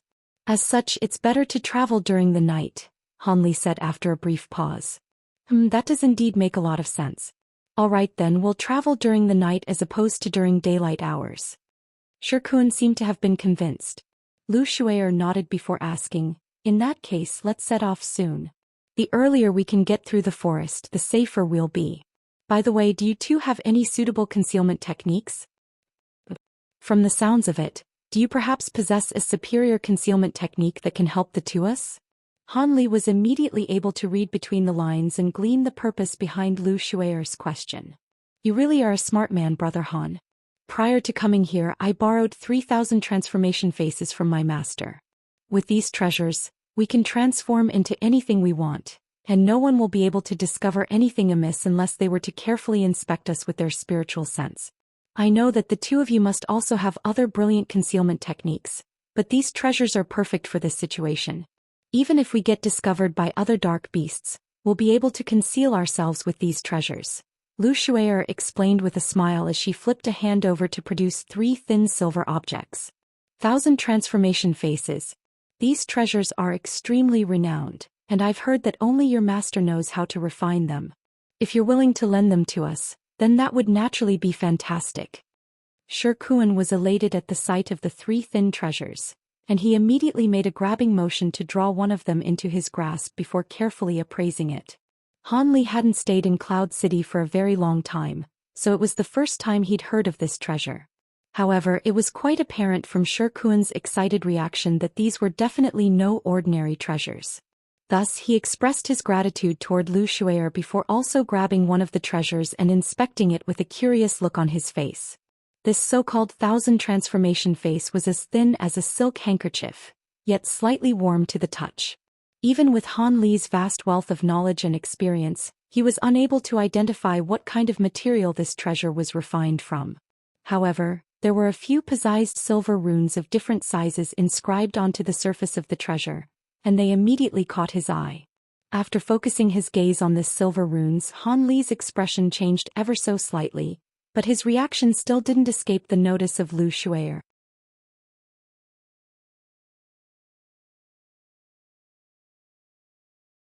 A peculiar look flashed through her eyes as she asked, "Brother Han, have you seen this treasure before?" Han Li's heart stirred slightly, but his expression had already returned to normal as he replied, "This is a treasure that can only be refined by Senior Kai, so of course I've never had the chance to see it before." "Then what was your reaction just then?" Lu Shuer wasn't willing to let the issue slide. The material used for this treasure is very unique. I thought myself to be quite knowledgeable, but I don't have the slightest inkling what this material could step from, and I'm feeling rather embarrassed, Han Li explained with a nonchalant smile. Lu Shuer seemed to have believed Han Li's excuse and she explained, "I see. I don't know the refinement method, but I've heard from Master that these treasures were refined through combining the skins of 7 types of extremely rare spirit beasts, so it's no wonder that you can't identify the material used." "Thank you for telling me this," Han Li replied as he feigned an expression of enlightenment. At the same time he was gently stroking the silver runes on the treasure while many thoughts surged through his mind. The silver runes on this thousand transformation face were none other than beveled silver text, and it was naturally very surprising to him to see this text here. If this was a treasure that only Kai Luing knew how to refine, did that mean that she also had an outer page of the Golden Jade Tome? Just as he was thinking this, Lu Shuer continued, "These treasures are quite extraordinary, but the transformations won't happen as soon as you put them on. If you want to transform into another living being, it would be best to obtain some of its blood, flesh, or skin first. If you could obtain the entire hide of a beast, the transformation would be absolutely perfect. It shouldn't be that hard to find complete beast hides. We'll just have to find a few dark beasts and kill them. The one that we just saw would be perfect for this." In such a short time, it couldn't have gotten very far away. Shirkuan chuckled. A ferocious look flashed through his eyes. Immediately thereafter, yellow light flashed beneath his feet and he slowly sunk into the ground. Lu Shuer's eyes flashed upon seeing this, but she didn't say anything to stop him in the end. Thus, Shirkuan unleashed his earth movement technique and vanished in the blink of an eye. "There won't be any issues letting Brother Shir go on his own, will there?" Lu Shuer asked in a low voice as she glanced at Han Li. "Seeing as you didn't say anything to stop him, you must be of the opinion that everything should be fine, and I also think the same. We've already carefully assessed this area and ascertained that there are no other dark beasts within a radius of 50 kilometers. On top of that, fellow Taoist Shir has the element of surprise on his side, so this should be an easy task for him," Han Li replied in a calm manner. Lu Shuer fell silent upon seeing this. An hour later, yellow light flashed from the spot where Shirkuan had disappeared, and a humanoid figure emerged from the ground. It was none other than Shirkuan himself. As soon as he emerged, he smiled at Han Li and Lu Shuer, then abruptly swept a sleeve through the air, upon which a black object flew out from within. It was none other than a complete set of dark beast hide. "Fellow Taoist Lu, do you think this beast hide is suitable for me to use?" Shirkuan asked in a proud manner. After briefly appraising the sheet of beast hide, Lu Shuer smiled and replied, "It doesn't have any wounds on it at all. In that case there would naturally be no issues. I'll teach both of you the mantra and you can give it a try, Brother Shir." After that she tossed back the sheet of beast hide, then transmitted her voice to Han Li and Shirkuan, teaching them a profound mantra.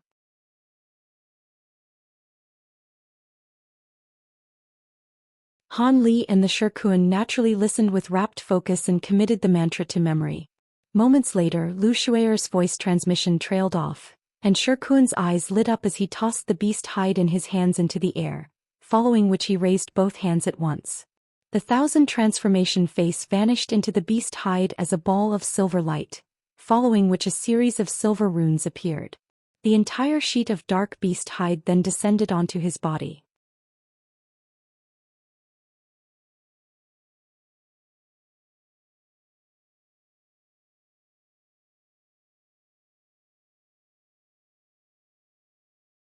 silver light flashed, and as soon as Shirkuan was encompassed within the sheet of beast hide, he transformed into a living dark beast. He had the same black fur and identical sharp claws as those of the dark beast from before. This is incredible. I almost don't feel any different, yet I've completely transformed into another being. Shirkuan inspected his front paws with amazement before bursting into laughter. If the 1,000 transformation faces didn't have such abilities, I wouldn't have brought them out for you two to use, Lu Shui'er said with a smile. Thank you, fellow Taoist Lu. With these treasures, all of us will have flawless disguises for the journey up ahead, the dark beast said with an elated expression. After witnessing Shirkuan's transformation, Hanli also became quite confident in these treasures, and after expressing his gratitude to Lu Shui'er again he suggested, Fairy Lu and I still don't have beast hides at the moment, but it won't be good to delay any further. Why don't we set off, and if we encounter any dark beast stragglers, we can pick them off along the way. My thoughts exactly, Brother Han. We're on a tight schedule, so it's naturally best not to waste any time, Lu Shui'er immediately agreed. Shirkuan didn't have any objections to this either, so the three of them crept silently out of the hold in the tree and into the night. After that, Shirkuan expelled a yellow cloud from his mouth, and his body instantly transformed into a burst of faint yellow qi. The dark beast forest had extremely low visibility to begin with at night, and after unleashing this technique, it would be impossible for anyone to discover Shirkuan's presence unless they were to look carefully at him from within 100 feet away. Meanwhile, Lu Shui'er removed a jade pendant-like treasure from around her waist, and she tossed it into the air, upon which it transformed into a pristine white mouse that was around 10 feet in length. Her body then swayed and she drifted onto the mouse's back, following which faint white light began to emanate from its body, enshrouding both itself and Lu Shui'er within. The two gradually turned transparent in the white light, transforming into a barely visible transparent shadow in the end. As for Han Li, the measures he took were even simpler. After the latest refinement, his azure bamboo cloudsworm swords had become pure wood attribute treasures, and in a forest with such abundant wood attribute spiritual qi, it was extremely easy for him to conceal himself with his swords. As such, he raised an arm and a small azure sword shot forth out of his sleeve, then transformed into a streak of azure light that was several tens of feet in length before sweeping toward his body. Moments later, a barely visible streak of azure light shot forth through the air. Thus, the three of them officially began their journey into the dark beast forest in a discreet and stealthy manner. Several days later, a thin dark beast was slowly treading over a thick bed of leaves and branches as it traversed through the forest in a graceful manner. All of a sudden, a burst of blue light flew toward it from a nearby tree, then swept up its entire body. The female dark beast was naturally quite alarmed, and it let loose a sharp cry as it sent several black claw projections hurtling toward the blue light. However, the blue light merely swirled before transforming into a massive ball of light that completely encapsulated the female dark beast's body. As such, the sharp cries escaping from its mouth became completely inaudible to those outside the ball of light, and its sharp claws were also only able to send a few ripples surging through the blue light without actually being able to penetrate through it. At this moment, white light flashed from the massive tree, and a gorgeous figure emerged from within. It was none other than Lu Shui'er.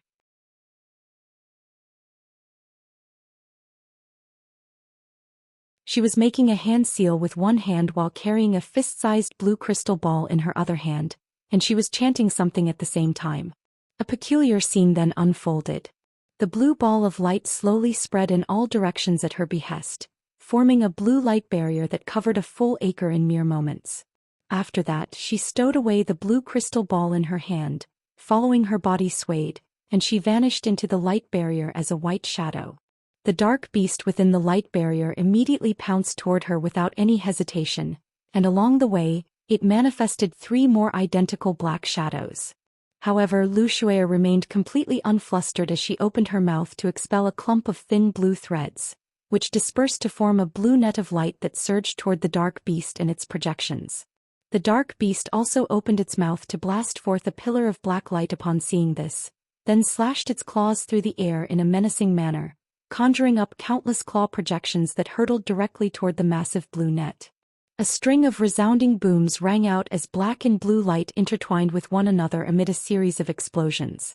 However, the loud commotion and violent spiritual chi fluctuations were all greatly buffered by the light barrier, making it almost impossible to hear the battle from outside.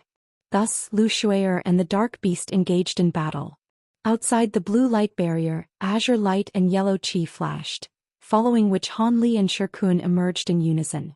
Both of them were staring at the blue light barrier with different expressions on their faces. He, fellow Taoist Lu Shui'er is picky, refusing to go with any target other than a female dark beast. Shi Kun chuckled with a shake of his head. I'm sure she has her considerations, Han Li replied in a calm manner. As a woman, it makes sense that fellow Taoist Lu is averse to adopting the form of a male dark beast, but I'm quite curious about why you decided against killing the dark beast that we encountered 2 days ago, Shi Kun continued as a peculiar look appeared in his eyes. That dark beast was already riddled with wounds, so even if I were to secure its hide, it wouldn't look right after I transform into it, so I decided to wait for the next one we encounter instead, Han Li explained in an indifferent voice. I see. I thought you let it go out of the kindness of your heart after seeing the cubs that were traveling with that wounded dark beast. But then again, cultivators like us are beyond such shallow thoughts, Shi Kun said in a nonchalant manner. Han Li merely smiled and offered no response to this. Just as the two of them were chatting with one another, a dull thump suddenly rang out from within the blue light barrier, following which the entire barrier tremored slightly, but immediately settled again. Han Li was slightly startled by this, as was Shi Kun. All of a sudden, the blue light barrier suddenly shattered, then vanished as specks of spiritual light.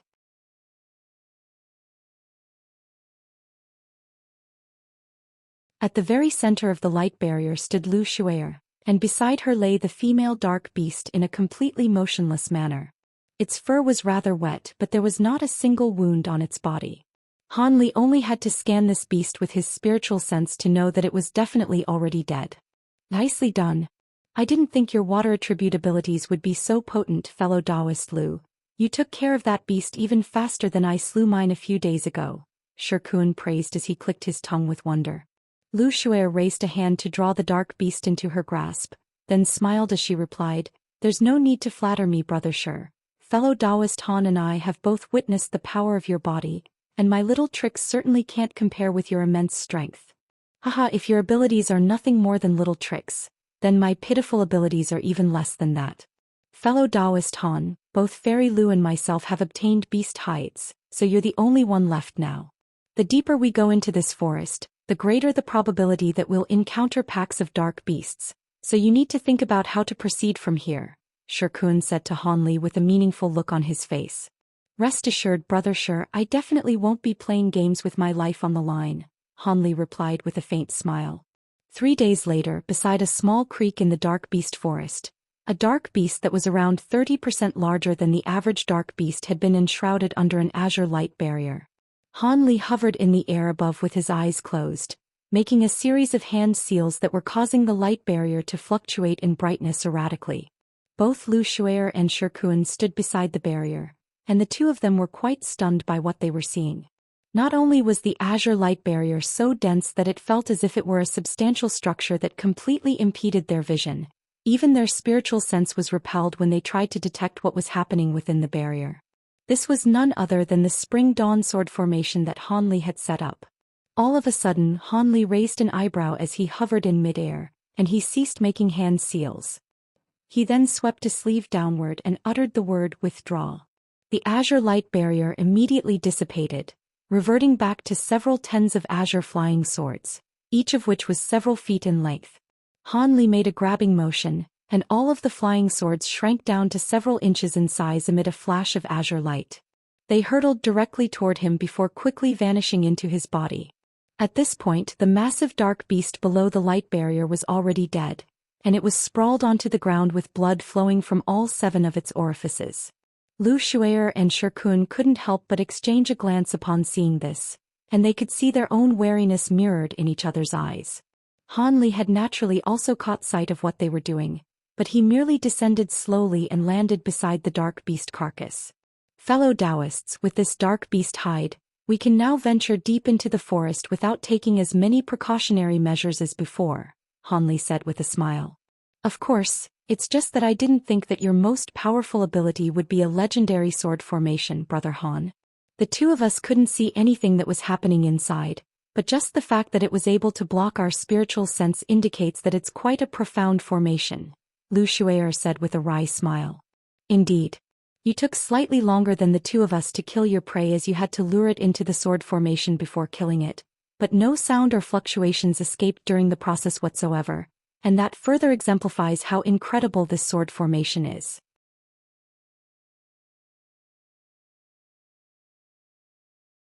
With this ability up your sleeve, I doubt you'd encounter many opponents below the holy race that would be able to best you, Shirkuan also praised in a heartfelt manner. There's no need to flatter me, fellow Taoists. My Spring Dawn sword formation does indeed possess some power, but I'm sure the two of you haven't even begun to show the extent your powers. Otherwise, the two seniors wouldn't have entrusted you two with such an important task. In the face of your powers, my sword formation is nothing to boast about, Han Li chuckled nonchalantly.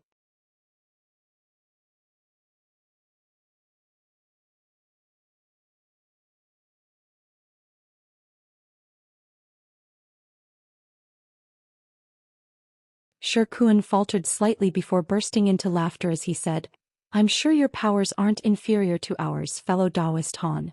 In any case, we should stop praising one another and discuss the more important matters at hand. If we continue onward for a day or two, we'll truly be entering the depths of the Dark Beast Forest, which is where most of the Dark Beasts reside. If we want to pass through this area, we have to be on high alert the entire time. When passing through the central region of the forest, make sure you don't try to kill any straggling dark beasts. Our restrictions will be able to fool normal dark beasts, but high-grade three-eyed dark beasts will immediately sense that something is amiss as soon as we try to use our powers. On top of that, we won't be able to release our spiritual sense over large areas deep in the forest, so if a battle were to break out, we'd be in a lot of danger, Lu Shuier said in a grim voice. Even if we're forced into a battle, we can't delay for so long like we're doing now. We have to attack all at once to try and kill the enemy on the spot in an instant. Only then will we be minimizing the risk of blowing our covers, Shirkuan added in a solemn manner. Indeed. If we were to come up against a normal dark beast, it shouldn't be too difficult for the three of us to kill it in an instant. However, I can't say the same if we were to encounter high-grade dark beasts, Han Li said as he stroked his chin. If we really do get targeted by a high-grade dark beast, then that's when our divine essence-fused light combination technique would come in useful, Lu Shuier reminded with a smile. I almost forgot about that secret technique. With that up our sleeves, we won't have to fear even high-grade dark beasts as long as we don't encounter too many of them, Shirkuan chuckled as he rubbed his hands together with glee. However, that ability has to only be used as a last resort. If we were to unleash it, it would definitely cause a massive commotion that would result in a large number of high-grade dark beasts pursuing us at once, Han Li said with a concerned shake of his head. Rest assured, Brother Shur and I are well aware of that. Seeing as you've also obtained a dark beast hide, let's all transform and set off. It would be best if we were to open up some distance between one another. Otherwise, it would be rather eye-catching if we were to travel as a group of three, Lu Shuier suggested. That's a valid point, Fairy Lu. In that case, I'll be going on ahead first, Shirkuan said with a quick nod. He then made a hand seal and that black beast hide abruptly appeared over his body. A ball of silver light then shot forth from within his sleeve before disappearing into the beast hide in a flash. Thus, he transformed into a dark beast again, and his 4 paws dug into the ground, propelling him through the forest like an arrow. Han Li and Lu Shuier also immediately followed suit upon seeing this, transforming into a pair of dark beasts that set off in hot pursuit. Along the way, the three of them activated their concealment treasures to hide themselves once again. Thus, it would be very difficult to discover the three of them, especially in the dark beast forest which had very low visibility during the night. After that, Han Li's trio proceeded cautiously onward, skirting around an area as soon as they discovered any powerful beasts there, trying to minimize their contact with other creatures in the forest. During the first few days they didn't encounter dark beasts on too many occasions, but they rarely ever appeared on their own, and most of them traveled in groups of 2 or 3. After about a week or so, they had traveled to the true central region of the forest, and dark beasts were beginning to appear in groups of 5 or 6, and even packs that numbered in excess of 10. This was rather alarming to Han Li's trio, and they began to proceed with even greater caution.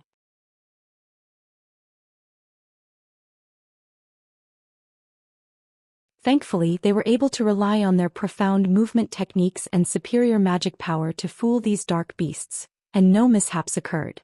Perhaps they were simply lucky or something was happening within the dark beast forest. In any case, they didn't even encounter a single high-grade three-eyed dark beast on the way here, thereby allowing them to travel smoothly all the way into the very center of the dark beast forest. If things were to continue like this for the next 3 to 4 days, they would have passed through the most dangerous region of the dark beast forest at that point, and they'd be able to heave a sigh of relief. However, at present Han Li and the others were all quite tense, and they wore rather grim expressions on their faces. All three of them were vastly knowledgeable and experienced beings, and even though they were quite glad that they hadn't encountered any high-grade dark beasts in the forest, their past experiences told them that this was not necessarily a good thing. As they continued to forge on ahead, even the number of normal dark beasts they encountered dwindled significantly. During the next 2 days, they only encountered a dozen or so dark beasts during their travels. This was quite alarming to Han Li's trio, and they became even warier of the situation. Han Li was quickly traveling through the forest in a wraith-like manner, passing through all obstacles like giant trees in his path in a completely soundless manner as an azure shadow. This kind of movement technique naturally allowed him to travel extremely quickly. However, his brows were tightly furrowed, and faint blue light was flashing within his eyes as he constantly surveyed his surroundings. This was the central region of the forest, so he naturally didn't dare to release his spiritual sense. As such, he could only use his bright sight spirit eyes to detect dark beasts and take measures to avoid them in advance. He didn't know what kind of methods Zhou Xian and Shi Kuan were employing, but they were reacting just as quickly as he was whenever dark beasts appeared up ahead. This came as quite a surprise to Han Li. Could it be that they'd also cultivated some kind of profound sensory ability or were using treasures to accomplish this? In any case, Han Li's appraisal of their powers was increased once again upon seeing this.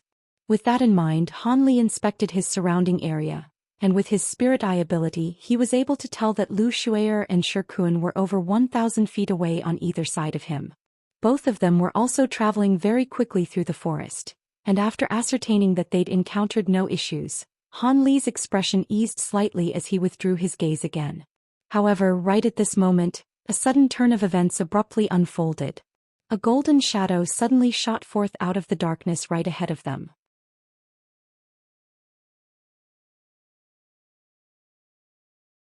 After just a single flash, it covered a distance over several hundred feet, taking it over to Shi Kuan before it crashed headfirst into his body.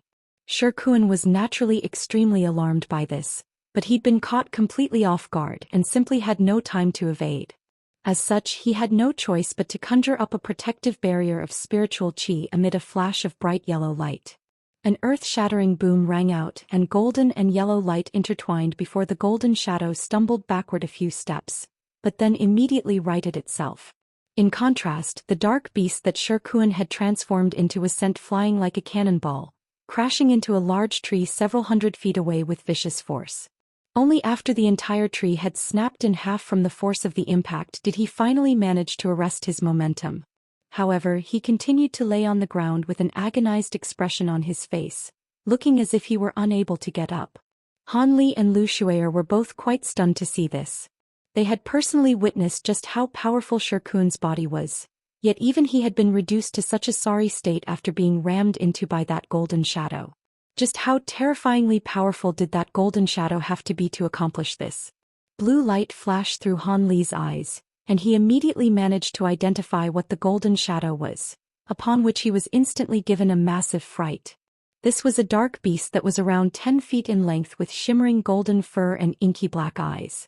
It was a legendary dark beast monarch. No way. Prior to setting off, he'd said that there was no way they'd be unlucky enough to encounter a dark beast monarch. Yet they'd somehow managed to encounter one before they'd even seen a three-eyed dark beast. These dark beast monarchs were the most fearsome beings in this forest, and even though there were no records detailing how powerful they had to at least possess powers comparable to holy race beings. Han Li's heart sank as he came to an abrupt halt, then fixed an intense unblinking gaze onto the golden dark beast. At the same time, he immediately forged a spiritual connection with several treasures within his body, getting ready to unleash them at a moment's notice. Meanwhile, Lu Shuer had also stopped on a thick tree branch, appraising the golden dark beast with a grave expression on her face. The dark beast monarch was clearly also rather disoriented from crashing into Shi Kun out of the blue, and after shaking its head from side to side, a vicious light flashed through its eyes as it fixed its gaze on Shi Kun, who was still unable to get up. Sharp claw projections immediately appeared on the front ends of its paws, and it seemed to be preparing to attack Shi Kun. Both Han Li and Lu Shuer's hearts jolted upon seeing this, and they were contemplating whether to step in or not. It was quite clear that the Dark Beast Monarch hadn't discovered the two of them yet, so if they were to sneak away now, perhaps they'd be able to escape unscathed. Otherwise, even if the three of them could just barely hold off this Dark Beast Monarch as soon as it summoned more of its brethren to the scene, they'd definitely be plunged into life-threatening danger. However, if Shi Kun were to die, there'd be no way for them to access the restricted ruins, so their mission would end in failure before it had even begun. If they were to fail to complete the mission and allow Shi Kun to perish in the Dark Beast Forest, they would definitely be punished by Kai Luiying and Duan Tianren, even if they could return from the vast glacial realm alive. However, even though this was quite a troublesome prospect, it was something for him to worry about in the future. For now, his top priority was naturally to save himself. Thus, Han Li made his decision in the blink of an eye before quickly turning to glance at Lu Shuer.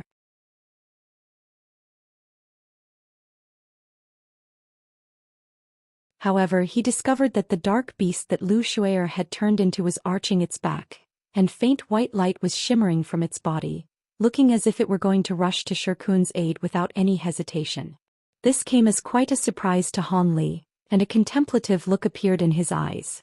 However, he had no intention of risking his life with her. As such, after taking a deep breath, he planned to hurtle back in retreat. However, the events that unfolded next had him completely flabbergasted. The golden dark beast had a ferocious look in its eyes, and it was clearly just about to attack. However, its ears suddenly twitched, following which the vicious look on its face transformed into one of shock and fury. It then let loose a low snarl and shot forth as a golden shadow again, disappearing into the forest after just a few flashes.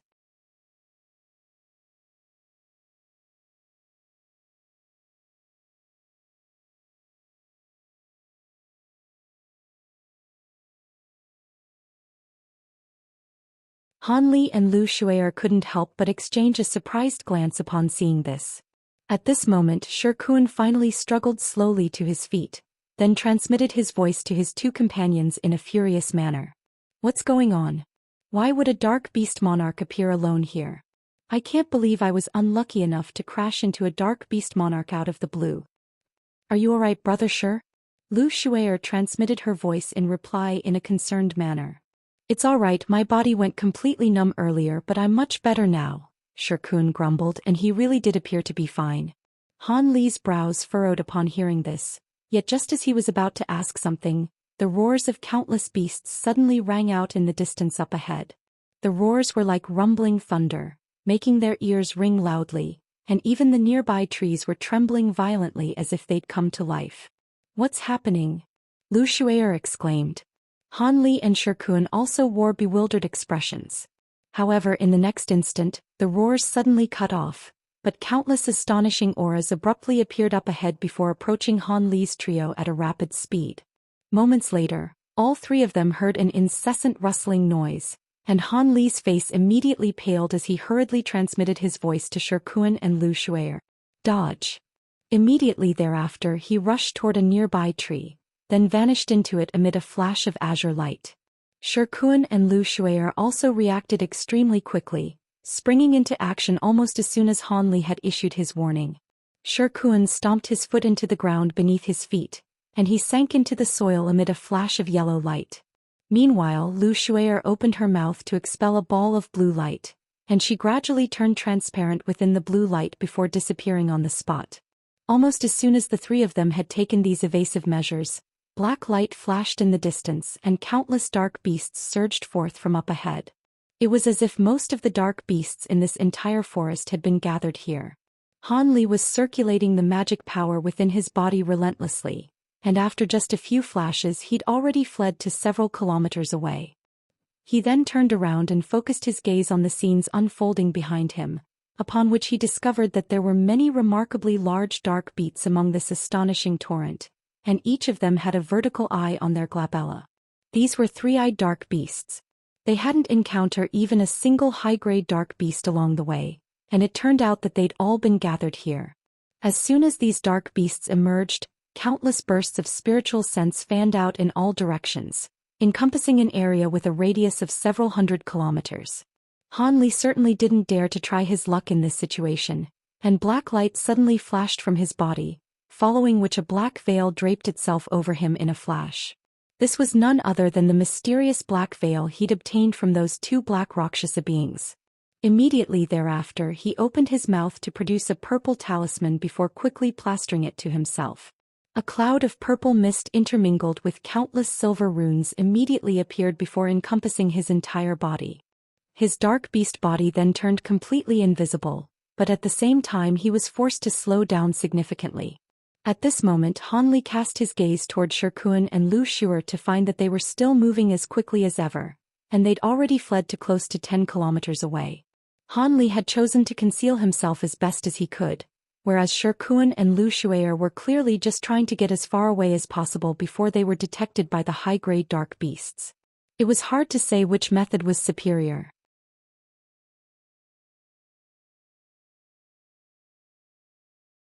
If the high-grade dark beasts were unable to see through their concealment techniques, then it was naturally best to take advantage of that and get away from this place as quickly as possible.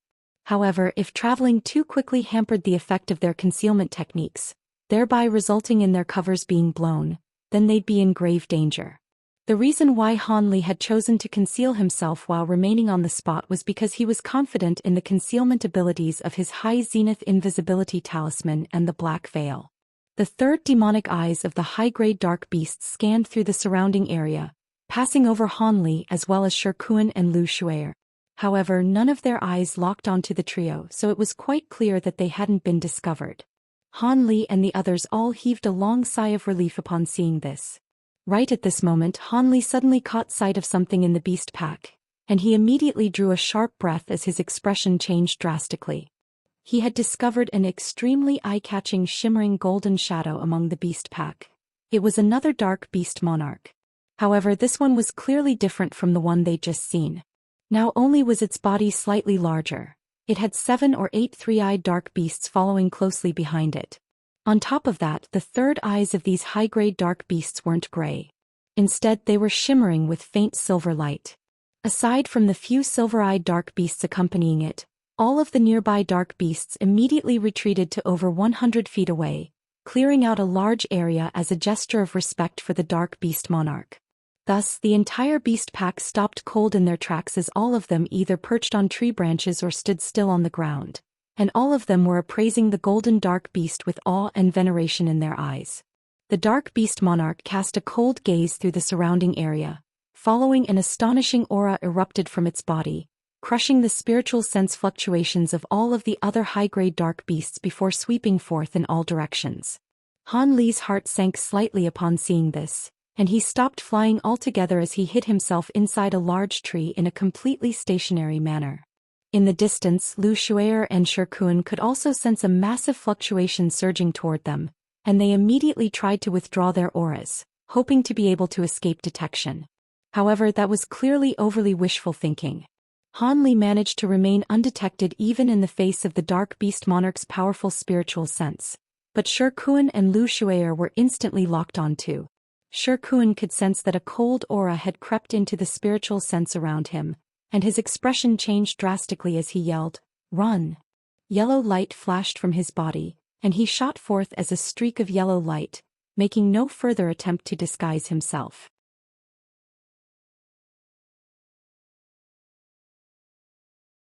Lu Shuer was also aware that their situation was far from ideal, and the white jade mouse beneath her appeared in a flash, then formed a ball of light that swept her up and carried her away at an astonishing speed.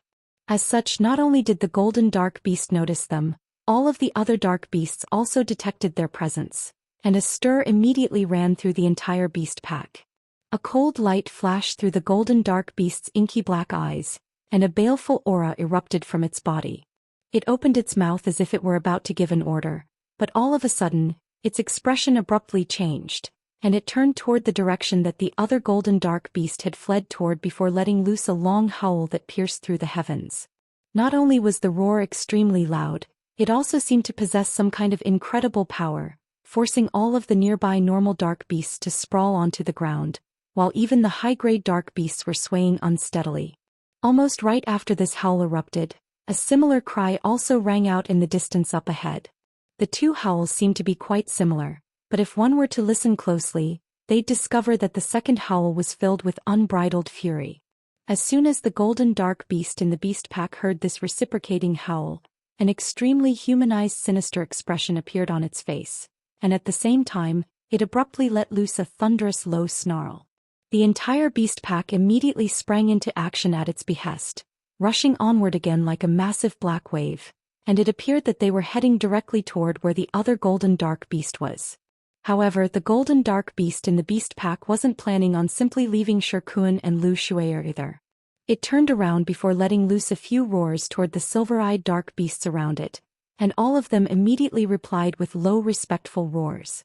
Immediately thereafter they hurtled toward Xianxia and Zhou Xian as streaks of silver light, while the golden dark beast joined the beast pack in pursuit of the other dark beast monarch. In the blink of an eye, the beast pack vanished into the distance, and the silver-eyed dark beasts also disappeared in pursuit of their targets. Meanwhile, Han Li remained within the giant tree this entire time, and he only emerged from it after 2 hours had passed, and he'd ascertained that there were no other dark beasts nearby. After that, he deactivated his high zenith invisibility talisman and removed the black veil from his body. Among them, the talisman had a time limit that it was effective for, and even though the black veil appeared to be quite light, it was very draining on his magic power. Hence he naturally couldn't use these two things all the time.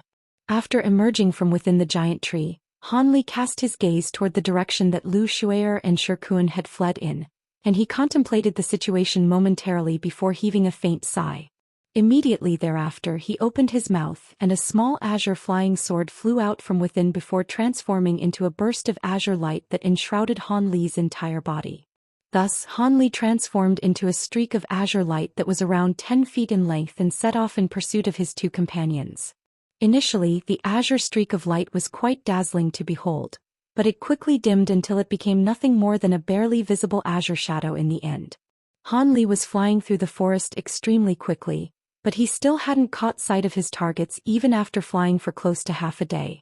If it weren't for the fact that the three of them had used a secret technique to refine treasures that could allow them to keep track of one another's locations, Han Li would have most likely been drawn into thinking that he'd already lost them.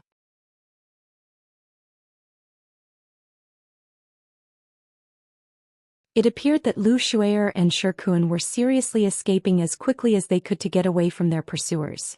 Even at Han Li's current speed, he was still unable to close the gap at all. The fact that the silver-eyed dark beasts were able to keep up with them despite this indicated that they were certainly not to be scoffed at either. These thoughts quickly raced through his mind, and he suddenly gritted his teeth before he reverted back to his human form amid a flash of silver light. He stowed the dark beast hideaway, then made a hand seal and a pair of translucent wings appeared on his back following a dull thunderclap. You're tuning in to the Zhou Xian's Legacy YouTube channel. Don't forget to subscribe and join us on this journey to catch the most captivating stories.